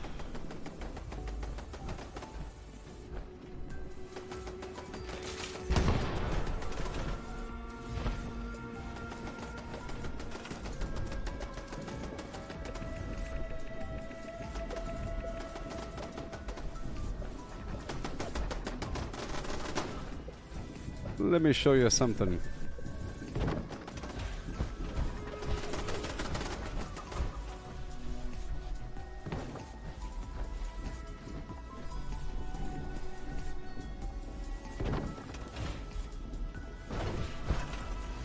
Way out. That's where the fun is, way out. Oh no. It scares me so much when that happens.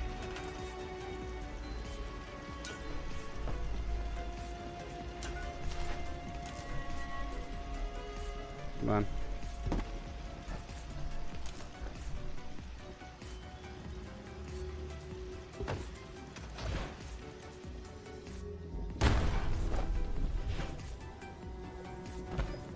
Okay, I'll get one more laser turret over here.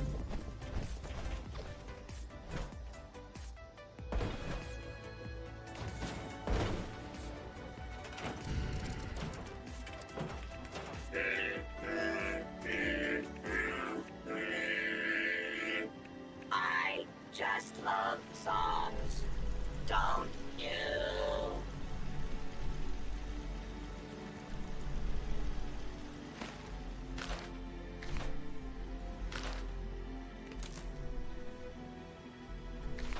From the top of the pole, I watched her go down. Yeah. She got me throwing my money around. It's true. I'm going downtown. Somebody help me. She's taking my bankroll. Almost done. And we're doing some stuff. He can go all the way.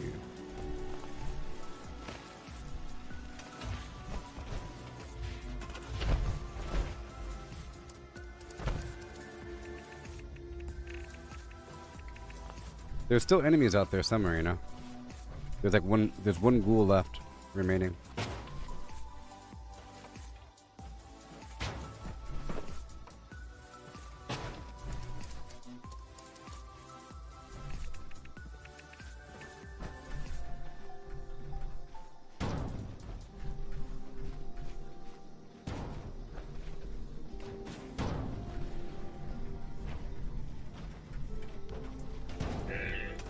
A heart so true. Ooh. I just love songs, don't you?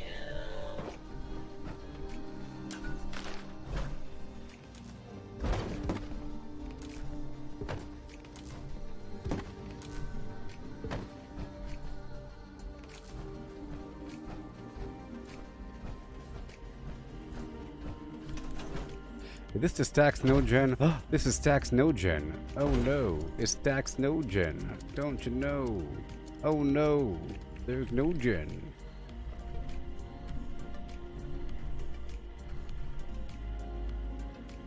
Stacks No Gen.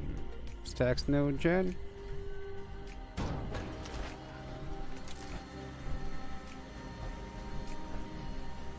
Come on. Come on. Systems online.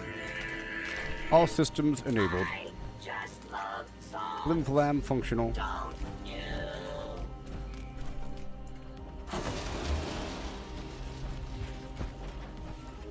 They call me Van Dole.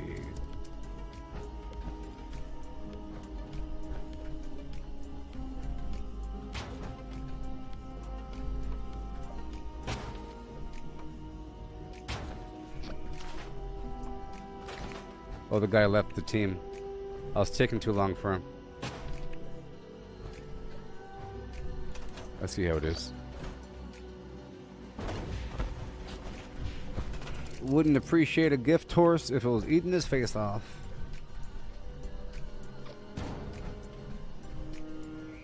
Looking a gift horse in the mouth. Isn't that a weird phrase? Is that it? Looking a gift horse in the mouth? Is that it? Is that the phrase?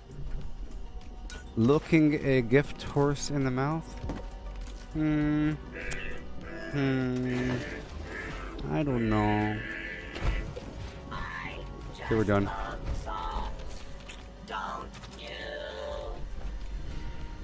All done.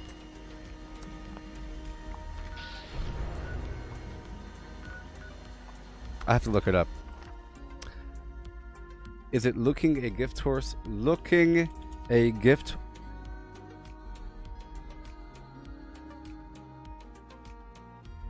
Look a gift horse in the mouth. What? Oh! Oh!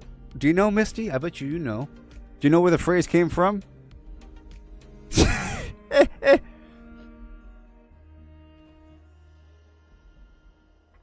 You know? Misty? Where looking a gift horse in the mouth came from? Because you own a horse. You own a horse.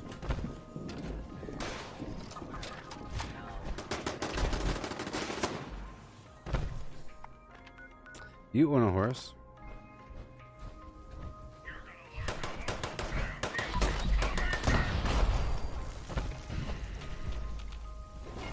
Okay. I'll read it verbatim.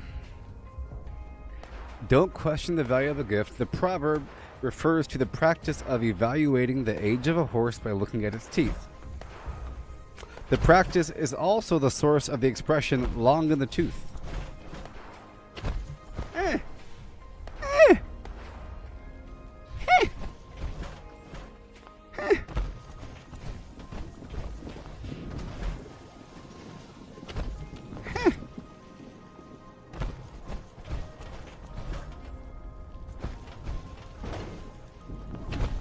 I'm gonna shut off YouTube. YouTube is shut off. Sorry, Twitch, not YouTube. Twitch.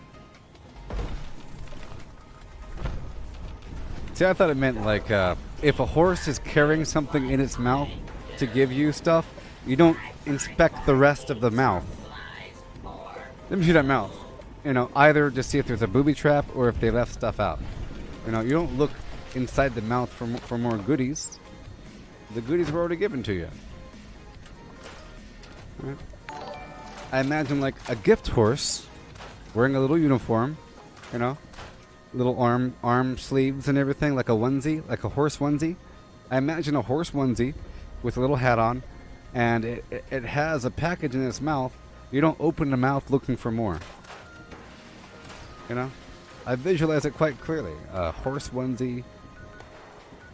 Do they sell horse onesies? Do they? Horse long underwear? Horse long underwear. Please show it to me. Oh, Oh, God, no. Woo! Good thing I... Woo! Good thing I didn't pull that up right away. Woo!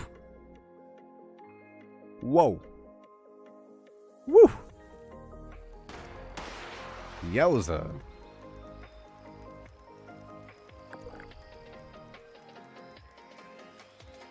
Love Me Long Johns. Jumpsuit by Leg Avenue. Red, size medium small. Love Me Long Johns Romper. Western court style jumpers, bandage top, long sleeve, lace up, elegant bodysuit. Yikes.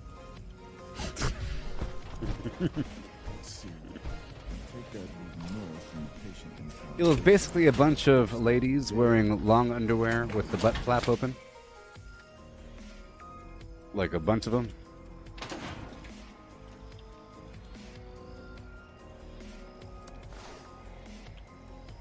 Alright. Moving on, my wayward flimflam. We're back.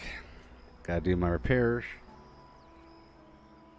Oh, Lord, hey, troubles with Flynn.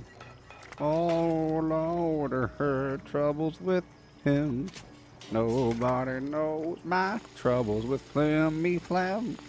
Nobody knows my troubles with Flim Flam. Yeah. Oh, Lord. Okay.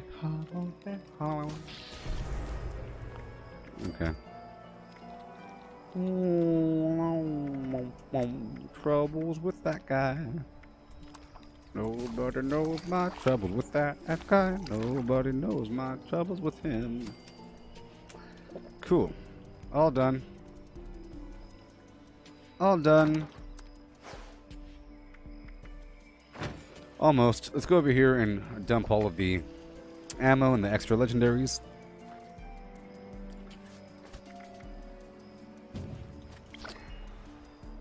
Ranger Radio, back in action.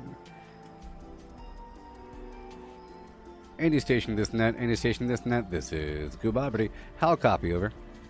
This vendor unit is equipped with anti-theft measures. Don't get any ideas, chump.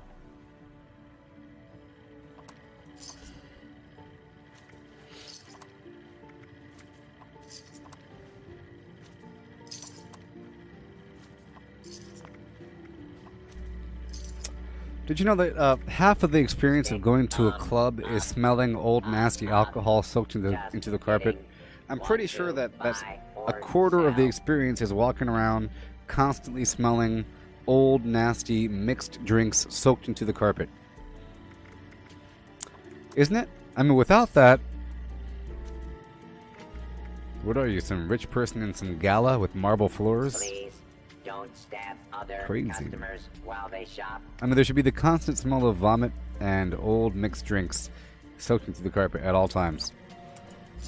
It's like, you know, I could smell it now. Can't you? Have you been to a club before in your entire life?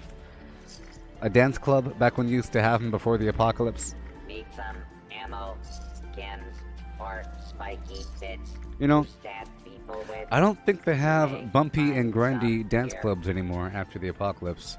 They might have a dance club, but it's like dancing all by myself in the corner, snapping your fingers, doing your step. You know what I mean? Let me see you do it. Snap your fingers and then rock with it. You know, I think that was all a plan. There's a bunch of songs that came out at the same time encouraging people to dance by themselves. A lot of songs. Isn't that weird? Including Superman that, you know? Wonder if I can find any flavored. There's a bunch of songs that came out at the same time encouraging people to dance all by themselves.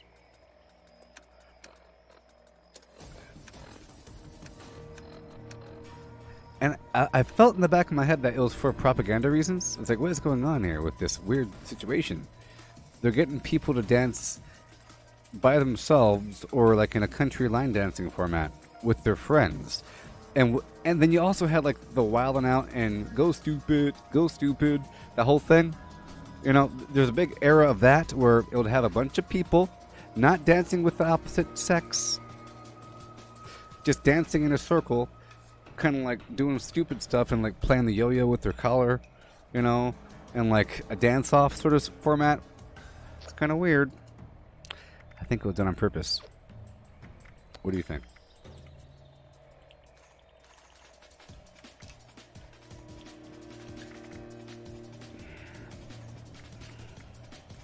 And your phlegm looks soft. Do you mind if I touch it and see if it's soft? The best lyrics ever. I only have 97 fuel? What? In the tarnation? Okay. We gotta fix that problem right now. So, step one. Let's just convert all my phlegm over. I gotta do it.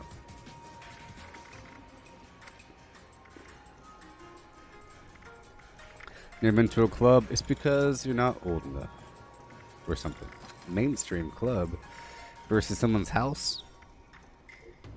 Back in my day, that's all there was. Back in my day, every third block there's a club. People having relations on the dance floor. Okay.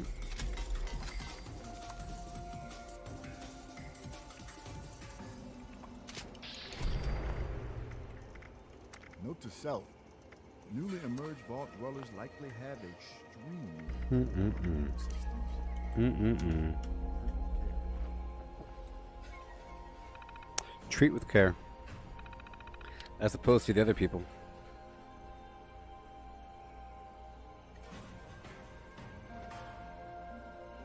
Hey.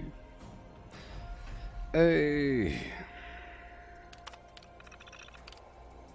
Come on. Let's get rid of this railway flim flam right now.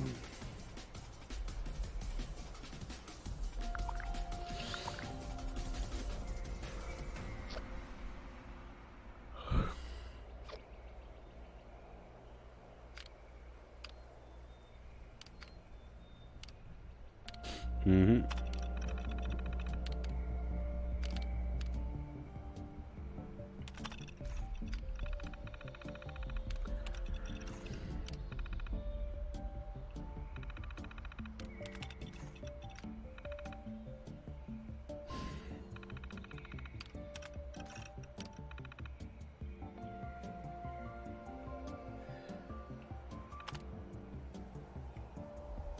Come on now.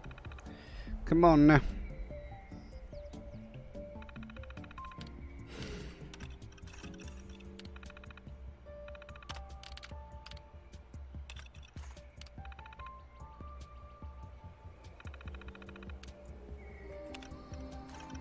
I have 10,000 points. What?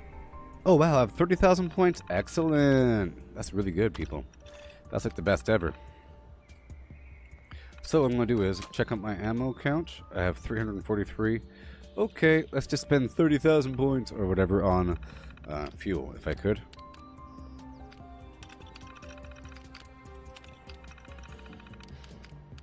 10,000 points. 10,000 points. That's 4,000 fuel. Okay, now the rest. That's not a thermometer. It's my finger. That's not a thermometer. It's my finger. Oh, Valdez. You make me laugh. Oh. You've only been to goth clubs? And you're 53? Oh, I got you. I understand. Well, are goth clubs really all that common? You know, I think it's kind of rare to have a goth club. That'd be kind of cool. A goth club would be kind of cool. Like, geez. I've been to one club that was kind of cool. It was called the Matrix Nightclub. And they played a bunch of anime screens on the sides. And the bouncers were dressed up like agents. And it had, like, glowing chairs. And it was really cool. I had beanbags in the corner, a game room. So what the heck? This is a club? It had a tiny little dance club floor in the bottom. Yeah. Hacker. What are you talking about, Matt? Don't be jealous. All my gameplay is broadcast live. It's okay if you can't succeed in life. But you can if you try hard. And if you don't call people hackers or something. Alright. Railway spike. We're still getting away with stuff. I have 10,000 points. Check out my explosive ammo. Hey everybody, what do you think about that guy over there on Facebook calling me a hacker? Isn't that like a compliment? Because like if you're not a hacker and then someone calls you a hacker, it's sort of like if someone says that you're juicing and you're a bodybuilder, you know? There's no way you can get that buff. You're using steroids, even though they show their entire regimen with the camera facing them where it shows everything that they eat and they have a biometric meter showing their entire bloodstream at all times. Anyways, let's buy some flim flam. Note to self: look for a renewable resource for making jars. Fried mole rat hide. Ugh. People think I'm a hacker. That's good. Real good. It means I'm doing it right. It means I'm doing it right. Some people come and go, you know. They've watched a stream before, but just to talk trash, and they were just sent there on behalf of somebody else with the mindset that this is the place where you want to talk trash, you know? And that's their mindset the whole time, so they never actually incorporate any actual knowledge of what's actually happening. And some people might come here with a direct question of a challenge and, you know, about why am I not doing something that they know about. So it just seems like I don't know, you know? Yeah. But you know what time it is. So what I'm going to do is I'm going to play the audio play from Fallout Bethesda. You know, they have this audio play right now for the JD Katie Inkwell lady, you know, for the 42nd Century Dolphin Hybrid. I'm going to play the first episode. Okay? I'll go Here's the first episode, okay? And I'll be right back. This stuff is going to be in the game one day. They said that they're going to put it on the scoreboard. And hopefully they keep on doing that. I was hoping that they would have like a comic book to go along with the Flim Flam or make a short cartoon. But hey, the audiobook is, or the audio thing is just fine. You know? They're approaching that. So here you go. Yeah, yeah, and yeah. With a yeah. Okay, yeah, and yeah. Oh no. Yeah. Let's go. Enter a world of stories as weird and wild as man's imagination can conjure. A world where anything is possible. Where science and the mystical combine in surprising and unpredictable adventures. Enter a world of astoundingly awesome tales.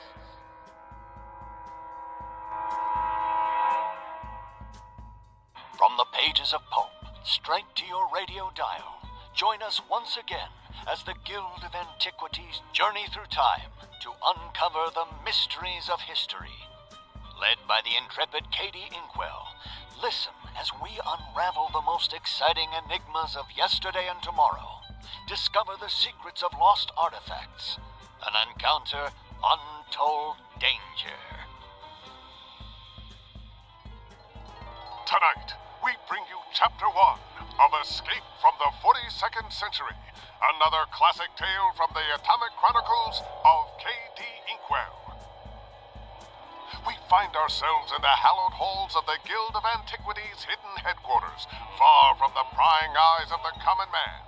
A bold experiment is underway, which hopes to dramatically improve the accuracy of the technology for time travel. Miss Inkwell, please, hand me that chronometric calibrator. The time synchronization crystals are exhibiting very unusual resonation frequencies. Perhaps the new calculations will work after all. However, I must be sure. Here you go, Dr. Jenkins. I know this will work. After all, you invented the Chronotron backpacks. Indeed I did, KD. And these synchronization crystals are at the heart of that technology. Why, without them locking in the coordinates of a specific point of space-time, an operative could be catapulted to a time beyond our comprehension.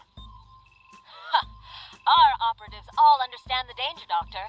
Our skills, plus your gadgets, have gotten us out of the tightest spots imaginable. Never you mind theoretical problems. Just help me secure the Chronotron to my back, and let's continue the testing. Always appreciate your moxie, KD. Forgive an old man his worrisome ways.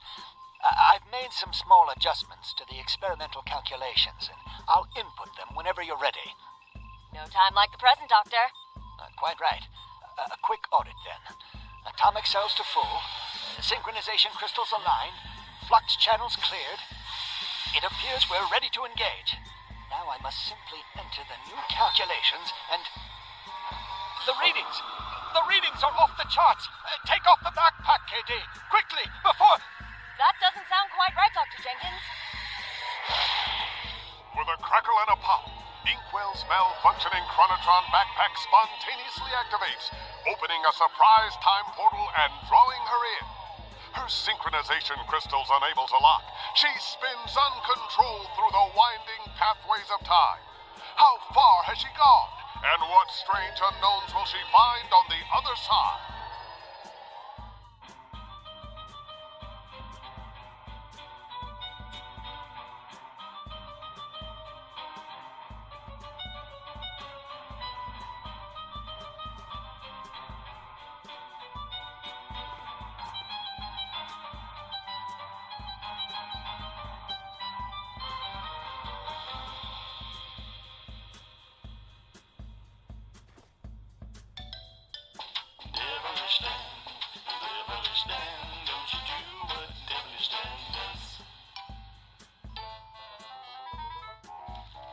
Boy, Mr. Mosley, these bushes sure are thorny, huh? They sure are. Watch your hands. Oh, is that a bird's nest hidden in the thicket? Get out of those bushes, Dan. Hold on, I'm going to get me an egg. Careful, Mr. Mosley, those bushes are thorny. Oh. Done it again. Devilish Dan. Mr. Mosley, what are you doing playing in the bushes? Come on into the house, Dan. Time for your favorite snack.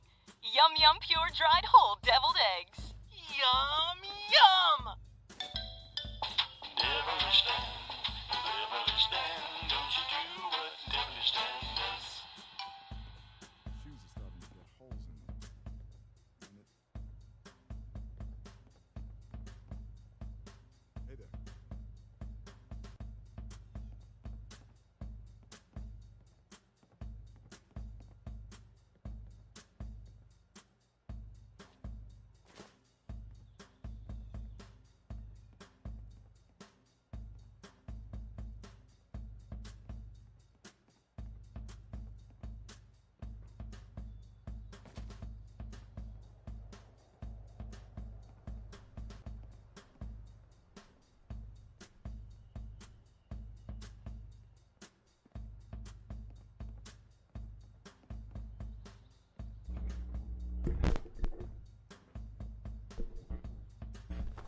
The Tales of Katie Inkwell.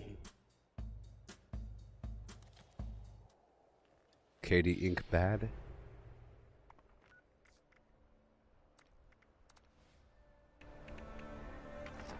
Alright. Here we are again, on our own.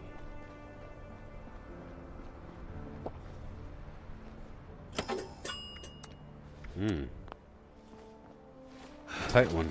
It's a big tight one. What do we got going on here? Get my armor. I love the dolphin head. I think it's really awesome. I think the dolphin heads are really cool. You know? I think it's a pretty cool head. Meh. I like the mouth. I like how it kind of has an eyeball on the side over here. And it kind of has an eyeball over there.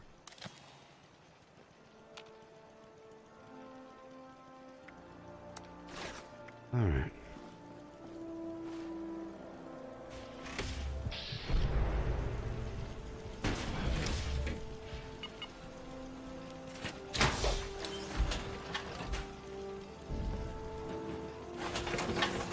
I'm a librarian. Alright. 242 out of 365. Very nice. Alright, let's get our oil. I shouldn't be lacking on that much oil if I have the oil spot. You know, it's only because I'm not going back through these spots as much as I should be.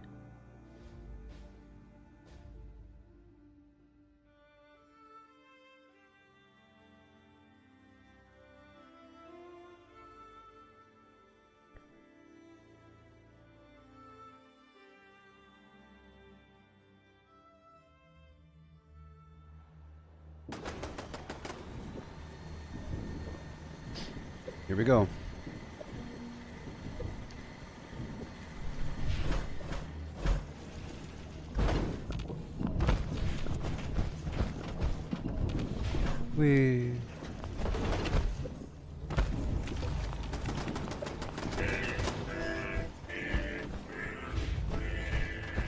Getting my oil. 15 oil every time I come back. You see, if I also have the Hemlock Holes spot as well, I end up getting even more oil. Because there's a Grafton monster there.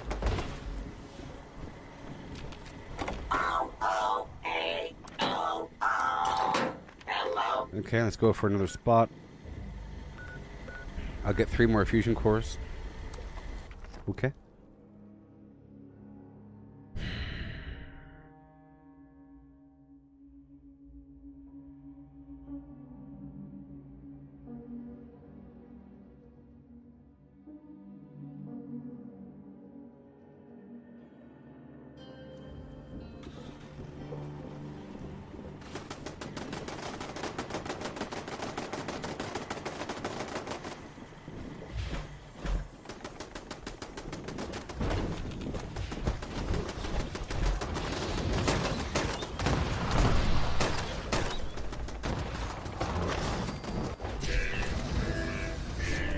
Yay.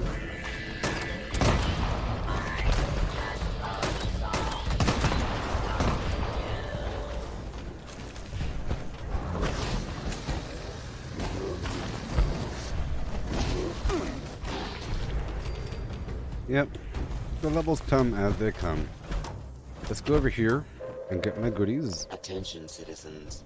Nuclear strike imminent. Why not? Please exit the area Yeah, at your earliest I like that head quite a bit. Thank you for your cooperation. The back of your head is ridiculous. Nice to see you. We don't want these random dots around. Hey, don't be a fool. Somebody said we were number 2. Hey, we're number 1. I'll take over the abandoned bog town and get the oil online. We were kind of doing in the background. I haven't done it all that much recently. The actual XP farm, or the actual workshop conquest.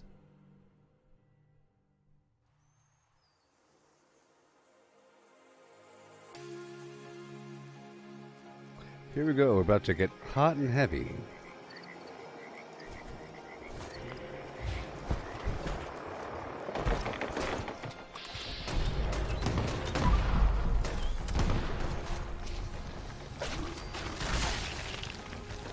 Thank you.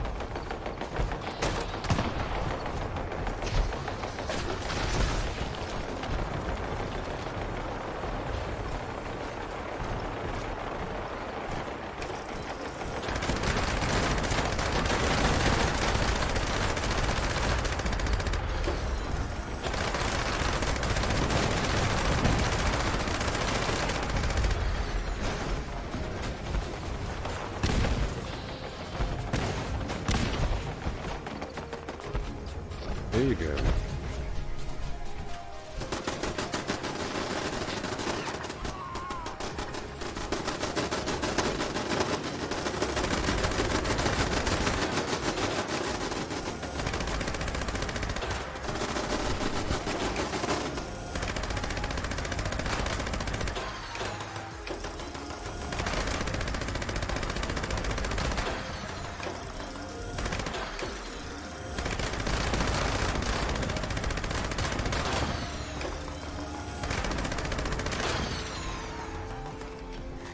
Mm-hmm.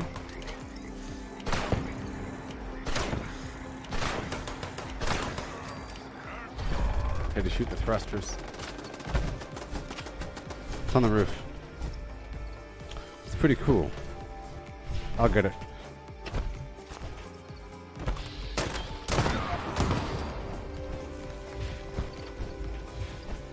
Dead already.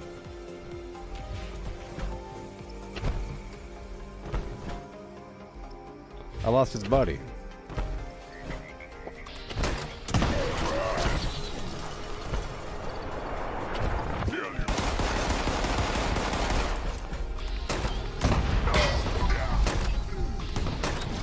Yeah.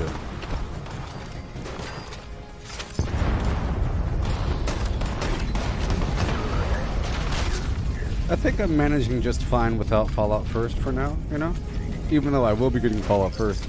Chris sent me a bunch of money for Fallout First, but the stream is titled Surviving Without Fallout First, so I can't do it. I plan on paying for it myself. But, you see, Chris said that I was able to get some McDonald's with that. McDagnalls. He said, you can get McDagnalls if you want, is what he said. Rewind the tape.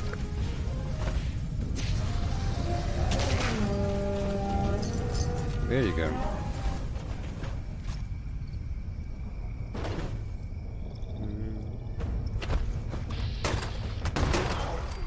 Yeah. Whoopsie.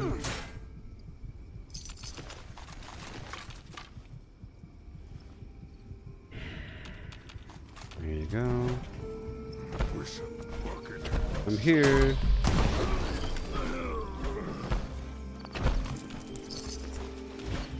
There you go. Right on in.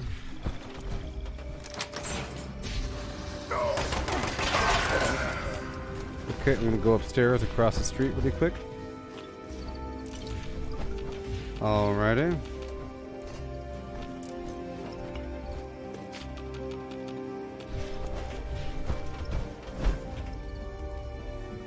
Right over here.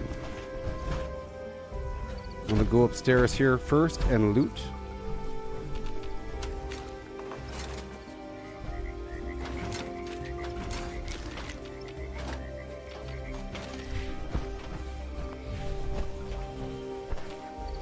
What was nice, Misty? The roof landing or something? Let me get all this goodies.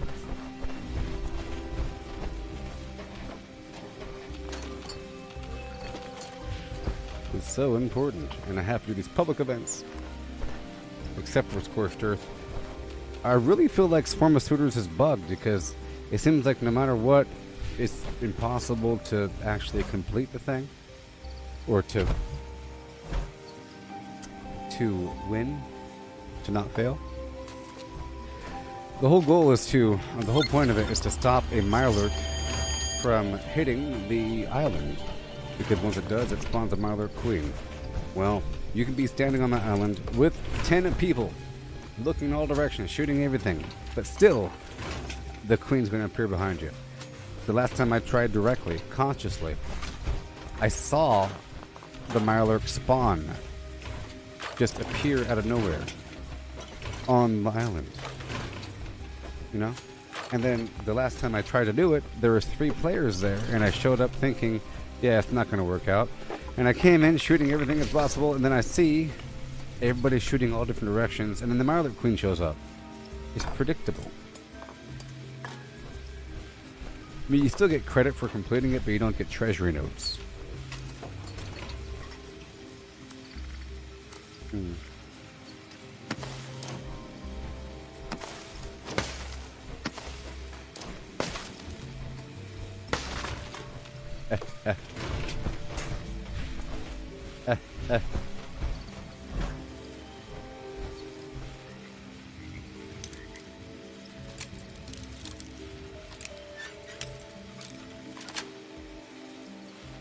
Unauthorized access of secure transport containers. Dropkick protocol. Starting self-destruct countdown under Dropkick protocol.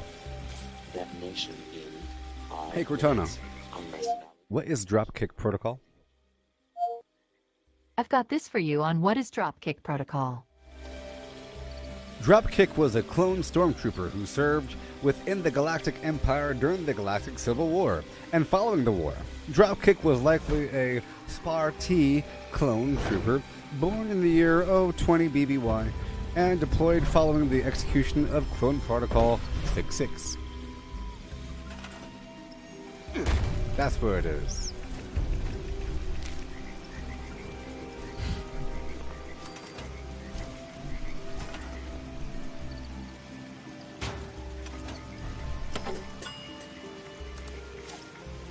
In your closet, in your head, oh. Exit light, enter night. Take my hand, after never, never land. Yeah.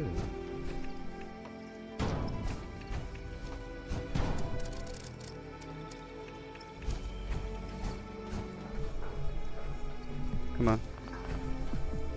Oh no, somebody already built everything over here. Hey, like a chump, hey, like a chump.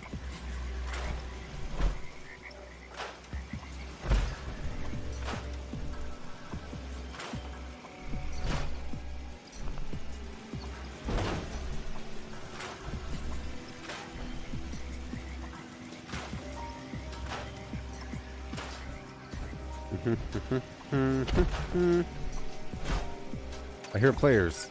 No, I don't. Alright.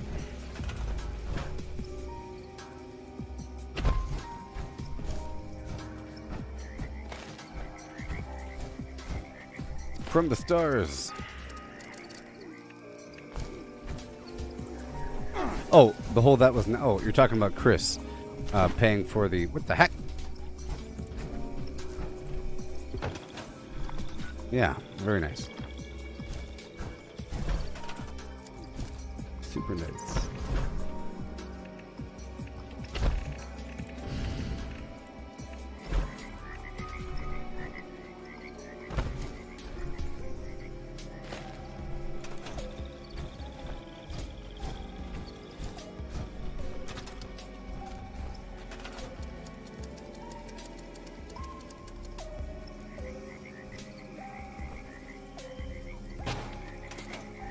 Mm-hmm.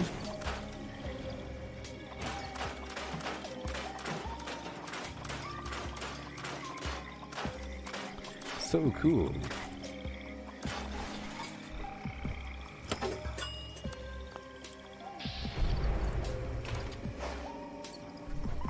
All right. And I'm moving on here. And I'm going over there. Oh no, gotta get my oil. We're going nowhere. Oh, hi. With a ho ho and a hoo hey.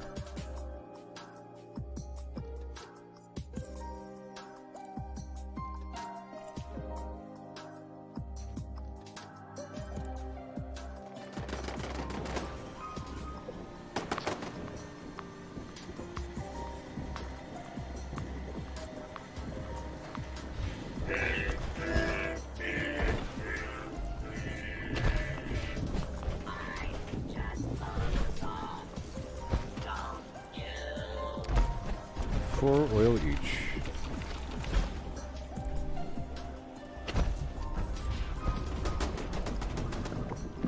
For you. Right over here now. This is such a good game, people. I can't wait until we have some flim-flam next year. Either way, the whole custom world thing, as we saw, that's a whole different experience. And I think whenever that comes out, I'll be spending half my time in the custom world and half my time in the adventure mode. I guess adventure is a good term for it, you know? Survival. Because adventure implies danger, you know what I mean? Like fun, action-packed danger. Like where there's risk. Which makes it adventurous. Oh, you're adventurous, huh? Which means that you're playfully dangerous. Or that you're experimentally dangerous. Or that you don't mind dabbling in a bit of danger just to find something new. Right? Isn't that what adventurous means? You're willing to try things new that might harm you. So there's a risk involved. Oh, there's a tornado nearby. Are your power lines underground? Where you live? I would imagine in a tornado region you'd eventually figure out it'd be a good idea to have your power. I'm pretty sure, right? Didn't they figure it out by already? If you're in Tornado Alley, that you should probably have underground power lines. I don't know.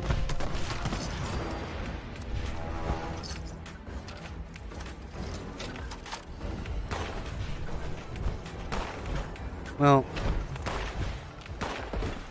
you might notice. I know where I live, the power lines are not underground because they're really obvious. They're everywhere. The power lines and the phone lines and everything and all the comms and everything, there's wires everywhere. It's stitched between every house. You know, with weird cyberpunk cables from the Matrix going down to every house like it's a cartoon. You know? And that would not hold up in the wind. But because it doesn't get really windy, it doesn't really matter, right? Over here.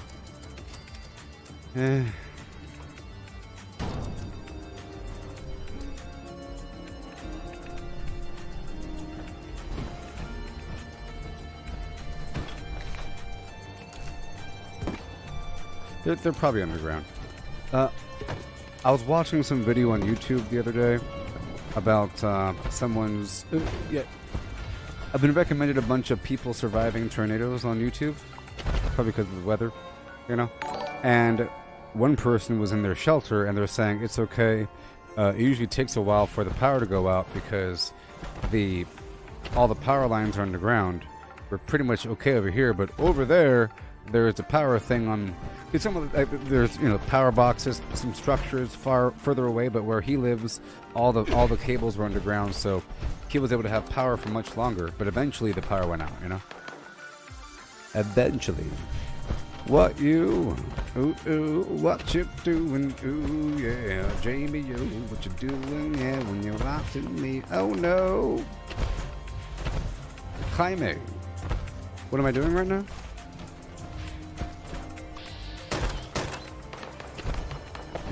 Watching you. Ooh, ooh, what do you do? I don't know. I'm taking over a bunch of workshops across the map while doing public events and daily quests. We're currently about 4 hours and 45 minutes into the stream. I have a bunch of the workshops taken. I'm really focused on getting certain resources right now. My Fallout First expired recently. Thanks to viewers like you, Sandra paid for a year of Fallout First, but it expired a couple of days ago. It's amazing how time flies. I don't get paid for a couple more days, so we have this limbo period where I sort of want to experience the world without Fallout First for a while. It's been a while, so it's sort of a challenge. So because of that, I have to get a few more resources. I'm kind of lacking on oil and so forth, and steel, so I have to kill a bunch of enemies. You know, my farming routes with super mutants, and I have to go get some ore with my excavator power armor. This isn't excavator, this is my normal T65, and I'm taking over workshops to help me out over time. It's really good. You get plans and free fast travel and resources. I'm also getting some purified water on the side. And I have not done the daily op for today yet, so I still have to do that. But I'll be doing that at around the 6-hour mark. So after next break, I'll be doing at least 3 iterations of the daily op. I like to become proficient in it. I like to feel like I could do it really fast by the time it's over, you know? Alright, here we go.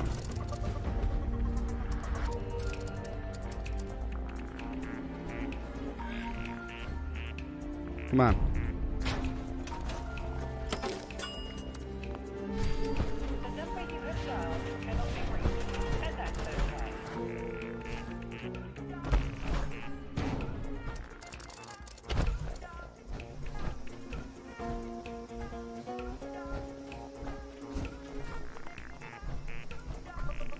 Come on. Alright. Come on.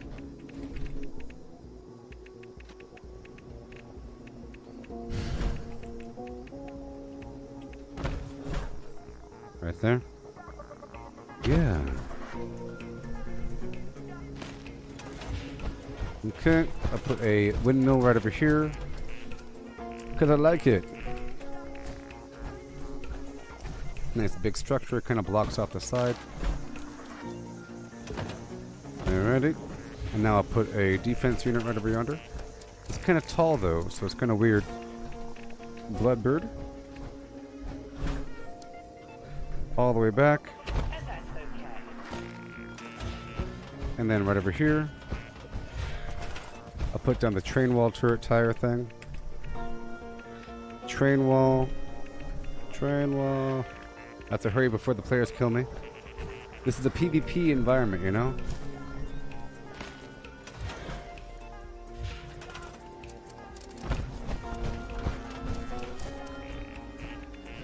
Less wood.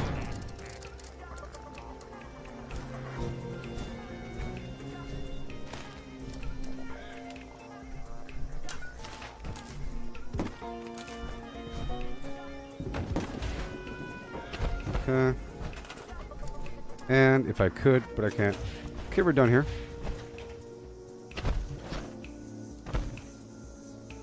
I'll build the rest later.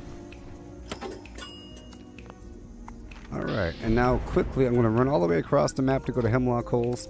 There's a Grafton monster over here, and there's acid. Grafton monster has oil. Oh, don't you know? Yeah.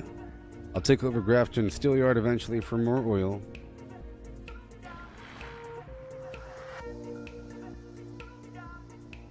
You do the running man. You do the running man. You do the running man. Yeah. Let me go through here really quick. Running man. You do the running man. You do the running man. There's nothing here. There's nothing here. Nothing here. But that's okay.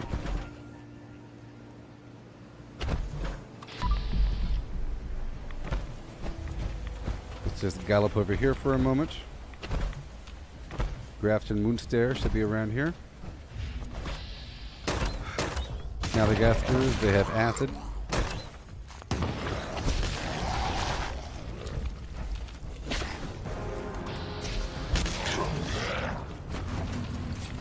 Okay. Got him.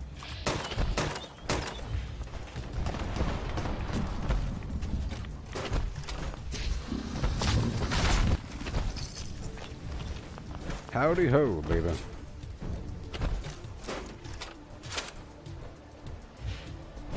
You can see more vertebrates? Yeah. Yeah.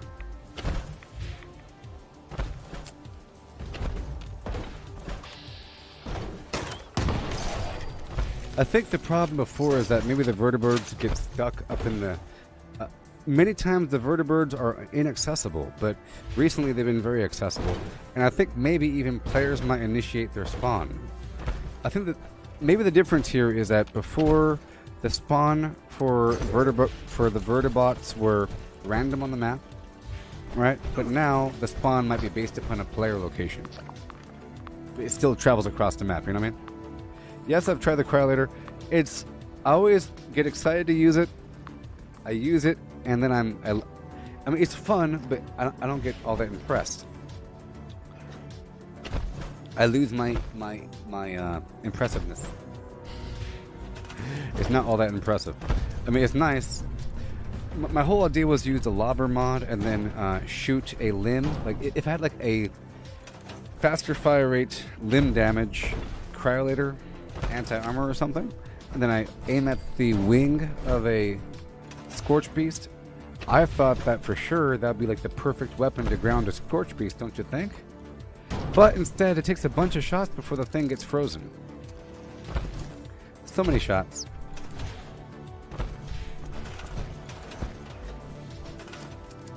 But it's still good though, you know? It's still good, especially like the non-lobber mod where you could just spray them. I wanted to have like the firefighter skin on the excavator armor and then use both the cryolator and the flamethrower, you know, and the plasma weapon, because a bunch of spraying type weapons. There's only the cold, the fire, and plasma, right? We don't have a radiation version, so it's nice to have all three. But it's a nice weapon. But it's good though. It's good. But it wasn't all that impressive. For me, every single time I use it, I get disappointed. For one reason or another. And I can't think of the reason, just know that I'm disappointed every single time. It's a thing. I go, oh, well. So, what I think is this. These are my thoughts. I'm thinking, wow, that does a lot of damage, but then I think immediately, well, any other weapon does the same damage. And it's not getting all that frozen. He's not, like, frozen enough. I think they should get way more frozen.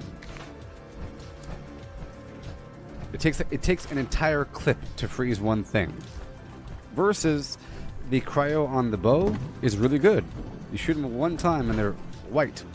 It takes a lot of shots for the cryolator, as far as I remember, you know? And I would like them to freeze, maybe. A little bit.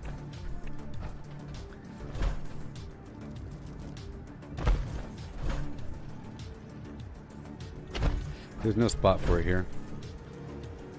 There's no spot for it here. I don't think. Yeah, there's no spot for this here. I don't have enough nuclear material to really do the rest, so I'll have to come back. Yeah, it doesn't do the same damage as a flamethrower. Sadly. Maybe it does. Maybe it does. I haven't entirely compared them. Maybe it's just a mental thing. I think it might just be a mental thing. You'd think that it should be the same, right? There's no reason to think it wouldn't be the same. Well, for one thing, the flamethrower shoots... In fact, you'd think it should do more damage, right? Because look how far the flamethrower shoots. Right? Hold on. Right there. But the cryolator shoots like really, really close. You had the lobber, but that's no longer like a flamethrower. See, I wanted to gather up a bunch of ghouls and then shoot them with the cryolator, but they're just not dying. And I'm thinking, well, I could just lose the crowd control and just do more damage. But there is still a role for it. That's why I haven't gotten rid of my cryolators, because there's still a role for them, especially in a support role, you know? Maybe it's going to be really, really, really important in the future. It's important right now, you know what I mean? But I think it'll be more important in the future. If there's like a fire enemy that takes more damage from cold, there's probably going to be a fire enemy made of fire. Not just the flaming floater, but there's going to be a weird ethereal... There's going to be ethereal enemies. It's guaranteed. You're going to have ethereal humanoids made of plasma, fire, cold, or lightning. Like a lightning bad guy. Made of pure lightning. It's going to happen. Right? Every game has it. I mean, the the floaters are pretty much your elemental bad guy, but I don't think they take more damage from the opposing element like Pokemon. But they really are your elemental bad guy. Because there's different versions, you know, cold, poison.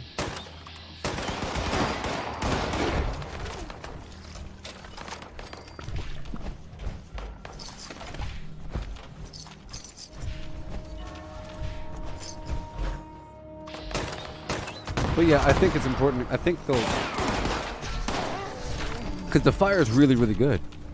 So they fixed the flamer. They fixed the red laser. I think the red laser is super powerful now, even though I don't use it.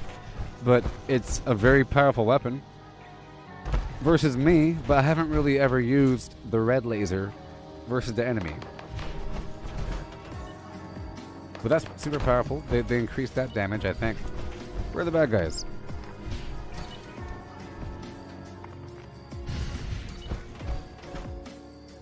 Let me clear through here. Well, the daily ops with the poison. Well, because of the poison, I always keep on this perk. I never take it off anymore. I used to put it on just for that daily op, but now I just keep it on. Even level 2, I'm immortal, sort of. I can stand right in it with level 2. Funky ducks. So the poison no longer affects me. I'm still sort of afraid, though, you know? I'm sort of afraid whenever I fight a Mirelurk Queen of getting shot directly, but I know with that perk on, I'm not going to be nuked out right away. And the poison that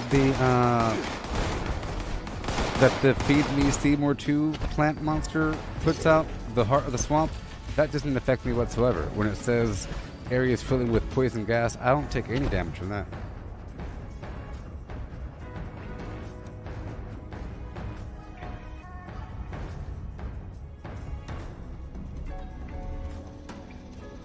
Water. Yeah, so I was so hot last night. I don't have AC, you know. At one point I had to wake up and I wet my legs and I wet my face. And then I sat in front of the fan. That was the best thing ever. My gosh. You know? Or I have a big old fan facing me while I'm sleeping. I just kind of put my legs over the bed. And the fan was hitting me. And it was amazing. It was amazing. It's like the best thing ever. Compared to just being hot.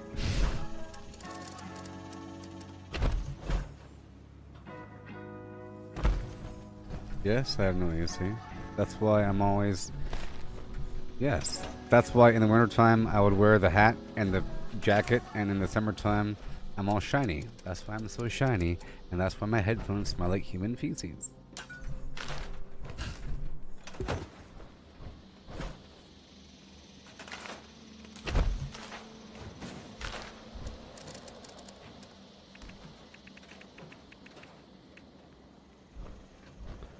Yep. So you know when it's like 113 degrees? That's with no AC. And the window's right there, but it's all covered up, you know? I don't have it open. It doesn't open. So it's just hot. But I have a fan right there. See, I have a small fan right there, and it's blowing on me the whole time. And I have this thing of ice water, you know? Hey, Cortana. Hey, Cortana. Hey, Cortana. Temperature. Hey, Cortana. Weather. Right now, it's sunny and 97. The forecast shows sun with a high of 104 and a low of 68. Yes. Yes. I'm a trained soldier that's been deployed to the Middle East 3 times. I would say maybe 2.5 years of my life was spent in the Middle East.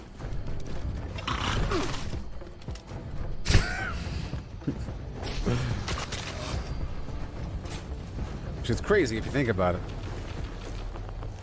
3 deployments. The first deployment was extra long. It was like 14 months for some garbage. When it was supposed to be like 9 months for some weird thing.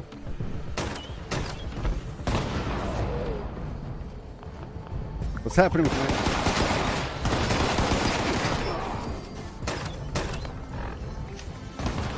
Oh, that's why. Gotta hurry.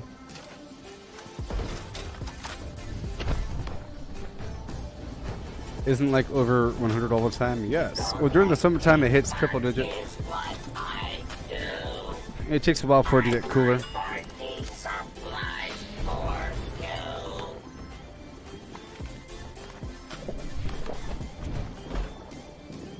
Let me go clear through here. I have no AP.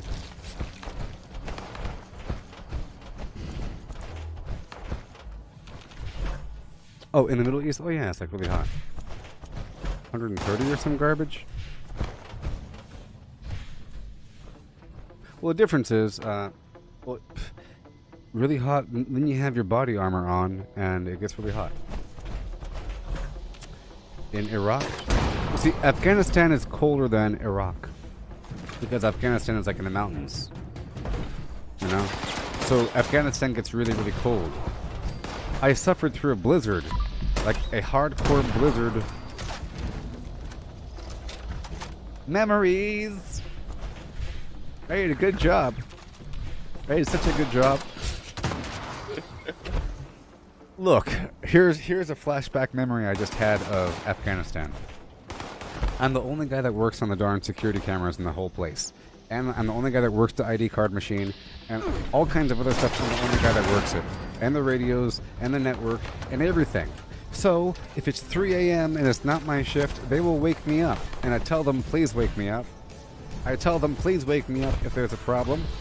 And then they wake me up every single night, okay? And then I have to go out there. So one time I went out there in the middle of a blizzard because the cameras weren't working. I'm like, well, it's a blizzard and they're covered in snow, so I still had to fix it. I had to go out there in really, really deep snow, and then I had to uncover the thing with my hands. I had to uncover the whole thing. It was like that deep. You know, punching the ice off. I had to uncover the cable, unplug. I was like, terrible. My hands and knees in the snow, in the blizzard, all alone, at nighttime, in Iraq. Snow. But it was fun. I used it as an excuse to not come in the next day. See, I had so much power because of that. I had so much power. Remember, I was the only guy that worked all that garbage. And I was the ComSec guy. So, for one, I was able to leave twice a year on a plane to go to Kandahar or something, you know? And that's a cool little trip. It takes like a day and a half or something, like a day. So yeah, I'll be gone. I need one person to come with me. Can you come with me? It's like a deal. It's like, hey, you want to come with me? Down to Kandahar? Yeah. We got like a PX down there, you know, all kinds of good stuff. It happened all the time, where I usually was able to go across base or leave the compound or go on a helicopter because I was the only person in my section. Usually I was like the only guy in my little shop. A couple times I wasn't though. But still, I would have to leave the compound all the time, but it was in a helicopter. The first 2 times I was deployed, it was to Iraq. And I was in a combat aviation brigade, and every time that we left the compound, it was in a Black Hawk. So I never got blown up with IED, because I never rode in a Humvee on the ground. In fact, my unit didn't even have Humvees. We had civilian SUVs and pickup trucks, you know? But in Afghanistan, I mentioned it before, I had my own little Scooby-Doo van with the steering wheel on the other side with curtains because I had to go across base all the time to go get the new ComSec or the new whatever, or to go talk to the big signal people, or to coordinate with somebody. So all the FSRs, all the field service representatives for all of our equipment would live on the other base, side by side, right? All the FSRs. So, for example, if there's a issue with the cameras or something, I'll work on it as hard as possible And if I need some next level something, like to order a part or to, you know, or something else, I have to get one of those dudes. So I have to go get them. All the time. Or might have to move a bunch of stuff from point A to point B, and because I had nobody helping me, and because I knew that those civilians were getting paid like $200,000 a year or some garbage, I don't know, a lot of money, I would make them work. I'll say, hey, I need your help. You know? I need your help. We gotta go climb some ladders.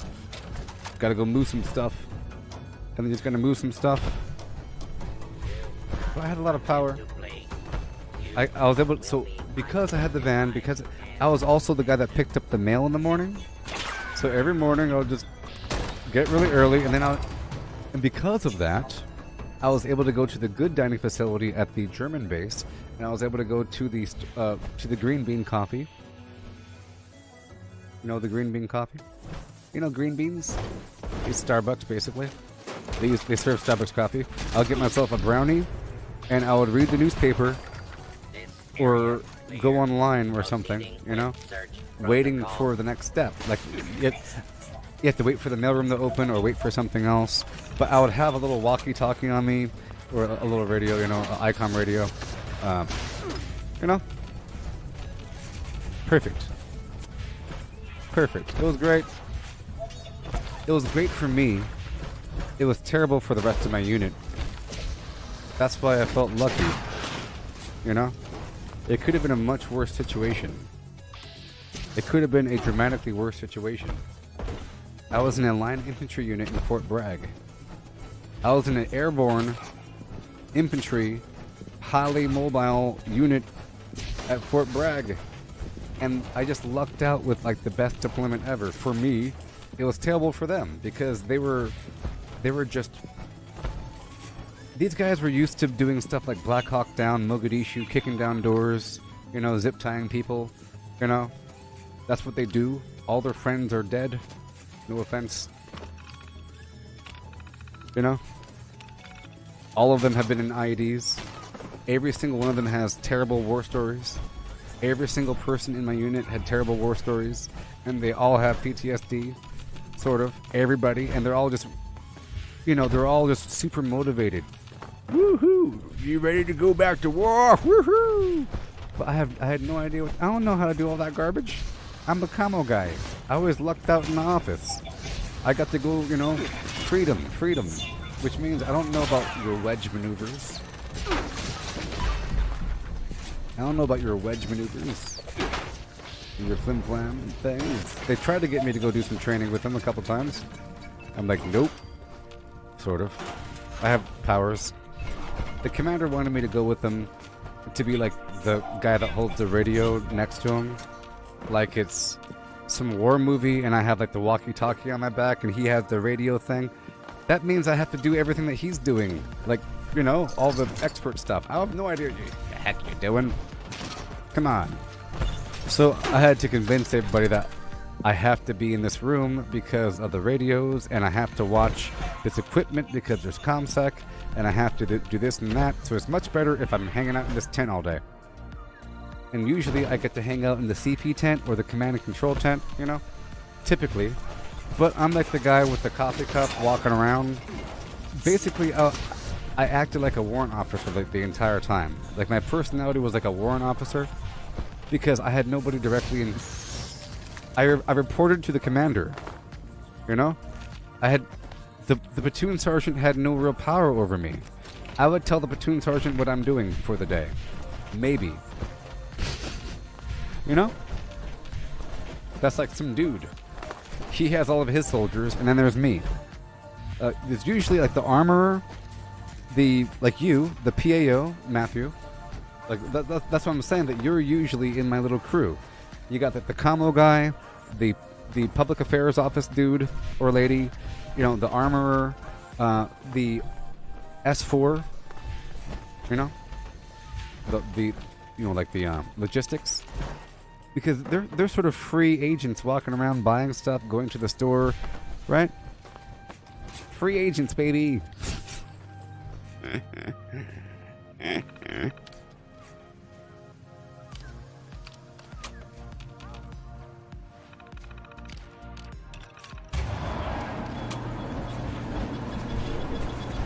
yeah.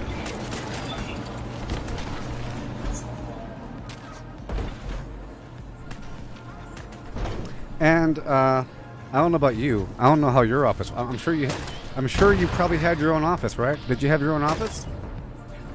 I would imagine you had your own office. You know, some units don't need a whole section full of PAO people. Sometimes you need just one, and you get your own office in the corner with your own little TV and a laptop and a, you know, exactly right. Your own little office with a window. Hey there, Dave. Hey there, Tom. Not first base, you know, of course not first name, but you know, hey sir, how's it going? Good morning, sir. Sir? Sir? Ma'am? Sir? Ma'am? Ma'am? Sir? You work around a bunch of officers? Right? Do you work around a bunch of officers? I worked around a bunch of officers.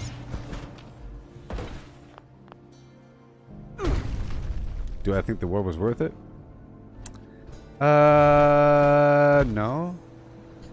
The whole thing was quite terrible. The whole thing was quite terrible. You know? We're basically stormtroopers. Yeah, same thing here, Matthew. Even as an E4, I had my own office. Because I would usually find my way to become the... even as a E3, I had my own office. I think in my first duty station, in my first unit, I had my own office. But then I lost it when I was caught sleeping. I laid some cardboard out on the floor and I was caught sleeping. That was a heart attack right there. I had my own little office for fixing computers, you know? A little side shack room. Basically a long closet where I would work on imaging computers. But then it became a larger room. For some variety.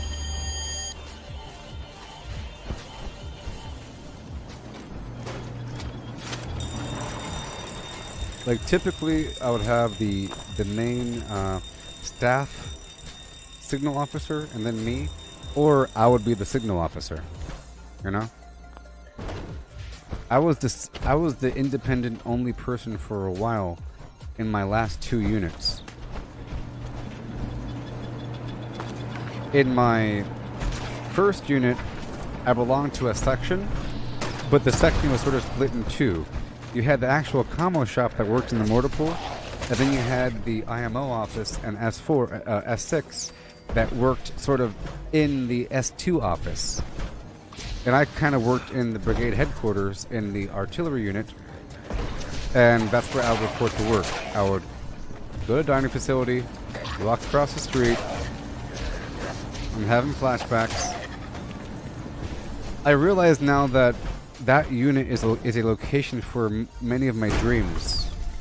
Like that building, now that I'm looking at it in my head, I've been there quite often in my dreams. I remember walking in and whatever, marble floors. Within my second unit, I was buried deep in a commo unit, in a commo section, and I was not in IMO. It was actually a terrible time. It was actually a terrible time, okay? Yes, Matthew. Like what you're talking about, my second unit was sort of bad. Why? Because I went from a unit with a commo section to a commo unit, like the signal company. So being my MOS in a signal company is trash. You know? It'll be like being your MOS in a PAO company. I don't know what you do if you just take pictures and stuff, but if, you know, I'm the senior editor, then you have a job. But if you're just the guy that does the routine basic job, you're the lowest of the... So I was the lowest of the low, you know? I was the commo section in the commo unit, and they were doing these specific things like the mobile comm station trailer thing, I forgot what it's called. Acronyms, you know? Like the mobile cell phone network unit. All the advanced commo stuff. And then you have the guys that fix the commo stuff. And then you have my section, the section that just looks at and diagnoses and sometimes runs it. They made us to be operators sometimes. Terrible. I became like an operator, a person that would just look at the thing and then say, yep, it's a code 5. I'd fill out the document and walk it down the hall and say, here, it's a code 5. It was terrible. Eventually, I was able to become an IMO. I convinced them that I want to become an IMO, but then I worked like right next to the commander and first sergeant. It was really awkward and weird, and it was terrible. All kinds of horrible things happened. Traumatizing, life-altering things happened. Horrible, horrible, horrible, traumatizing. That's where I got an Article 15, for example. That's where I lost rank, for example. For a second. Many things happened. But it wasn't my fault. It was the system. It's terrible. That's where I was moved to the barracks. I used to live off base and I was moved to the barracks. It was terrible. My platoon sergeant was insane. My first sergeant was a high-level Freemason, and he showed it. And he had personal ulterior motives and vengeful, horrible, networked, long-term, horrible personal things. My first sergeant was a Master Mason, and he showed it. And he would have personal vendettas against people, long-term. And he was best friends with my sergeant guy. And my sergeant guy with the Knights Templar. And my platoon sergeant would hold us after work almost every day to teach us life lessons about how to clean things. And he'd do massive inspections every day, like pull out the desk from the wall and let me see behind your desk. And a bunch of other stuff happened. This guy whatever. I don't want to talk about it. See, in the military, if it's a bad environment, it's your life. It's like having an abusive parent, you know?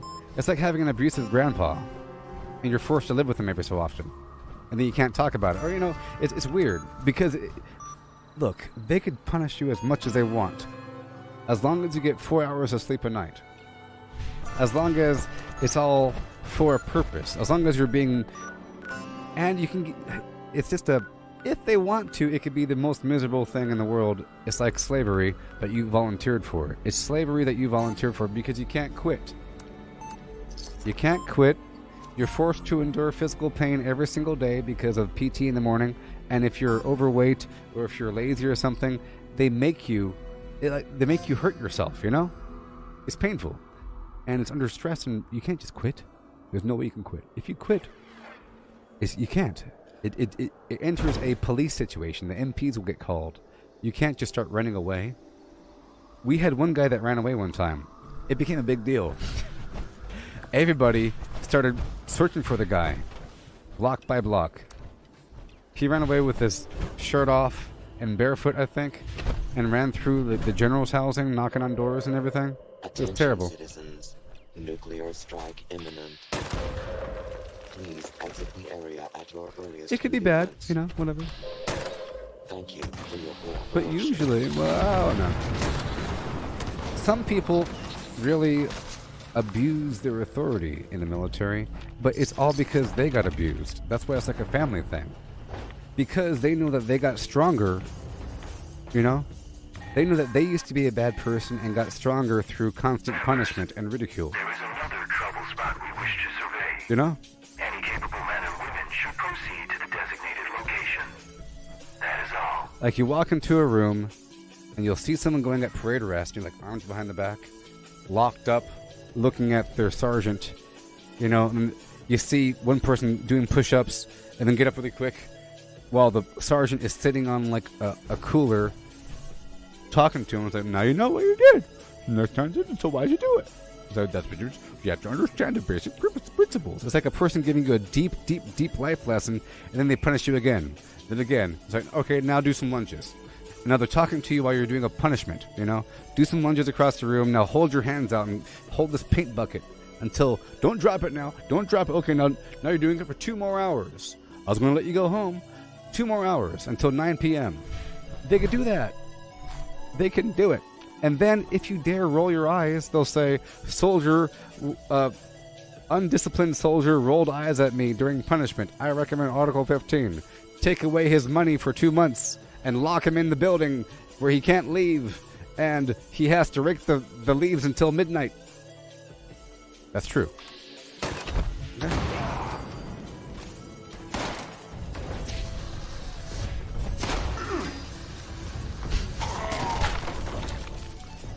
You see? So, here's something. Here's a little story for you. One time, my boss really wanted me to go to airborne school. Okay? My boss just finished becoming a jump master. Whatever. Or my platoon sergeant that kind of worked with me in the same office. And because I had a really good run time, you know, like one of the best run times, they said, I think you should go. It's an honor to be chosen. They chose me and somebody else. The other guy didn't want to go. And it was like a big deal. He got in trouble because he didn't want to go, even though it's voluntary. It was like a big deal. And if they send you and you fail and you come back, because they have to go on a plane and stuff like that, you get in trouble. And airborne's hard and crazy. But I end up doing it, right? So, to prep me for airborne school, they had me meet them in the parking lot of the mortar pool after work with my packing list all ready. I had everything ready, but I was missing some rubber bands and I was missing something else or something like that. Okay, it was 2 little small things, and I got the bejesus smoked out of me. It was ridiculous. It was like a big deal. I didn't back talk. I don't raise my voice or make any face. It's just a very long lecture filled with not paying attention to detail and how serious it is. You can get people killed. Warfare is important. You know how important this is. He had me low crawl around the other compound. So it's like a big, long gravel parking lot with a fence around it. And he had me like jog around the block and then low crawl in front. Low crawling is where you're... It's not this. Low crawling is this.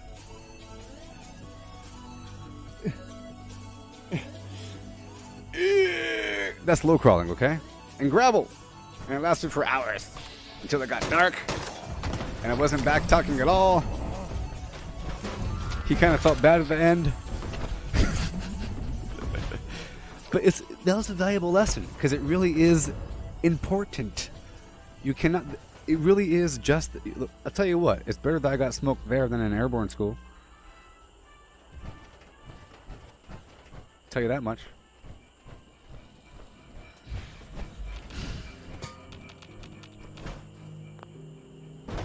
It's serious. Attention to detail will get you killed in an airborne school because you have to tie your own Swiss seat, that's aerosol. You have to, do a bunch of stuff. You have to check the guy in front of you, to make sure that his stuff isn't messed up. And then you slap his leg or his shoulder and say, hey, good to go. What if you're not paying attention and all of a sudden his thing's all messed up and you okayed it? His whole thing is all messed up and he dies and kills everybody behind you because you're not paying attention. So it's important. Every time you get smoked, it's important. You get smoked for other people. The point is, you can't escape and you're trapped for at least 4 years. But then they usually convince you to stay longer by giving you a bunch of money, and you never escape. Even at 20 years, you can go a little bit over 20 years. That's why I got out at 14 years. People ask me why didn't I stay until 20? I felt like I mentioned before, I felt like eventually the military was going to be used to control the civilian populace because of things that were happening at the time. The militarization of the police force and other things. And then the annexation of Crimea, whatever. I felt like we're going to have an actual war with Russia. We don't want to have a war with Russia. Right now we're fighting Afghanistan and Iraq and everything. And it's basically like... It's very primitive warfare. It's guerrilla tactics. It's basically like Vietnam. You know? They're using our old bombs and our old guns from the Soviet era and some old stuff and whatever. They're ambushing and putting some bombs on the ground, and we're just going, yeah, that's right, boys. Woohoo! You know, there's no threat. They don't have ICBMs, and they don't have an air force. You know what I mean? They don't have stealth bombers. They have mortars, very inaccurate, very garbage mortars with old mortars. You know. They might even have artillery, maybe, but it's like some old artillery that they found somewhere. You know, it's not a real war. You don't want to go to war with China or Russia or anywhere else that has an actual army. Right now, all the conflicts on Earth, I think, are completely asymmetrical. If it weren't asymmetrical, you have you have World War III. The second is not asymmetrical, it gets real bad. You know?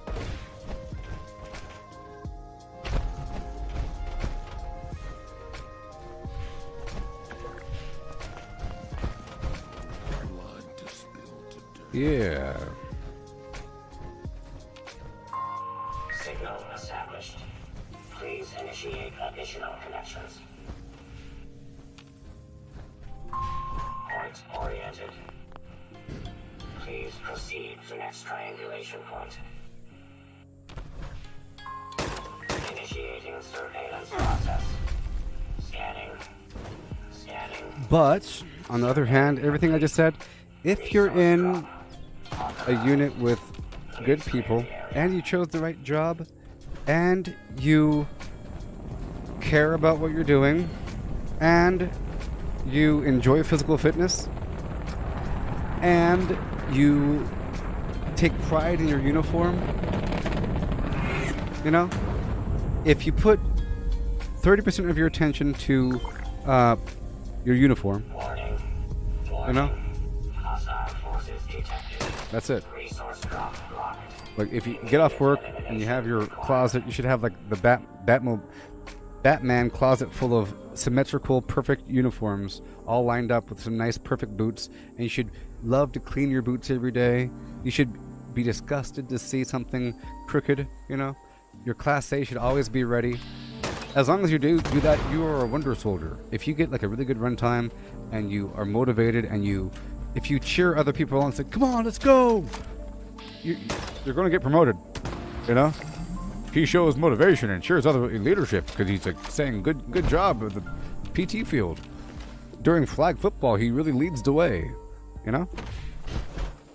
So if you show up at the right time, so if you show up extra early, you know. If you do like extra scouting, if you show up really early for things, that's all. Just show up early, have extra versions of everything, have your uniform already, and be really, really, really respectful and show zero emotions ever. You're good to go. You know, you don't need to show emotions. Where are they? You don't gotta show emotions. If your boss says go do something, you need to sound really motivated that you want to do it. Don't sound upset. If he says, "He was late, so now all of you are going to run 15 miles. You better go, "Hoorah! Yeah! Let's run this thing!"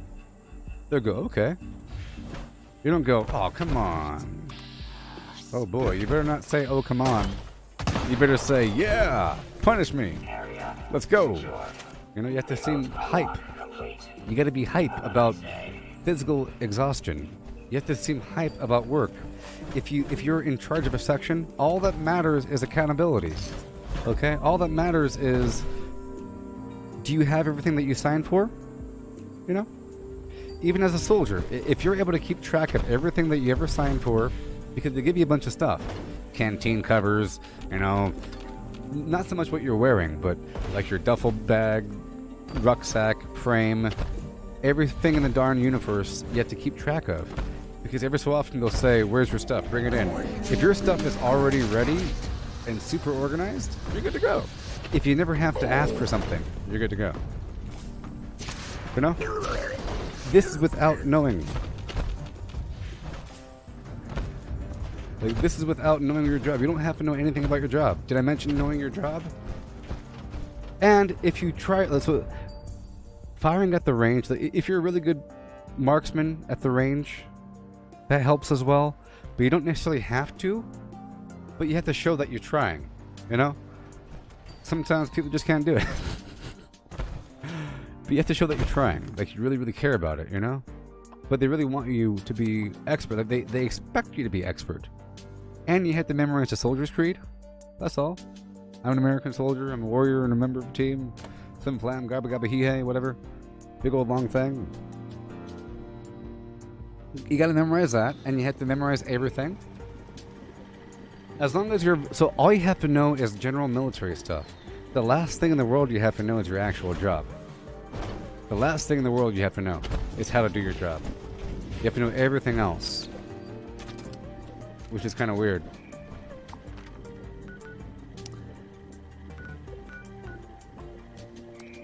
Yeah, I'll show you.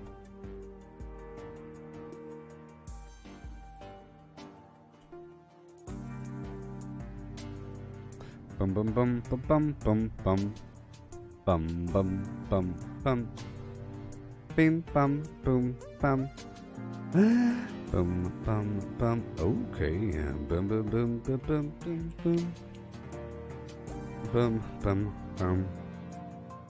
So you have to sort of like do this all the time. Oh my gosh, what is this? What is this?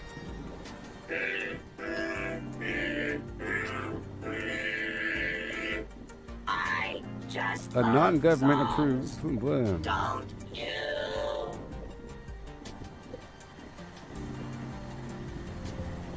You want me to sign up for this? Too bad. Don't pay money. I said don't pay money.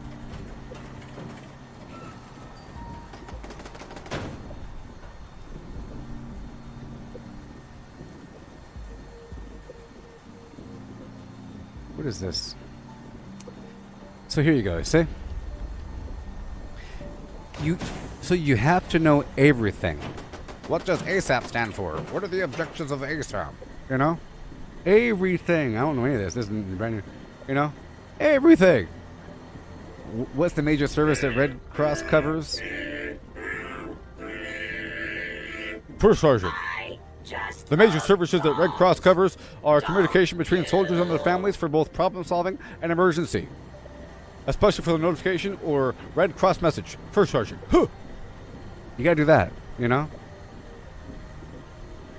First Sergeant. The 4 types of burning are laser, electrical, chemical, and thermal.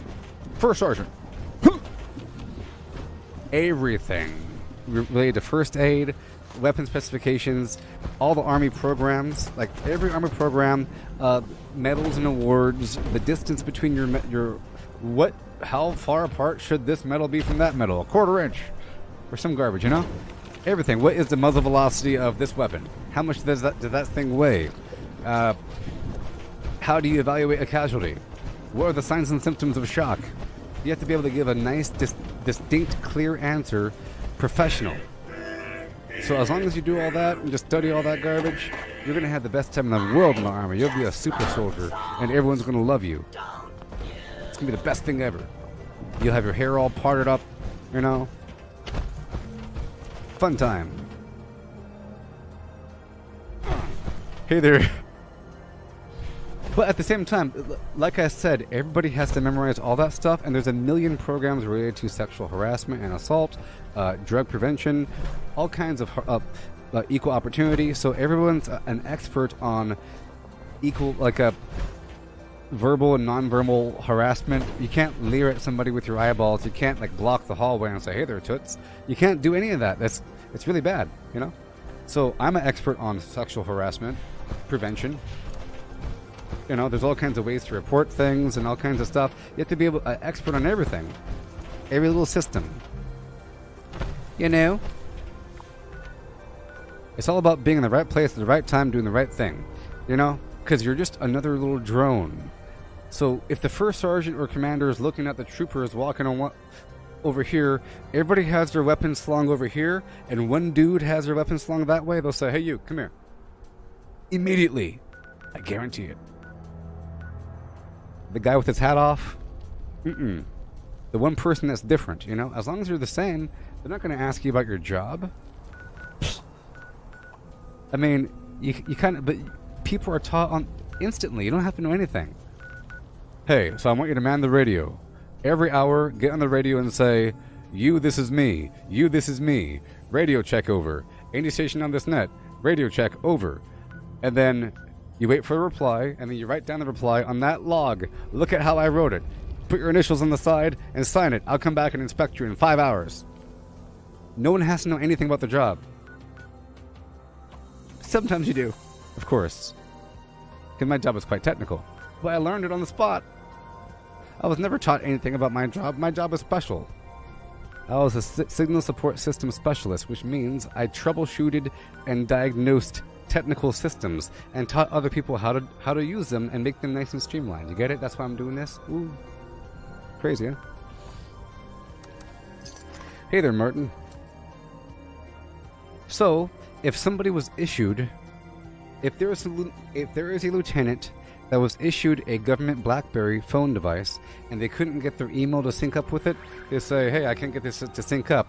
So I would grab the phone, never being taught how to do it, go under settings, go under email protocol, go under whatever, find out what the thing is supposed to be, call up the flim-flam and say, hey, I need some authorization for the whatever. I get the new code, I put it in the flim-flam, I call up Verizon. Whatever. You don't got to be told what to do. Sort of. My job was to figure out how to figure out things. But that's a special job. It was like a troubleshooter job. So you kind of have to be sort of smart or something. Your job is to figure out how to figure things out. Other jobs are very... So if you're the mortar team, you have to know how to do the mortar, and that's not very hard. It's not very hard to learn how to do a mortar. Okay? Chicka, chicka, chicka, chicka. It's very serious, and you have to know exactly what to do, but that's what you train. So, the Army expects you to not know anything. That's where you train all day. If you knew what to do, you wouldn't be training. Or whatever. Let's go for the miner's locker here. Yeah.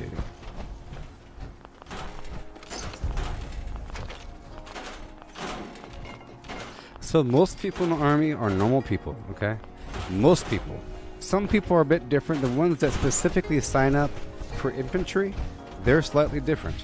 But most people don't sign up for infantry. They sign up for a nice, cool job that they can do and have a fun time with. And there are many cool jobs. Like Matthew over here, PAO. That's Public Affairs Office. Taking pictures, writing little articles for the Post paper or something. It's pretty good.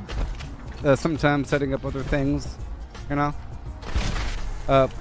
Some people have some pretty good jobs. Some people are legal. Some people work with awards. Some people work with supply, you know, and they just do paperwork all day, or they work with a spreadsheet, and that's all they do, because I know that because I had to go in their office and fix their computer. So, and they work with Microsoft Office. So, if anything, they're proficient with Microsoft Office products and how to fill out forms properly, you know. You know what I mean? Okay. Down on the corner. All up in your face. How did I become a full-time streamer? Well, I saved a bunch of money in the Army. So, Army pays you a lot of money. And they give you a place to live. And you don't have to worry about any bills. And they pay you a lot on top of that. You know, so it's all fluff money. Like, you know, almost all of your money is all fluff money. So just know, okay? Just know that if you ever hear any soldier anywhere ever complain about how much money they make and they compare it to any other job, they're stupid, pathetic, stupid liars. Because they're not taking into account the fact that you don't pay for any food, or, you know, everything is given to you for free. You don't have to pay for furniture. You don't have to pay for furniture. You have to pay for a TV, some bed sheets. You know? Maybe your cell phone. You know? Some people don't even have cell phones, maybe, because they live across the street. You live across the street, so they just knock on your door. You know what I mean? All the food's free. There's free recreation all around you. There's usually on-base nightclubs, on-base entertainment, on-base arcades, on-base bowling alleys. You know, those aren't free, but they're really, really cheap. There is an on-base store called the PX, which is just like Walmart, sort of, but there's no tax. See what I mean? You get paid extra if you go overseas. You get paid extra if you're in an area where it costs more. You get COLA, cost of living allowance. When I lived in Hawaii, you get paid more because there's toilet paper and milk and stuff cost more.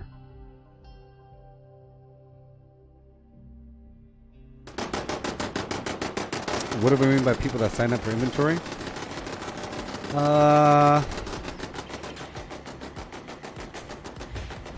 I'll explain the entire structure to you, okay? Nothing I'm saying is confidential. The way it works is, there's a bunch of money floating around, okay? And the money belongs to the commander. The commander is in charge of everything. Everything in the commander's unit belongs to the commander, including the people. The people belong to the commander. Okay?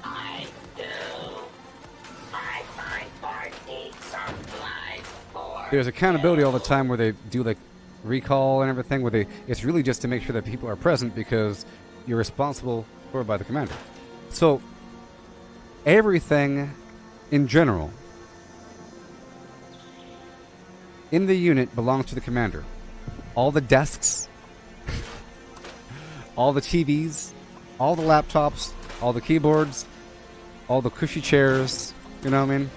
The traffic cone outside, all the rakes in the lawnmower. So if somebody breaks the lawnmower, who's at fault? What happens? Where to go? You know, the Army uses a hand receipt system. And anybody can get anything from anywhere. It's just who is accountable and who's in charge and where does the accountability... There's a chain of custody, you know? So it works like this. Let's say I have a radio.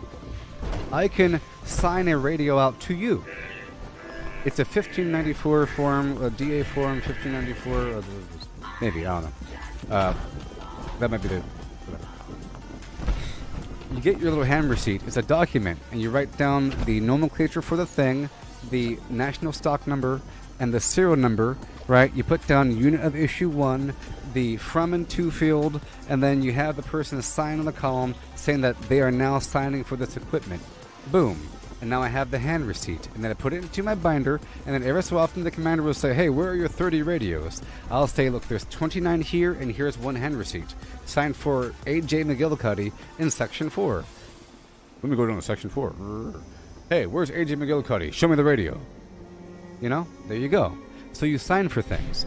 On top of that, whenever you first join the Army and get to your unit, usually when you get to a new base, it works like this. You enter a new base, and they give you a bunch of stuff. When you leave the base, PCS, permanent change of station, you have to turn the stuff back in. You keep a couple things, but you turn in almost everything else. Your rucksack, there's a bunch of stuff. Thousands of dollars worth. Your body armor, your little attachments here and there. See, I lost a bunch of stuff, and I owed the Army thousands of dollars by the time I left. It was terrible. It's like a big deal. Every time you leave a base, you have to turn everything in based upon your hand receipt. So everybody's signed for, there's no money. It's like the perfect communist model, actually, because you're able to go across the street to a section you don't know and say, hi, I'm with 184th Signal Flim Flam, and I need some clipboards for this next project I have. Is it okay if I sign them out? I'll return them tomorrow at 8 a.m. sharp. Okay, here you go. 30 clipboards signed for across the street. They might ask their commander, say, is it okay if I give the unit across the street 30 clipboards for one day? They'll say, yes, go ahead and do it. You know what I mean? So everybody's signed for stuff. Yeah, there you go, 2062. The DA form 1594 or whatever, that's the duty log, whatever. Unless I got that wrong. Yeah, 2062. Thank you. That's right. So people sign up for things. Or sign for gear and have to turn it back in. It's a big deal. So what I'm saying is, if you have proper accountability of everything that you're signed for. And if you've signed stuff out and you have all of your hand receipts in proper order, if you have, so for example, I was in charge of a lot of money, like almost $1 million, $2 million, I don't know, because I was in charge of all the commo stuff, all the laptops, sort of, all like the big old camera things, and a lot of stuff, okay? Projectors and things, cables and tents and camouflage things, and Humvee over there, maybe, a lot of stuff, okay? So what you do is, you have a copy of the commander's hand receipt, boom. You have it all highlighted, all easy. You have shorthand terminology next to each Are you listening, Matthew? You put shorthand terminology in pencil, mechanical pencil, next to everything. So sometimes there's a weird nomenclature on the hand receipt. It'll be like XMAS 4851. Oh, that is the XCOM communicator. XCOM communicator, brr, brr. You put down a shorthand next to each thing, you know? And next to each item, you put down shorthand of where every single thing is in shorthand. I will then have a spreadsheet behind it with a listing of everything showing where it all is. You know? And then I have the associated spreadsheet in order, all nicely, in a nice little binder, hoobity boobity boobity. And then if you have, sometimes you might have some stuff in a shipping container, you have to have a packing list showing where the item is in that container. As long as you have everything all nice and orderly and perfect, you're good to go. And as for layouts, yes, if you lay out everything nice and orderly and neatly in nice little rows with a copy of the hand receipt on top of every row, you know, and a little piece of paper cut out next to it, all in order. I've been to so many layouts where the items aren't in order or where they're just now pulling them out from the box. That's so disrespectful to your commander, don't you think? You're supposed to make it really, really, really easy for the... You should have a chair ready for the commander. You know, they love you. They love you. They love you so much when you have like a chair ready for them, and you have everything all ready in the proper order. And if you tell them the proper order, it's best if you go through these items first, because these next items are in the other building. You give them a little briefing up in front. Hey there, the gear you're looking for, building. You give them a nice synopsis of where they'll be going, just so that they feel comfortable. You don't want them to feel iffy. And the secret is, if you do all this, you can get away with stuff. It's dangerous to because they think that you're really super squared away. And you could, you know, in groups. do a magic trick. Dangerous Because they think it's perfect. there. They make assumptions. So They start going check, check, check, check, check. Check, green highlighter, check. You know? Not that that's a good thing. But you know.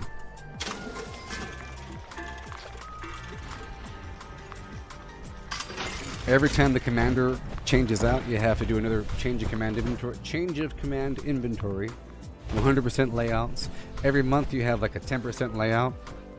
And then some people have 100%. Yes. And you make it really clean. You want to clean everything. In other words, if things are dirty, that means you don't care and that you're probably missing things. If your row isn't straight and, you know, if the row's crooked, red flags. All right. Uranium fever. Yeah.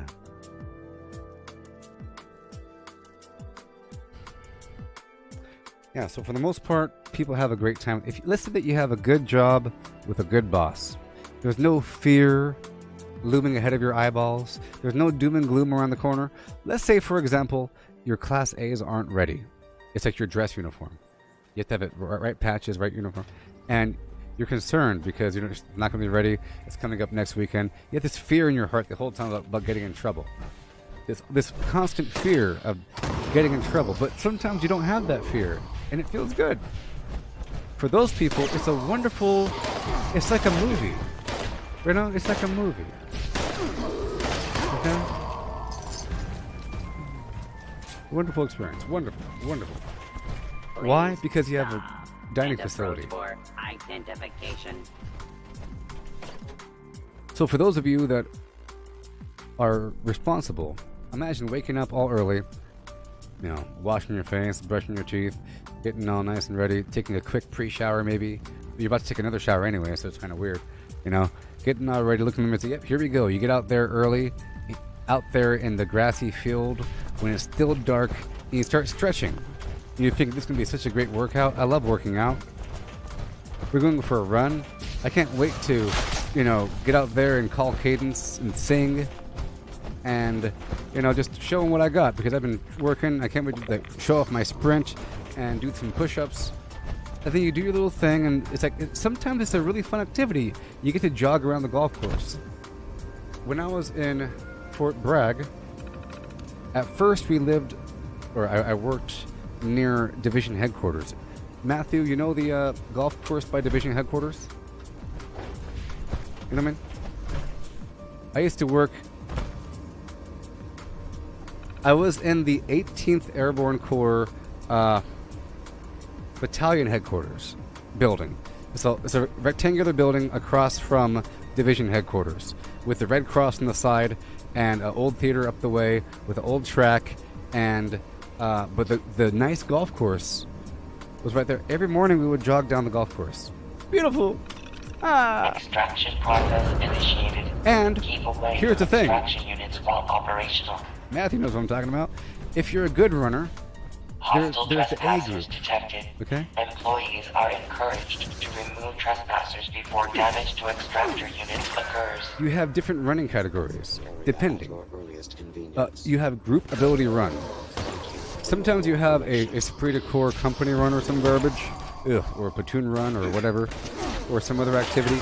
But ability group run means if you're really fast, like you get broken down to your ability groups, where most of the unit is put into some big old group because they're all slow and fat, you know? We're just coming off a profile or something. So they're all there, and they're all slow, and it's annoying. In fact, it's slower than your typical run, and it hurts, because it hurts to go slower. Okay? And normal company run, they push you faster, and people fall out. For ability group run, you go as fast as your slowest person.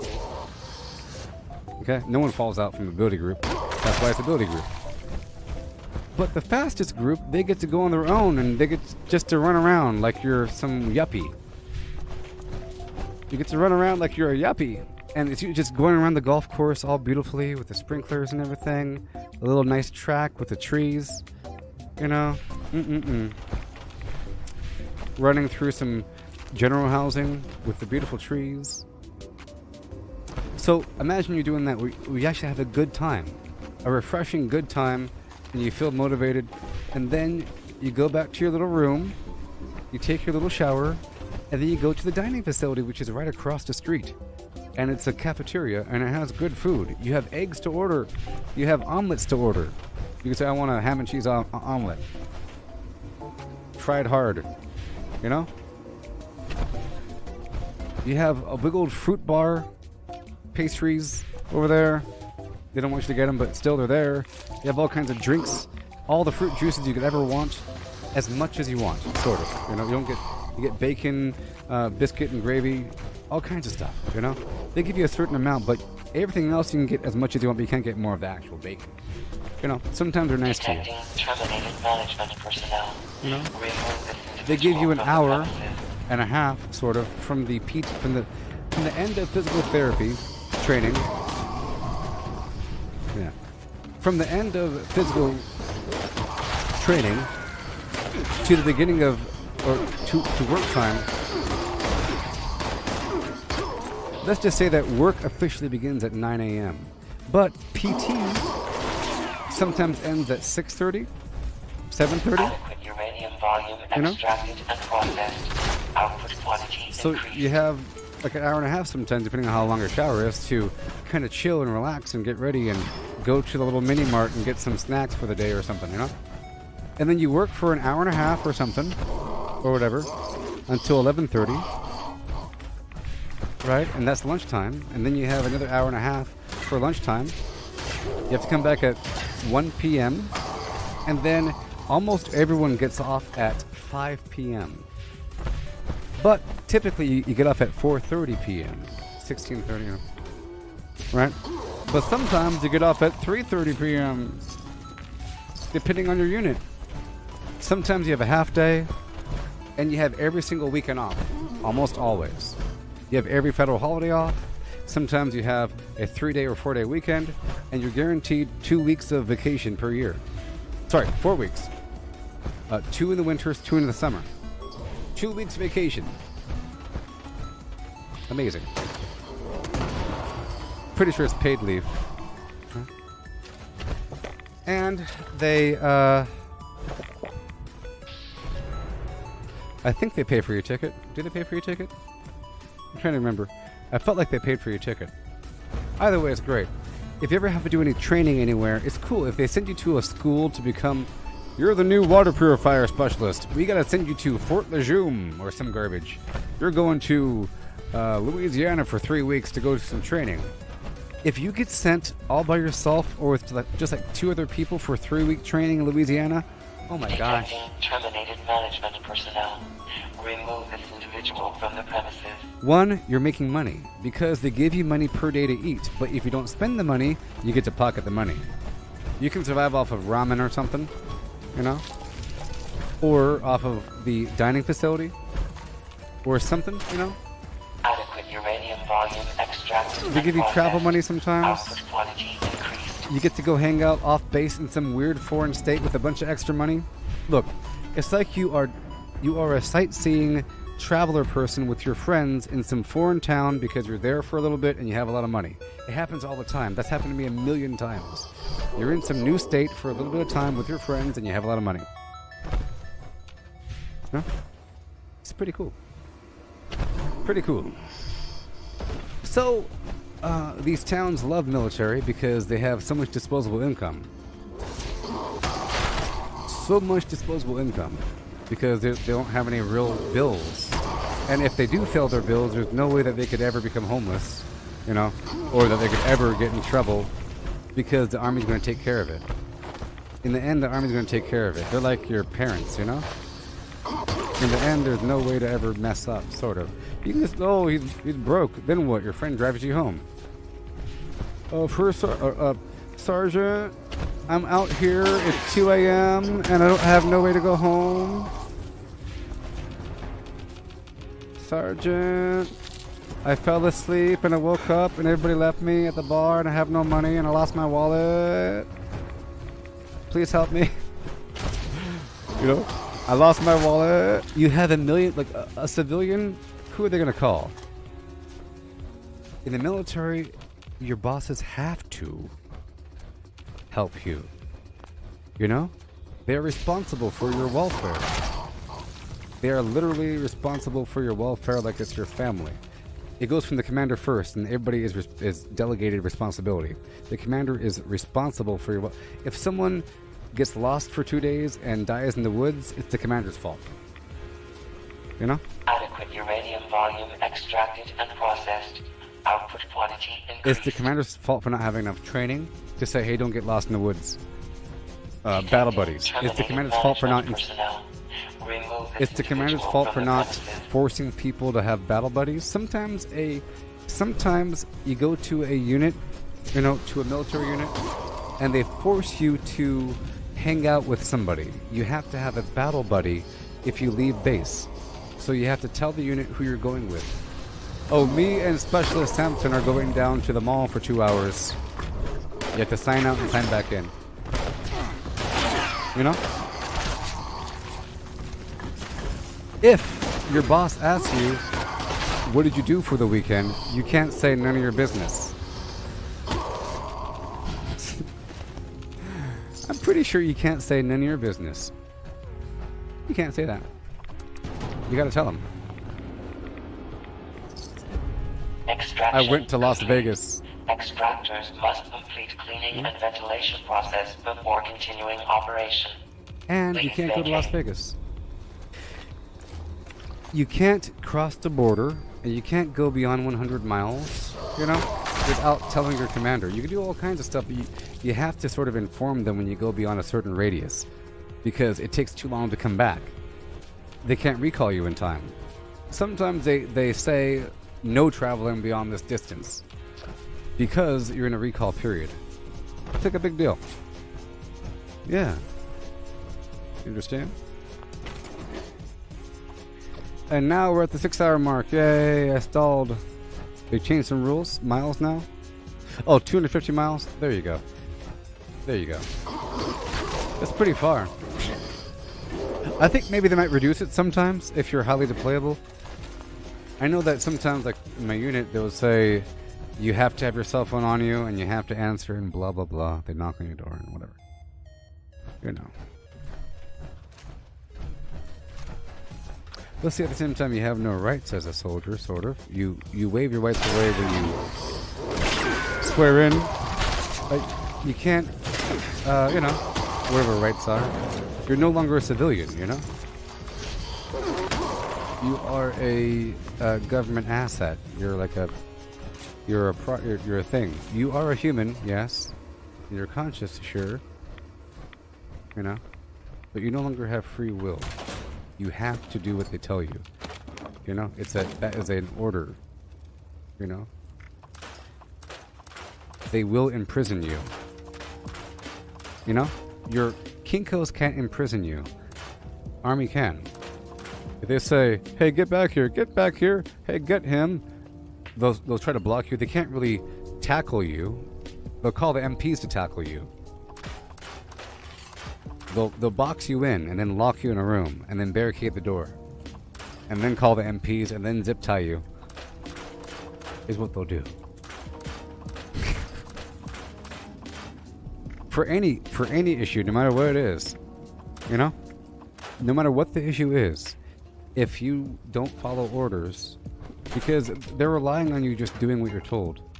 If they say, get down and give me 50, if you say no, they're not going to punch you in the face, even though they did in Full Metal Jacket. You know what I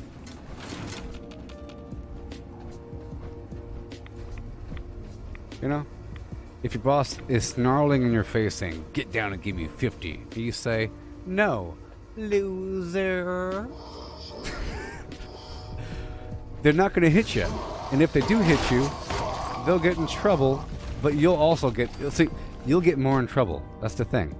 If they go, pow, and break your nose and rupture your brain, if your nose bone goes into your brain after they punch you, boom, you'll get more in trouble than them. Because you called your boss a loser. Sad as it is, they'll say, but why did they punch him? He did what? He said no? He squinted his eyes at him and said, Right? Is that true? If your boss punches you right in the face and breaks your nose and gives you a concussion because you were disrespectful to him, you'll still get in trouble. It doesn't nullify the trouble. You think it nullifies the trouble? No. It's like a mark of shame. This guy got punched in the face because he's disrespectful. He has a big bruise on his face because he is a disrespectful twerp. Unsoldierized, don't trust him on your team. It's a badge of shame, you know? It's amazing, actually. This way. It's pretty funny.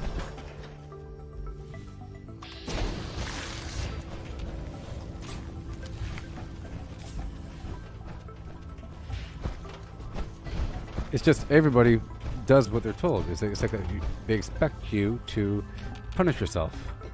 Because everyone knows it can get much worse. It's like a weird psychological terror that you have to punish yourself. Like you're the one, like hold this weight until your arm falls off. You have to feel your muscles tearing. You have to start crying and shaking in pain. You know, it's amazing what psychology can do to you. It's like you're brainwashed to punish yourself. It's amazing. Very efficient. You don't have to hit people with sticks. Pya, pya, get up there. No, you just punish them worse. It's like volunteer slavery where you whip yourself. Freedom.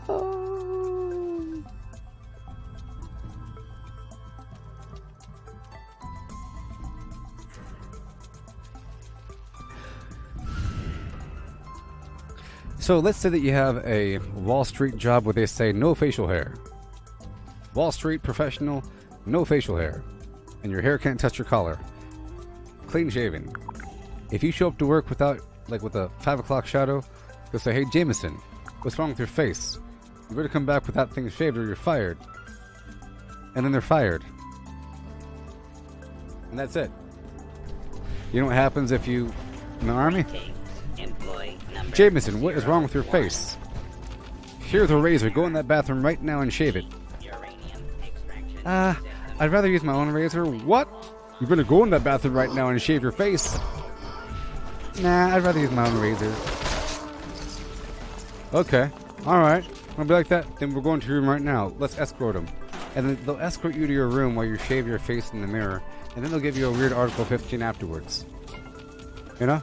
For making all that. And they'll write everything down that happened. It's like, soldier said, I'm not doing it, and folded his arms. He then said, come with me to my room. We followed him to his room. His room was in a state of disrepair. There was old pizza boxes stacked to the ceiling. They'll use it as another reason to get you in trouble, you know what I mean? And all of a sudden you have this big old packet on you about what you did wrong. This soldier is a bad guy. He needs to lose pay for 2 weeks. He needs to lose pay. He needs to live over there and be watched for a while. Can't trust him.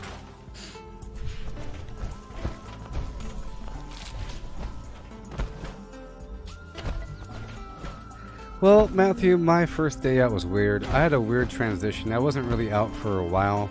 My out processing situation was really nasty. I wasn't out for like months after my ETS date. It was a slow, horrible process of slowly separating from the army. Slowly. I still had to show up for a bit, you know? It wasn't like 3, 2, 1, free! Nope.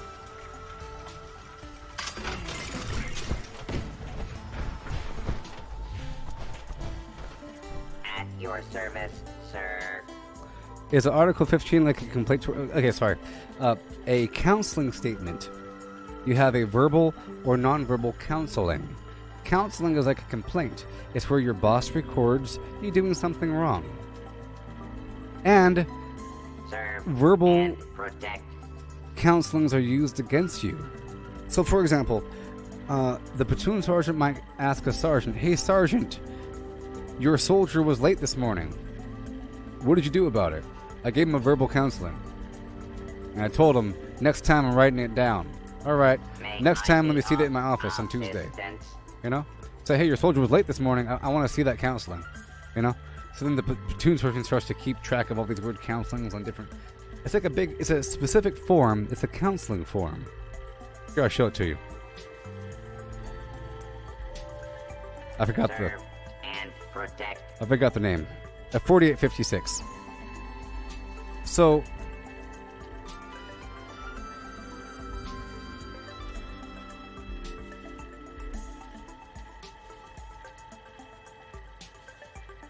Oh, come on. I want to show it to you. So here is a developmental council form, okay? You see? Boom, boom, boom. You have to put all the stuff here, the name of the person, rank, data counseling, organization, purpose of the counseling, right? You say, sometimes it's not bad. It's like sometimes you brief somebody after they get an award. Or sometimes you write, it could be positive or negative, okay? Over here, you write down everything that you went over, right? And then on the back, the soldier, you have to write down a plan of action. What are you going to do? So, soldier will report to the staff duty desk at 0530 every morning until this date. They will sign in with the book, blah, blah, blah. You know? Boom, boom, boom. And then you have to agree, disagree, write some stuff. Boom, boom, boom. Leader will make sure. Assessment. Do they do it? Boom, boom. You sign it. Done. Boom. Right? That stuff adds up. It's like a big old form. You have to sit in there with the boss while they talk. They're basically going over this big thing. The clock is ticking. Tick, tick, tick. You can hear it. You know, it's all weird and quiet. Do you know why you're here? Assistance. You're late this morning. Why were you late? You know what? I don't want to hear any excuses. Nobody else lived with you. Shibbity-boobity-boobity-boo. Shibbity-boobity-boobity-boo-boo-boo. I'm getting loud now. You know, they get as loud as they want. They can scream at the top of their lungs, but they can't touch you.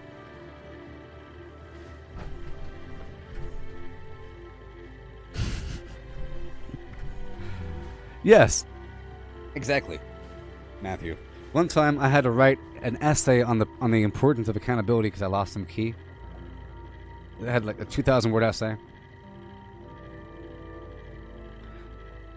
Gosh. No other job does that. But it's a good thing, right? Don't you think that's good? Isn't that like a really good structure? Where also you can get in trouble if you don't tell on your friends. So if your boss knows that you know that your friend did something bad and they ask you about it and you lie about it, you'll get in trouble. Because it's basically your fault that they did that bad thing.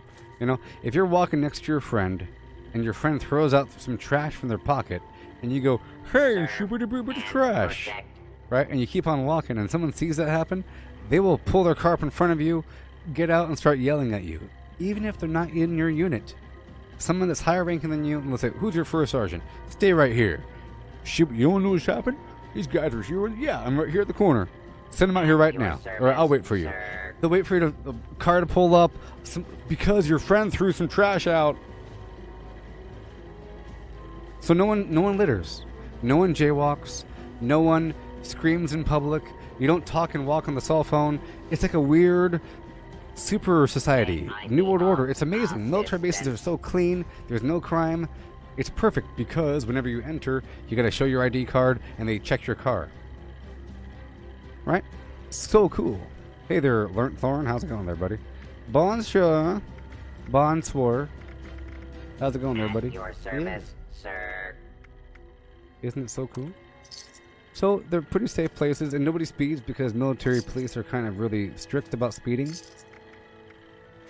You get tickets on base, you know?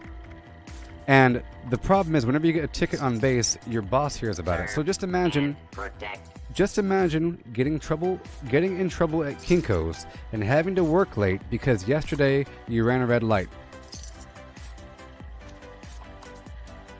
Just imagine. Imagine getting in trouble for a month because you sped. May I be of assistance? Yeah. So one time I got a summarized Article 15. Article 15 is getting in trouble. Somebody asked about what's Article 15. So counseling is a counseling. Once you have enough of those, an Article 15 is administrative action where you get loss of rank, loss of pay, restriction of barracks, you get loss of freedom where you can't do anything, and some other stuff, you know. Meaning you can't leave the base for 2 weeks. You can't leave the company area for 2 weeks. You're basically in jail for 2 weeks. And you get your pay cut in half and all kinds of weird stuff with constant inspections and hard labor. It's hard labor for 2 weeks. Sir. You understand? With very limited sleep, where they make you work until midnight or something and get back up at 4 a.m. or 5 a.m. for doing something stupid. So one time I was driving on base and there was a formation running way up there. And I got let out of PT early, but they were still running, you know? And I was going at 18 miles per hour. But you're supposed to go 10 miles per hour when troops are present, but the troops were way over there. I was going 18 miles per hour. You go 25 in a parking lot, you get it? They're way over there. So this MP pulled behind me and then gave me a warning ticket. Okay? But the warning ticket listed the speed. So it's basically going twice the posted speed limit. Twice the posted speed limit. Oh no, like going 150? No, I'm going 18 and a 10. 18 and a 10.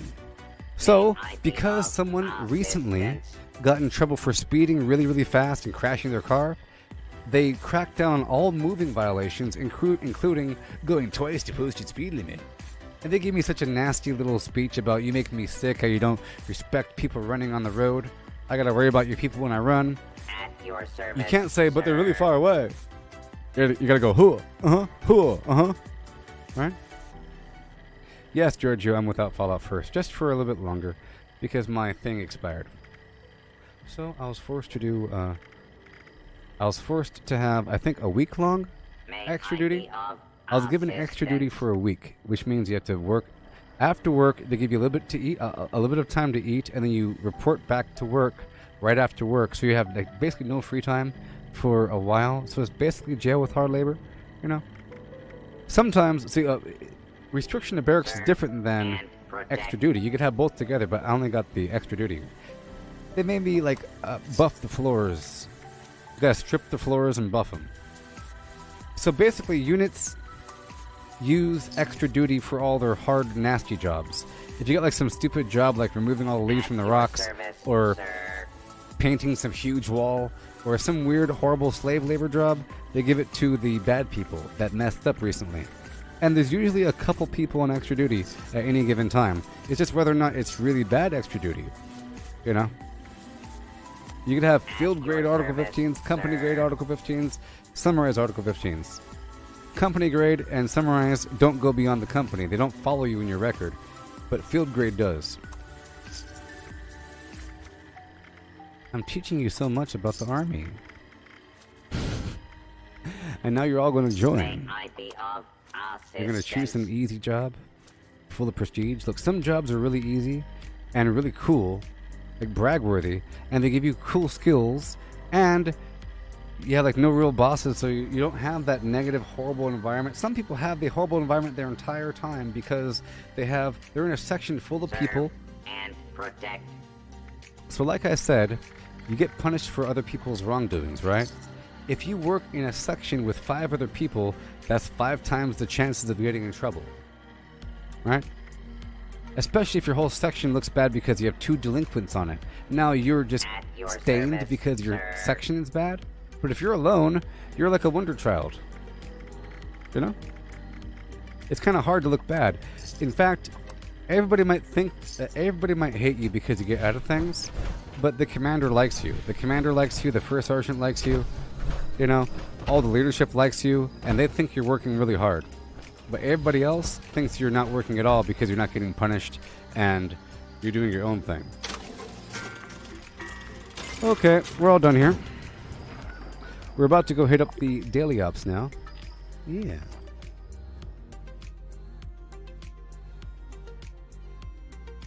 Three to the 1 to the 1 to the 3. Oh no, do you see me? Yeah, yeah, yeah, yeah.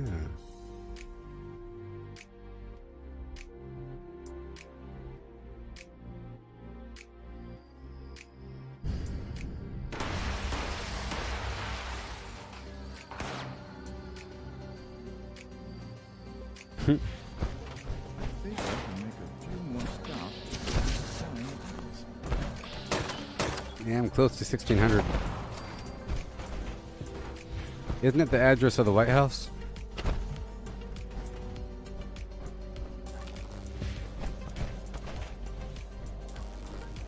Our White House is a very, very, very white house. Our house is a very, very, very white house. Oh, the new player did fine, but then they had to leave eventually. They left when I was building up the workshop. I've just been talking about the army for the past couple hours or something.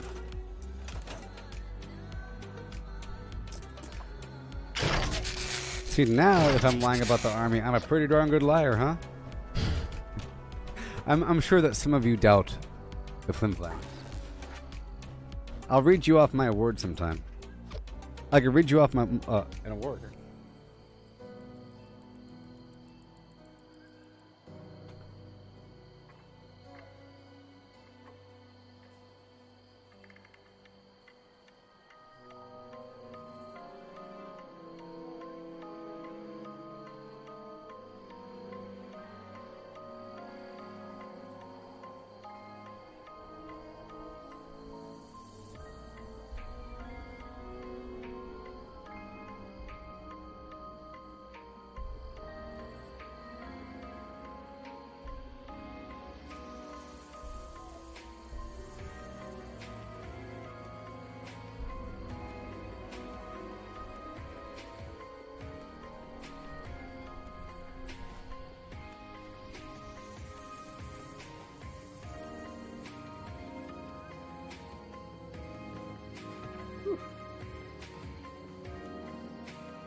I had to get these documents. Documents, you know. I had to get these documents. Long time. That's wishful thinking, Solomon. I, Flim Flam Jones, do solemnly swear or affirm that I will support and defend the Constitution of the United States against all enemies, foreign and domestic, and that I will bear true faith and allegiance to the same, and that I will obey the orders of the President of the United States and the orders of the officers appointed over me, according to the regulations and the Uniform Code of Military Justice. So help me, Jihad. And this is my DD Form 214 here. Private information.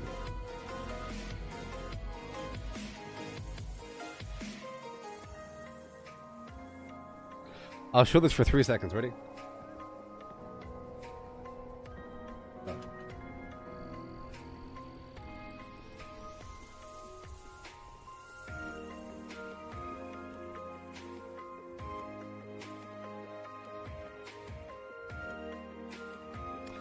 Private information in here? Probably. There's probably all kinds of private information in here. There's probably all kinds, you know? All kinds of private information, you know what I mean? So much. Beanock and things. I don't know. So much.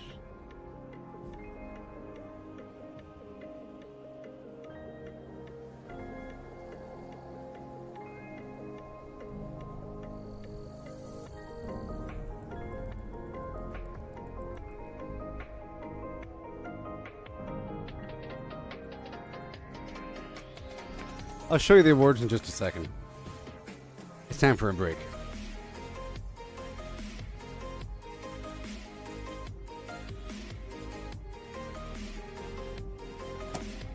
There we go. Yeah. All right. So it's time for the daily ops, baby.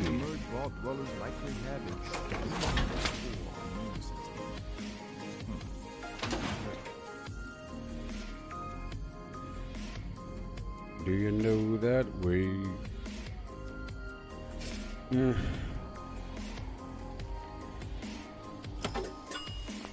All right.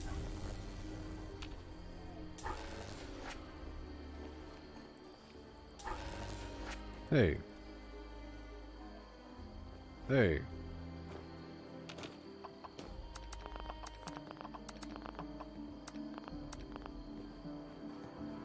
Hey.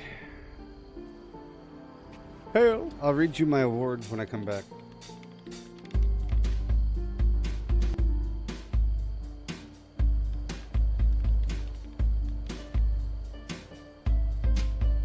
You know what this smells like, right? You know what this smells like, don't you, Matthew? The green award case? Ah, you know what it smells like, right? Freedom. You like that smell? Oh, yeah. Oh. You know what it smells like. Alright, I'll be right back. Let's go knock out these daily apps.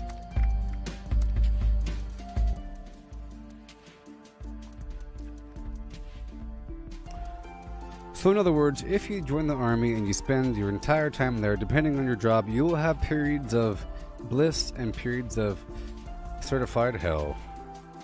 Nightmarish even. But in the end, it'll make you stronger. It'll make you stronger. Alright, I'll be right back. Please enjoy this list of things to do in Fallout 76 as read by my deepfake voice clone. My deepfake voice clone! Yeah.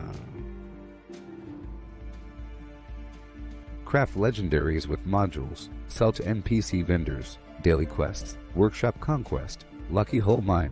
Power plants. Farm fusion cores. Public events. XP run. Toxic goo harvest. Rebuild camp. Move camp. Repair armor. Repair weapons. Craft ammo. Lift weights. Sleep. Play music. Stock refrigerators. Stock vendors. Transfer items between characters. Bury Mentat run. Dump caps at vendor if over 20,000. U.S. requisition holotape. Garahan building farm. Reputation root farm. Iron or South Ash heap. Multiply crops at workshop. Purified water at workshop. Tanagra Town crickets. Faction dailies. Spend gold. Razor Grain flower farm. Scorch Beast farm. Grafton monster farm. Sheepsquatch Farm. Convert ammo at the Ammo Converter, Deathclaw Farm. Snallygaster Farm. Tarberry Farm. Flatwood Siltbeam. Check keyword status. Nuke Findingo Colossus for a cursed weapon. Sugar Run. Nuka-Cola Farm. Concrete. Laid at Monorail. Abandoned Bog Town Secret Floor. Farm Mole Miners for Aluminum. Top of the World Aluminum Farm. Ski Poles. Enclave Code Piece. Keycard Search. Somerville Bookhouse. Watoga High School Plastic Farm. Chem Farm. Enclave Events. Wood Farm. Dogwood Farm. Smelt Ore. Smelt spoiled vegetables and fruit. Cook food close to spoiling. Mirelurk Egg Farm. Mothman Egg Farm. Nuka-Cola Factory Farm. Sunshine Well Farm. Daily Ops. Get a high bounty by picking locks. Lure player to camp with a high bounty to force vendor transactions. Hunt down wanted players. Honey Farm. Convert perks into coins. Purchase lunchboxes with gold. Harvest flux from a legitimate nuke. Purchase gold with treasury notes. Purchase gold with caps from Smiley. Stock Nuka-Cola vending machine. Candy Bowl and Punch Bowl. Refine camp and workshop blueprints. Craft legendaries with modules. Sell to NPC vendors. Daily quests. Workshop conquest. Lucky Hole Mine. Power plants. Farm fusion cores. Public events. XP run. Toxic goo harvest. Rebuild camp. Move camp. Repair armor. Repair weapons. Craft ammo. Lift weights. Sleep. Play music. Stock refrigerators. Stock vendors. Transfer items between characters. Bury Mentat run. Dump caps at vendor if over 20,000. U.S. requisition holotape. Garahan Building Farm. Reputation Root Farm. Iron or South Ash Heap. Multiply crops at workshop. Purified water at workshop. Tanagra Town Crickets. Faction dailies. Spend gold. Razorgrain Flower Farm. Scorch Beast Farm. Grafton Monster Farm. Sheepsquatch Farm. Convert ammo at the Ammo Converter. Deathclaw Farm. Snallygaster Farm. Tarberry Farm. Flatwood Siltbeam. Check keyword status. Nuke Findingo Colossus for a cursed weapon. Sugar Run. Nuka-Cola Farm. Concrete. Laid at Monorail. Abandoned Bog Town Secret Floor. Farm Mole Miners for Aluminum. Top of the World Aluminum Farm. Ski Poles. Enclave Code Piece. Keycard Search. Somerville Bookhouse. Watoga High School Plastic Farm. Chem Farm. Enclave Events. Wood Farm. Dogwood Farm. Smelt Ore. Smelt spoiled vegetables and fruit. Cook food close to spoiling. Mirelurk Egg Farm. Mothman Egg Farm. Nuka-Cola Factory Farm. Sunshine Well Farm. Daily Ops. Get a high bounty by picking locks. Lure player to camp with a high bounty to force vendor transactions. Hunt down wanted players. Honey Farm. Convert perks into coins. Purchase lunchboxes with gold. Harvest flux from a legitimate nuke. Purchase gold with treasury notes. Purchase gold with caps from Smiley. Stock Nuka-Cola vending machine. Candy Bowl and Punch Bowl. Refine camp and workshop blueprints. Craft legendaries with modules. Sell to NPC vendors. Daily quests. Workshop conquest. Lucky Hole Mine. Power plants. Farm fusion cores. Public events. XP run. Toxic goo harvest. Rebuild camp. Move camp. Repair armor. Repair weapons. Craft ammo. Lift weights. Sleep. Play music. Stock refrigerators. Stock vendors. Transfer items between characters. Bury Mentat run. Dump caps at vendor if over 20,000. U.S. requisition holotape. Garahan Building Farm. Reputation Root Farm. Iron or South Ash Heap. Multiply crops at workshop. Purified water at workshop. Tanagra Town Crickets. Faction dailies. Spend gold. Razorgrain Flower Farm. Scorch Beast Farm. Grafton Monster Farm. Sheepsquatch Farm. Convert ammo at the Ammo Converter. Deathclaw Farm. Snallygaster Farm. Tarberry Farm. Flatwood Siltbeam. Check keyword status. Nuke Findingo Colossus for a cursed weapon. Sugar Run. Nuka-Cola Farm. Concrete. Laid at Monorail. Abandoned Bog Town Secret Floor. Farm Mole Miners for Aluminum. Top of the World Aluminum Farm. Ski Poles. Enclave Code Piece. Keycard Search. Somerville Bookhouse. Watoga High School Plastic Farm. Chem Farm. Enclave Events. Wood Farm. Dogwood Farm. Smelt Ore. Smelt spoiled vegetables and fruit. Cook food close to spoiling. Mirelurk Egg Farm. Mothman Egg Farm. Nuka-Cola Factory Farm. Sunshine Well Farm. Daily Ops. Get a high bounty by picking locks. Lure player to camp with a high bounty to force vendor transactions. Hunt down wanted players. Honey Farm. Convert perks into coins. Purchase lunchboxes with gold. Harvest flux from a legitimate nuke. Purchase gold with treasury notes. Purchase gold with caps from Smiley. Stock Nuka-Cola vending machine. Candy Bowl and Punch Bowl. Refine camp and workshop blueprints. Craft legendaries with modules. Sell to NPC vendors. Daily quests. Workshop conquest. Lucky Hole Mine. Power plants. Farm fusion cores. Public events. XP run. Toxic goo harvest. Rebuild camp. Move camp. Repair armor. Repair weapons. Craft ammo. Lift weights. Sleep. Play music. Stock refrigerators. Stock vendors. Transfer items between characters. Bury Mentat run. Dump caps at vendor if over 20,000. U.S. requisition holotape. Garahan building farm. Reputation root farm. Okay, so, blah, blah, blah. As a signal support system specialist, Sergeant Clark provided direct troubleshooting support for the cab TOC and 6 subordinate battalions with RT-1523s, Pricks 117 Foxtrots, PSE-5s, and Taxat systems. He was an indispensable asset for the cab TOC, antenna maintenance, blah, blah, blah, 2 Taxat high gain, 3 Com 1 Bravos, bunch of OT-4s in place for 40 months, blah, blah, blah.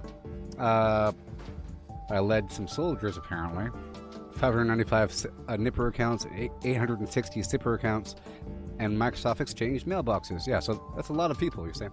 595 non-secret and 860 secret accounts. Big deal.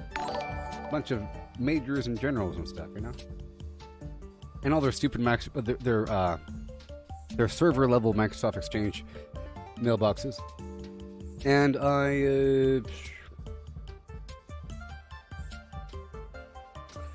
yeah, I did a lot in that unit. But it's a bunch of menial stuff. Nothing superhero. I read it, Franklin. I'm ignoring you.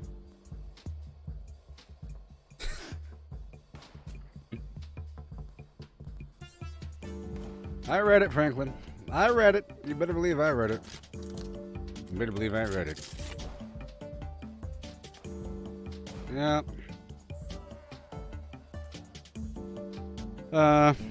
During this event, I showed my leadership abilities, blah, blah, blah. Connectivity of Sipper, Nipper, and VoIP within the Brigade C2 cell and Mayor cell, blah, blah, blah. Ensured Wing 6 and 7's military vehicles always had ComSec. Menial. Menial. I read it. You're asking if your random laptop can stream. Can my randomlaptop.org with this model number stream video games?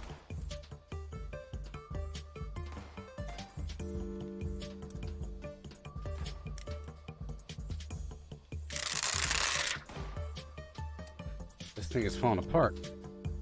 Fort Bliss, Texas. What is this? Date of rank. Promotion. Desktop PC with the model number. Uh-huh. 1 second. Willie Jones. Sure. Bunch of bosses. RCOMs left and right. Oh no.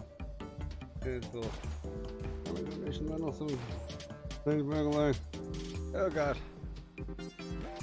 For exceptionally meritorious service while serving as the Signal Support System Specialist NCO for the 25th Combat Aviation Brigade, Sergeant Clark's distinguished himself through his dedication and commitment, effectively allowing end users to accomplish their missions, his knowledge and initiative, and blah blah blah blah blah. Bunch of normal nonsense.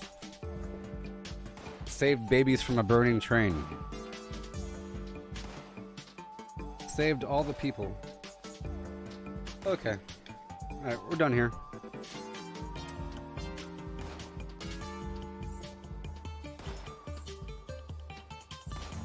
There we go.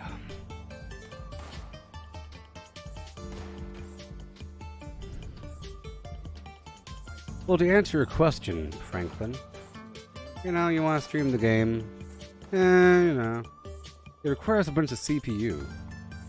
You can get the software, Streamlabs OBS, it's free, and just do a test.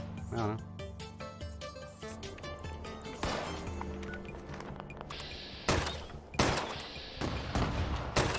Alright, it's time, people. It's time for the Daily Op.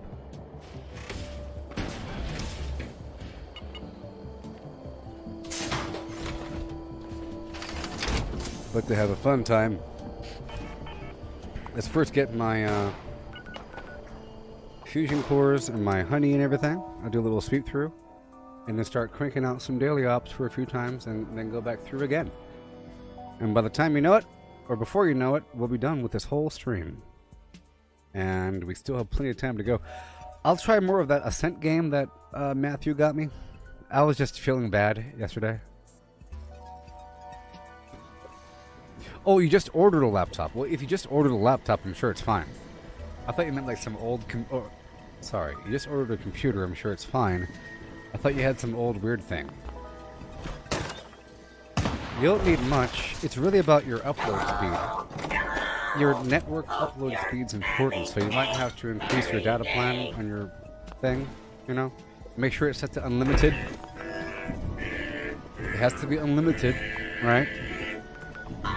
Otherwise it's bad, right? And you have to have a really high upload speed. The default thing is trash, because whatever your download speed is, I'm sure it's really high, but your upload speed is like 1% of that.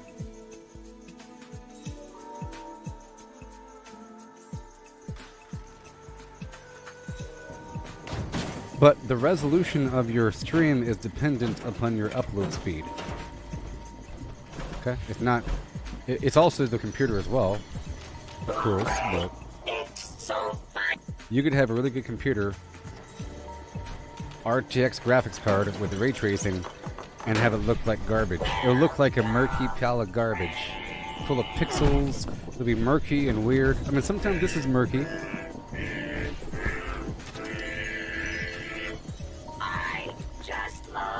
But if you could read the text of my level down there, it's okay. Get some more oil.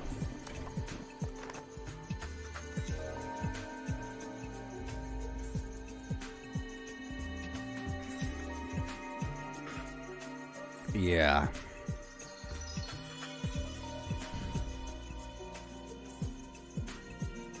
Like, I'm using two cameras, you know? So I'm using two cameras, and then I'm using this microphone. The microphone,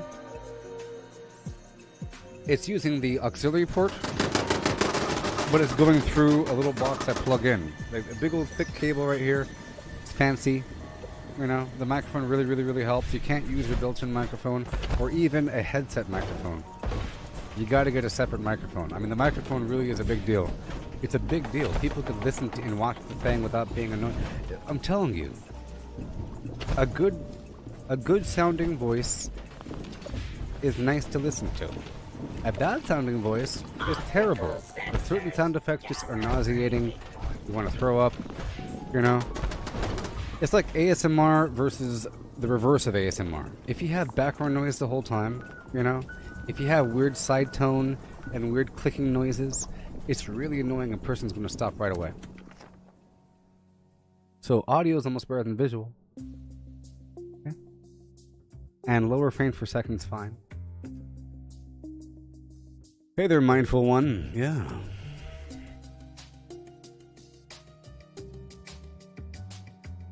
Yeah.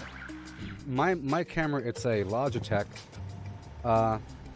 They're both Logitech, so I guess it's a good brand. But this camera here for my hand is worse than that one. This one doesn't have to be as good, you know? This one's better. You have to have... See, this right here is pretty clear. See, that's pretty clear. It's pretty clear, you know? Collecting fun is what I do. It's like a thing. But you can go even higher by having some professional camera. Some big old crazy camera that costs $3,000. You know? Modules and so forth.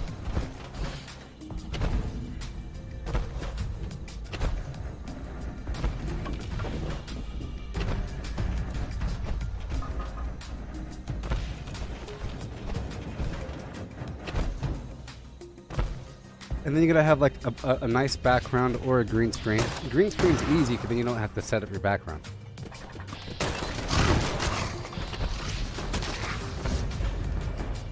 But, you know, some people stream games without camera at all. Some people prefer it. It's like an immersive, weird back... they have no mic on, no camera, just pure gameplay. Like fighting games, you know? You don't have to talk during a fighting game. Like Mortal Kombat, if you're really good at Mortal Kombat, you could have a Mortal Kombat stream and not ever show your face or microphone. You know? As long as you're doing some good stuff. You say like AAA rated, never lost a game, blah blah blah, Mortal Kombat. Go. You know? Boop boodle doop, boop boodle doodle doop, and a boop and a boop and boop boodle. Right after this. Right after this event, I'll be doing the daily op. What got me into Fallout? Well, or what got me streaming? Or Fallout. Because I quit online college. That's what happened. I quit online college when they got all yuppie on me. I got out the army. I had a bunch of money. I set myself up with a bunch of flim-flam. I signed up for DeVry online college, and I quit.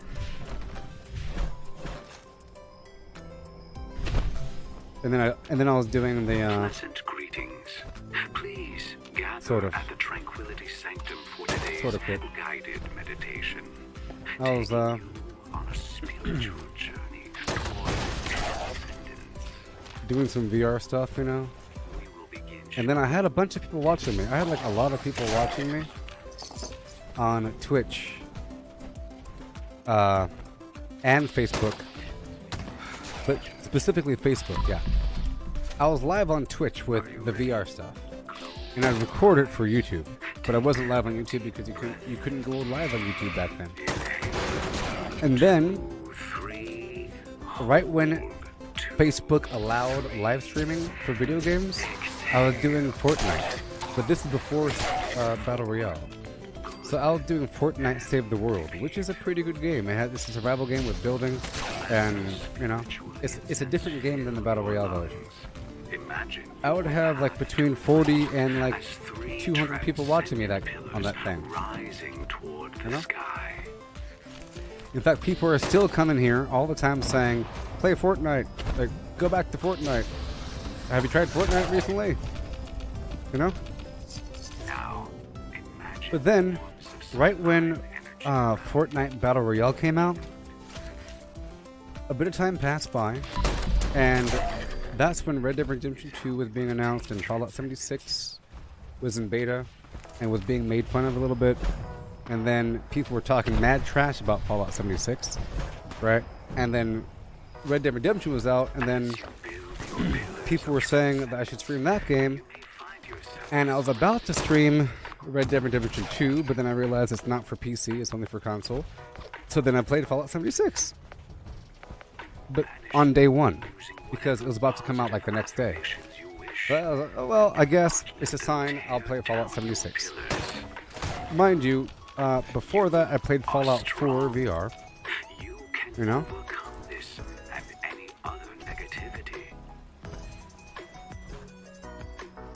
Brayden, if you get a mutation via the serum, the suppression it suppresses all negative effects for an hour. For an hour. So if you have an infinite supply of serums, then you don't need class fruit. Okay? It completely suppresses all negative effects. But it only lasts an hour. Okay?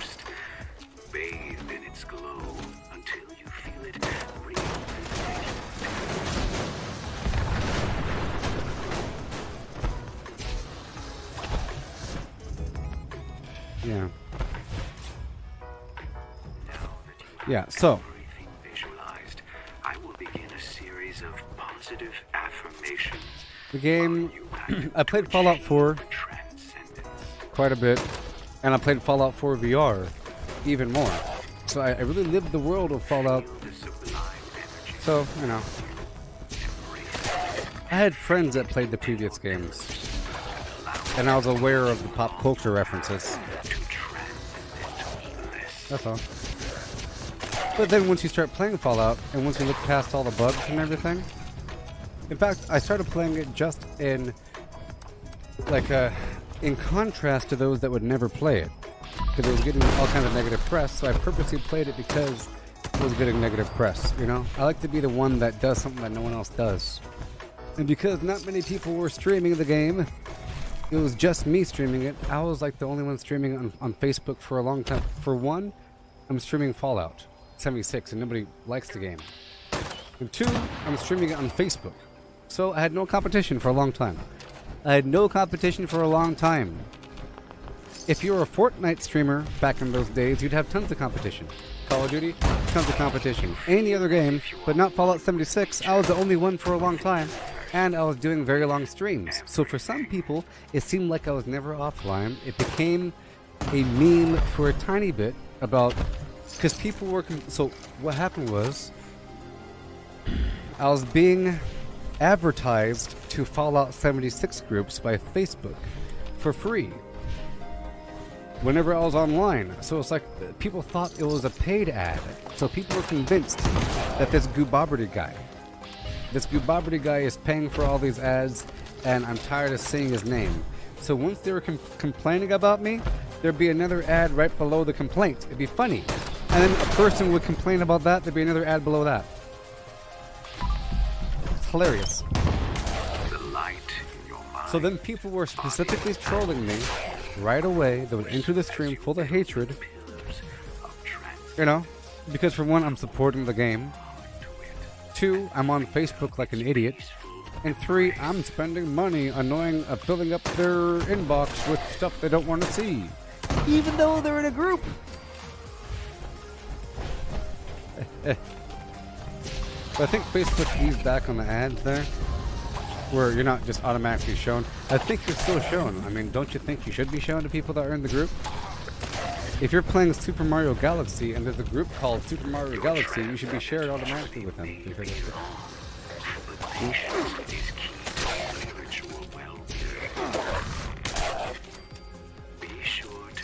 Yeah, it's just an hour. With us now and save 10% off a future spiritual aura cleansing. So on the public test server, you're able to have an infinite stack of serums, and then you can never you don't have to use class free, because you just have to have copies of all your serums. And because the crafting fee is free, there is no crafting fee.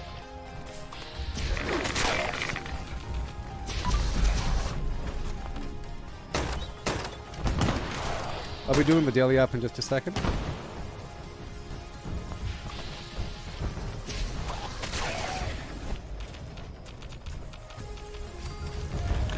Okay.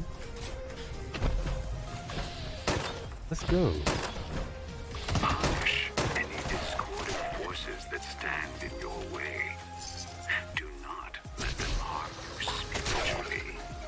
If you feel your physical self reacting to their presence, I mean, where else can you kill a bunch of zombies with a flamethrower, huh? Where else do most enemies blow up into body parts with brains and intestines? And eyeballs. You thought I was joking? Where else do most enemies do that? Kinda crazy.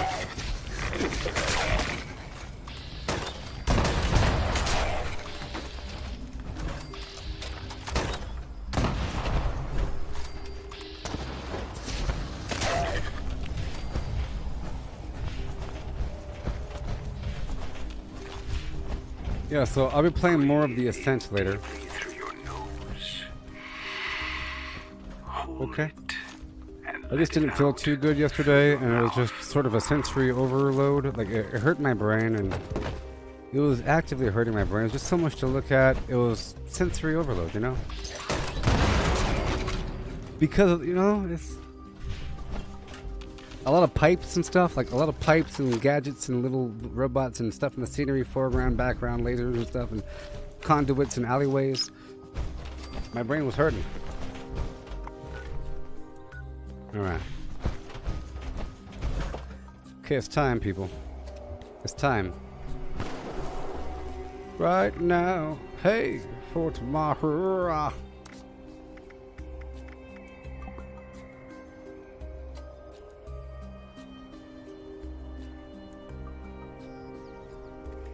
Ice cold water.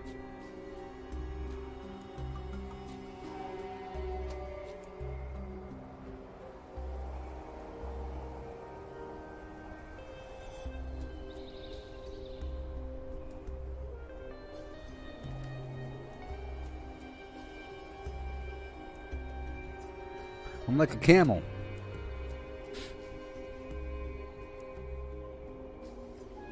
Hey, Cortana. Temperature. Right now, it's sunny and 103. Yeah. The forecast shows sun with a high of 103 and a low of 68. That's good. Hey, that's pretty nice. All right, here we go, people. Should be pretty fun. Faster attack speed. Flim flam.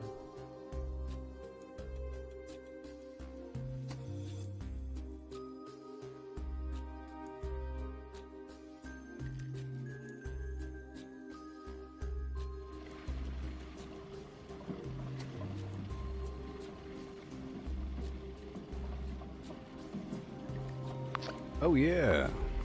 Are you ready? Are you ready? Are you ready? Are you ready? I'll wait until you wiggle. Here, I'll give you a lunchbox.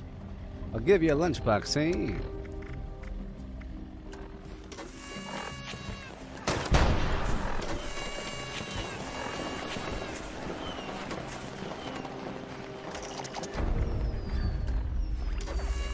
Yeah.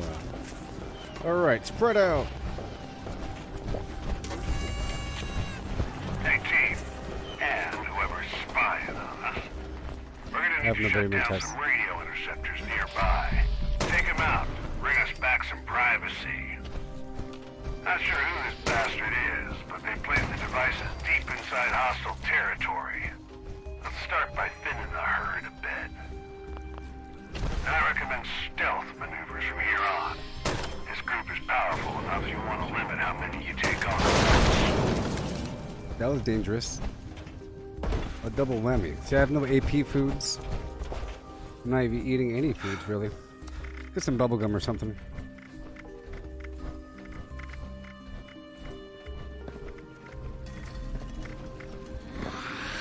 I'll just keep walking this way. I'll just keep on. There we go. Perfect bubblegum. Boom. There we go.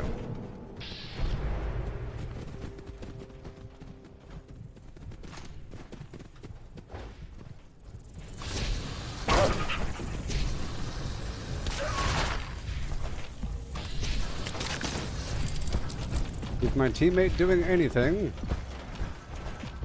Que donde estás es mi teammate? Por favor. Okay. An enemy in the area is carrying the code we'll need. Can't shut down the interceptors without it. Where is he? Kind of hazy on who exactly it is, but my money's on whichever one looks the most important.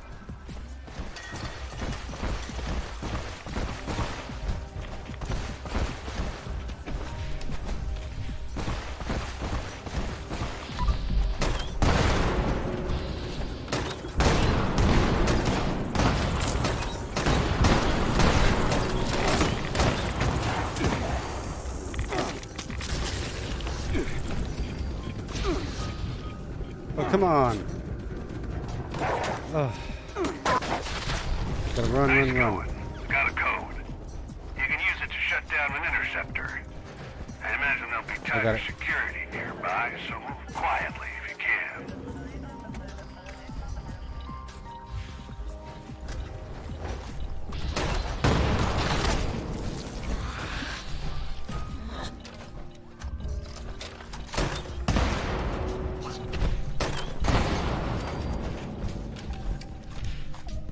So I like how you have to be either super tanky or super stealthy. Come on.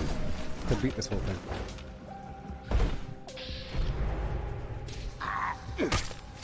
I happen to be super tanky. Do you know that way? Dooby-do, yeah. Do you know that? Oh no. Ugando. Yeah.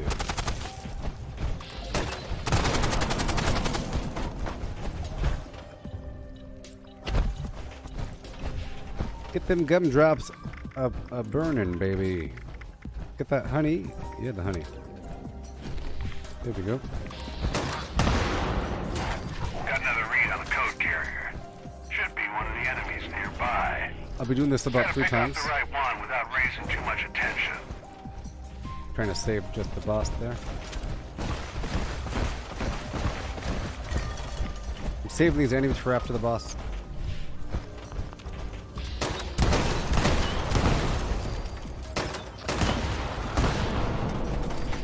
Alright. Shut down another interceptor with that code. They'll probably keep ramping up their presence near the interceptors, so tread carefully. Woohoo! See, if you leave all the enemies for later, it's really easy to clean them back Well up. done. One more to go. Weapons hot. Eliminate another You round don't of want to kill the Gooboberti enemies pin in down between. that You want last to be able to, code. if anything, you want to sort of run.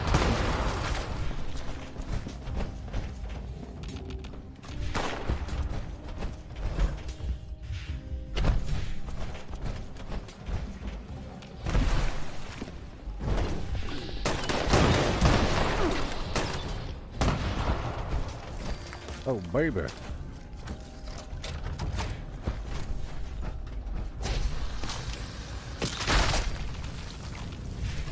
Game is so cool. I mean, the combat is so... It really... When it's not completely janky, it's really smooth, right? Isn't that weird how this game has the complete spectrum of horribly janky terror, bugginess, or really, really smooth? Isn't that crazy? And that's why I like it. Because the potential is there. Oh, the potential is... Track the final code down to a specific Bad target. news. Bad news. It's looking to be way tougher than the rest. Add Victorium. Subtract Victorium. Move, move, move.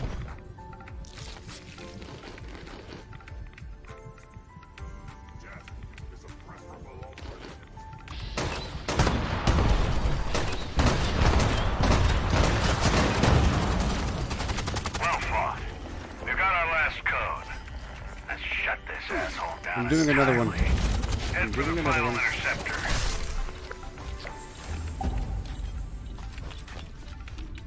Oh yeah. Oh yeah. Fun times. Remember, don't kill the enemies between the bosses so that it'll be faster. You want to leave the enemies. Yeah. Faster.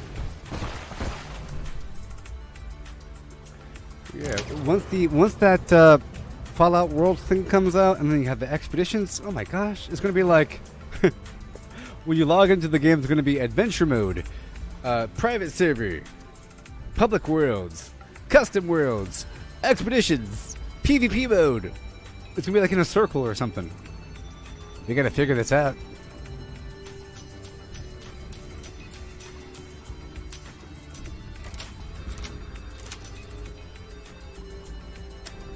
Meat bag stash box. You want that, Matthew? Do you have it already? Or Misty? Or anybody else?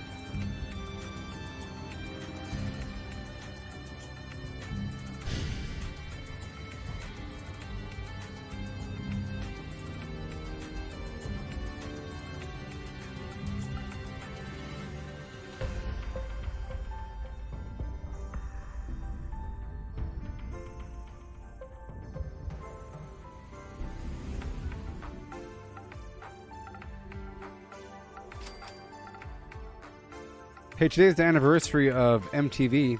It came out 1 year before I was born. Today's the anniversary for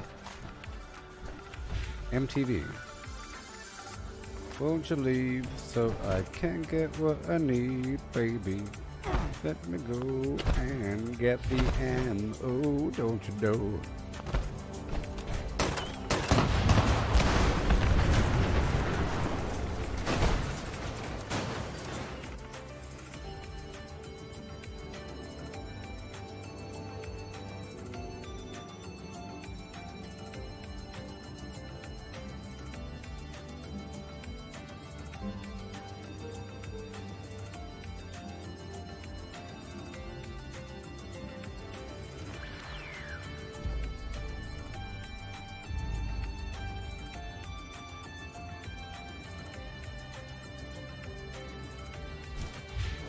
Oh no.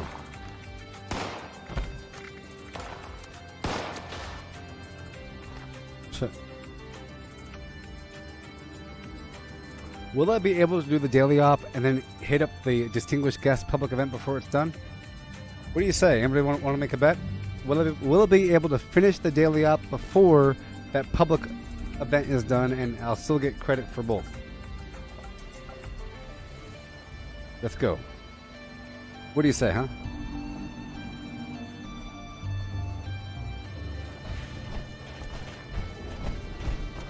Move, move, move! It's sort of a longer event, you know? You have to search for a bunch of stuff. Listening in on our communications. I'm not sure who it is, but I Move don't it. like it. You're dead, right? You're dead. Shut up. Reduce the enemy numbers here for me Come to on. get you better intel. Get back over here. What are you doing? Take a few of them out. Well, let's keep the action quiet if we can. Better to focus on a single target from the shadows and to kick up a whole nest of them. Boom, boom, boom.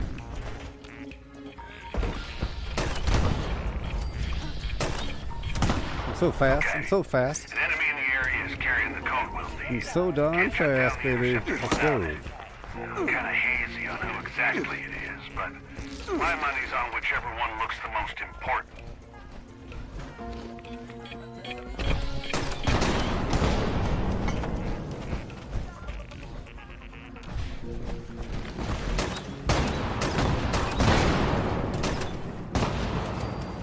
Perfect. That one had a code. Use it to shut down an interceptor. Keep an eye out for reinforcements. Woohoo! I'm so darn fast. Yeah. Yeah. Okay. Yeah.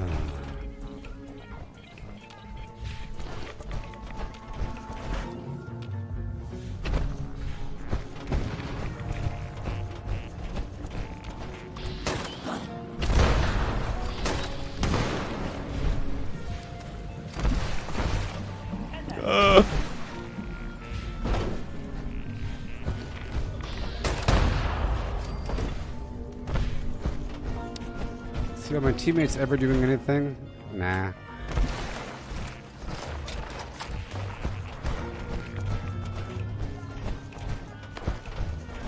I mean, Matthew's good. Misty's good. But everybody else on Earth?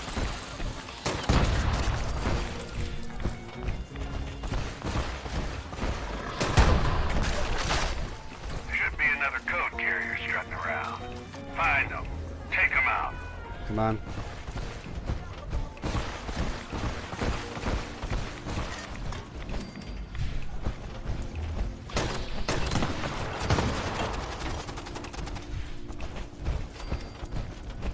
Take that code to the next interceptor. Keep your eyes peeled. I bet you're really starting to rile them up.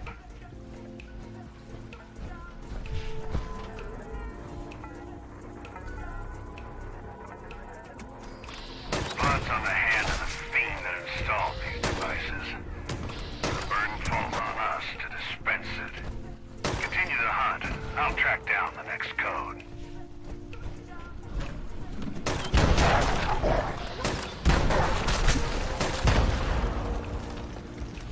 So dangerous.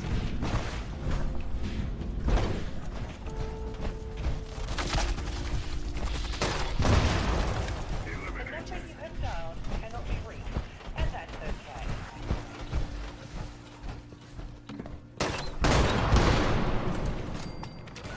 Come on. Come on. Come on. I'm sort of out of AP right now, but that's okay. You want to... See, I try to go as far away from my teammates as possible so that we can spread out and have the enemies be right in front of us, you know?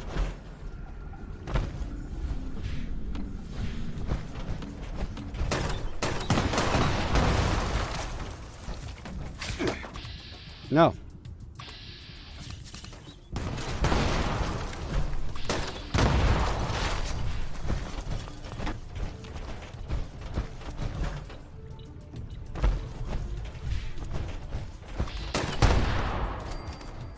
Come on.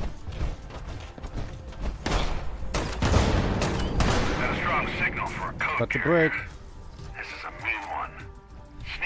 First, get a few shots in before they notice. Gonna break. Coordinate a takedown with your whole team if you have to. Where is he? Where is he? There is he. There he is. Over there. Around the corner, baby. I know exactly where he is.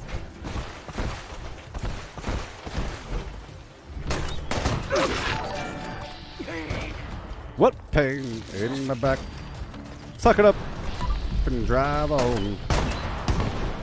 What pain in my knees, in my phlegm, in my flame, over there, oops, over there. Good work. Use that code to shut off the lab. Yeah, baby. Let's be done with this. All done. Interceptors down. Secure comms can be the difference between life or death. You've done good work. At Victorium.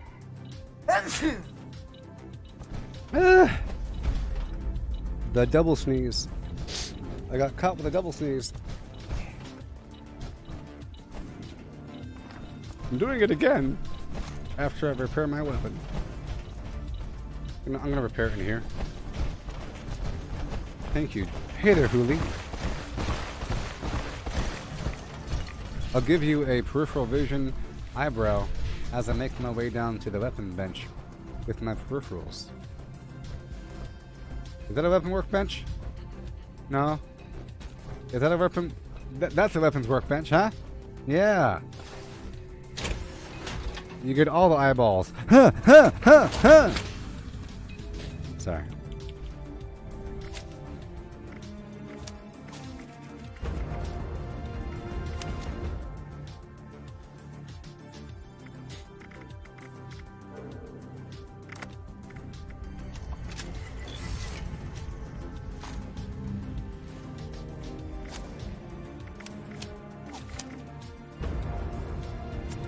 I don't know what I'm clicking on, man.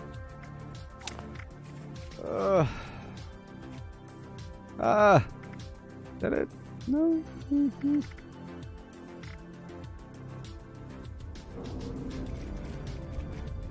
Not fix it good. What the heck? No. Golly, I tell you what. 15 times.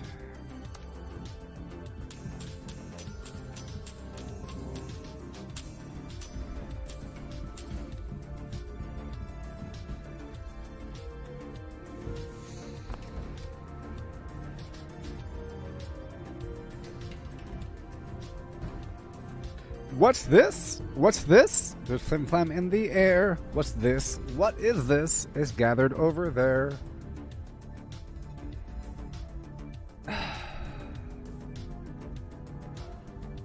All up first, it has gone missing, and the atoms can't be found. And in their place we find strategy. Whatever.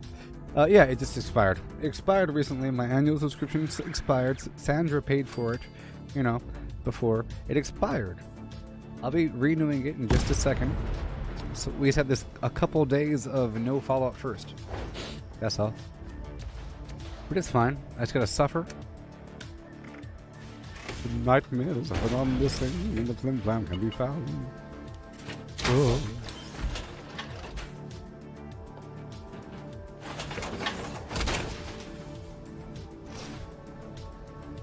Huh. Huh. Huh.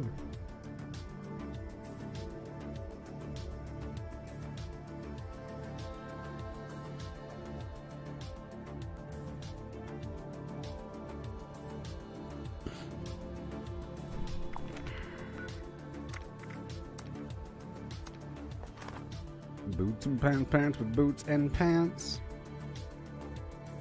Got the boots and pants and boots and pants. I agree. It's a whole different mechanism to play, but it's not just about having the survival tent or the infinite scrap box. It's about the other things as well. There's a bunch of features. Alright, time to rock and roll. Yeah. Let me open one too. I'll open one. Boom. Yeah.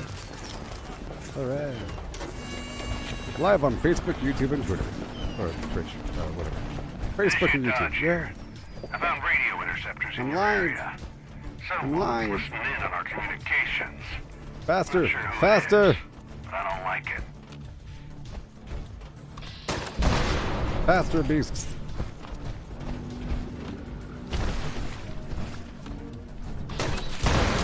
But don't forget, stealth is key in this location. Taking on the entire group at once is likely to get you all killed right quick. That's weird. Okay.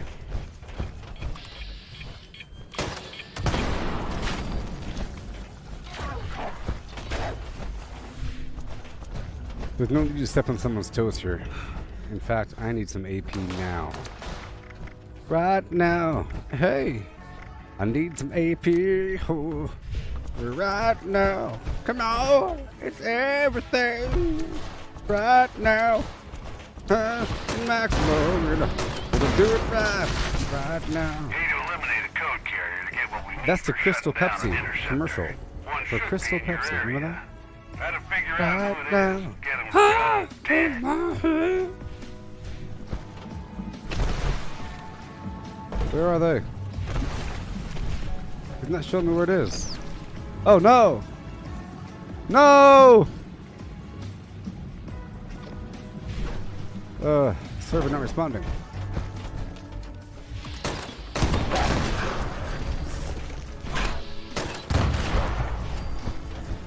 That should be it, right? Okay. Yeah. Use that code to shut down one of the interceptors. I'm still detecting enemies in the area, so see if you can slip by without drawing attention.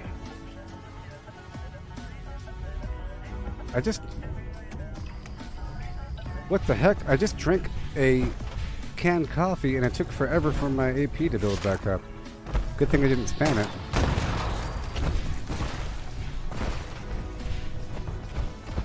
Oh, there's a bunch over here.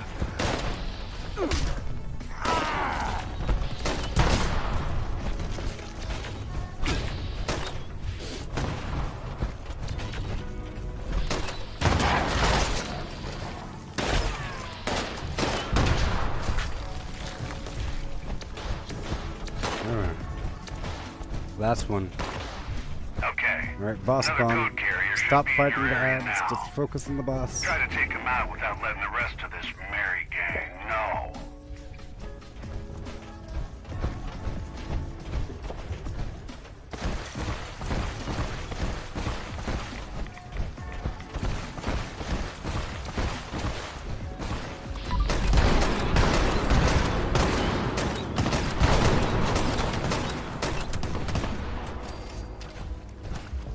Excellent. Security will start ramping up. Yeah. You need to shut down another interceptor. Good luck. That worked, right? Oh no. No! Server not responding. Does that count? Goodness gracious. Server not responding every 3 seconds here. Golly.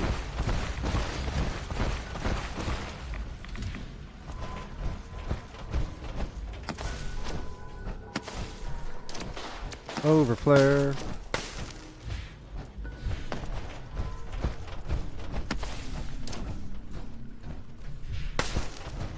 Eh.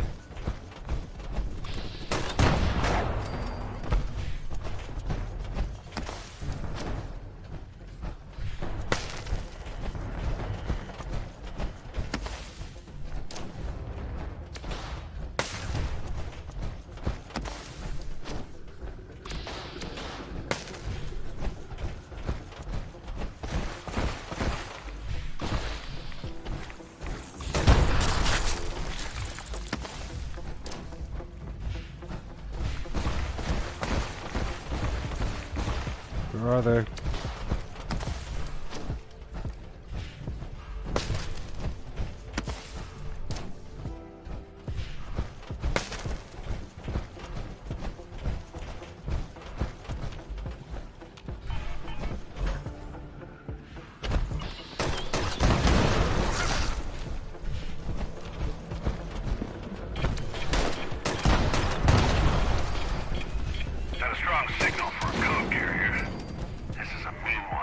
Oh boy. Sneak up on them first. Get a few shots in before they notice. Coordinate a takedown with your whole team if you have to. They need that code.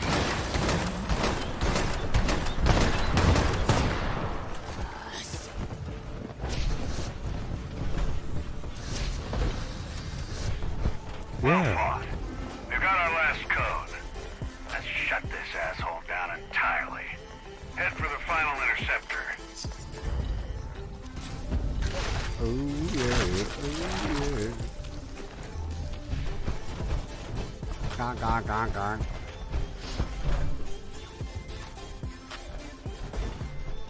Wonderful.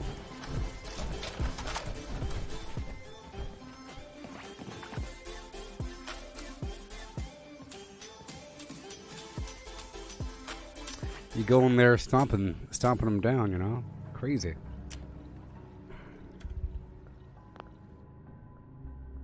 Okay. I'm done with the daily up just for a second. I might do one more before we're done. We'll go back through my workshops to get my fusion cores and my oil. You know? And maybe do another daily quest or so. Maybe another public event. Turn in the treasury notes. And that'll be it. Pretty much. Pretty much.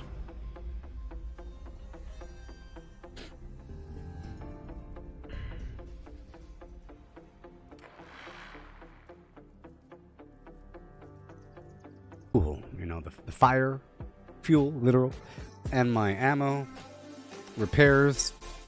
If I have enough inventory space, I could play as much as I want and have a good old fun time, smooth as day as Buttertown. But, you know, whenever you get tight with the carry weight, you pick up too many things, you don't know what to drop, you're being attacked, your weapon breaks, things start to get kind of stressful. And the fact that you have that contrast makes the whole game feel nice whenever things do run smoothly.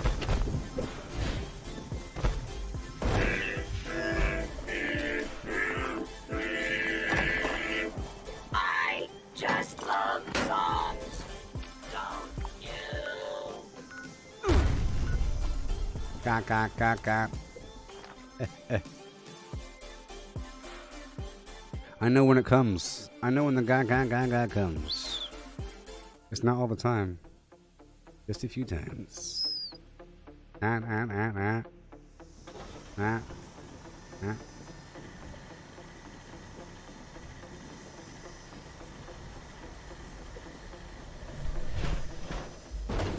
Agua. Aqua. Water. Water. Aqua. Why is it water in English? You know, Latin is aqua, right? Kind of weird. Water. Is it German, Dutch, or something? Maybe it's not Latin, of course. A weird thing. I mean, it's nowhere close to aqua or agua. Nowhere near the word, you know? Alright, let's go. Roll that beautiful bean footage. Let me stop over here by the abandoned bog town.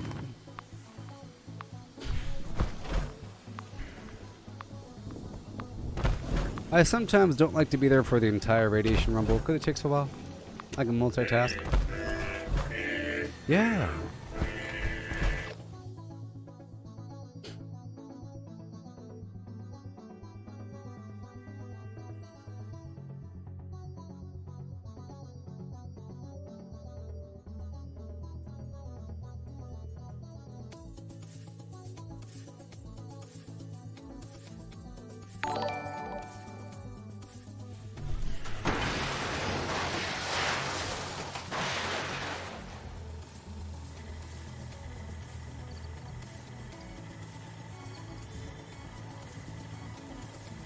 Mm-hmm.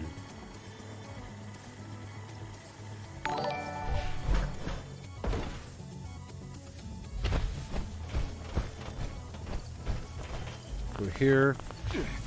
No time. Let me get my honey. Right there. I think I have to go down the radiation rumble right now. I just want the treasury though, so it's sort of a challenge to see if I can kill these mutants here at the abandoned bog town before Do you still see me right now? Huh? Oh no, the stream died. The stream died.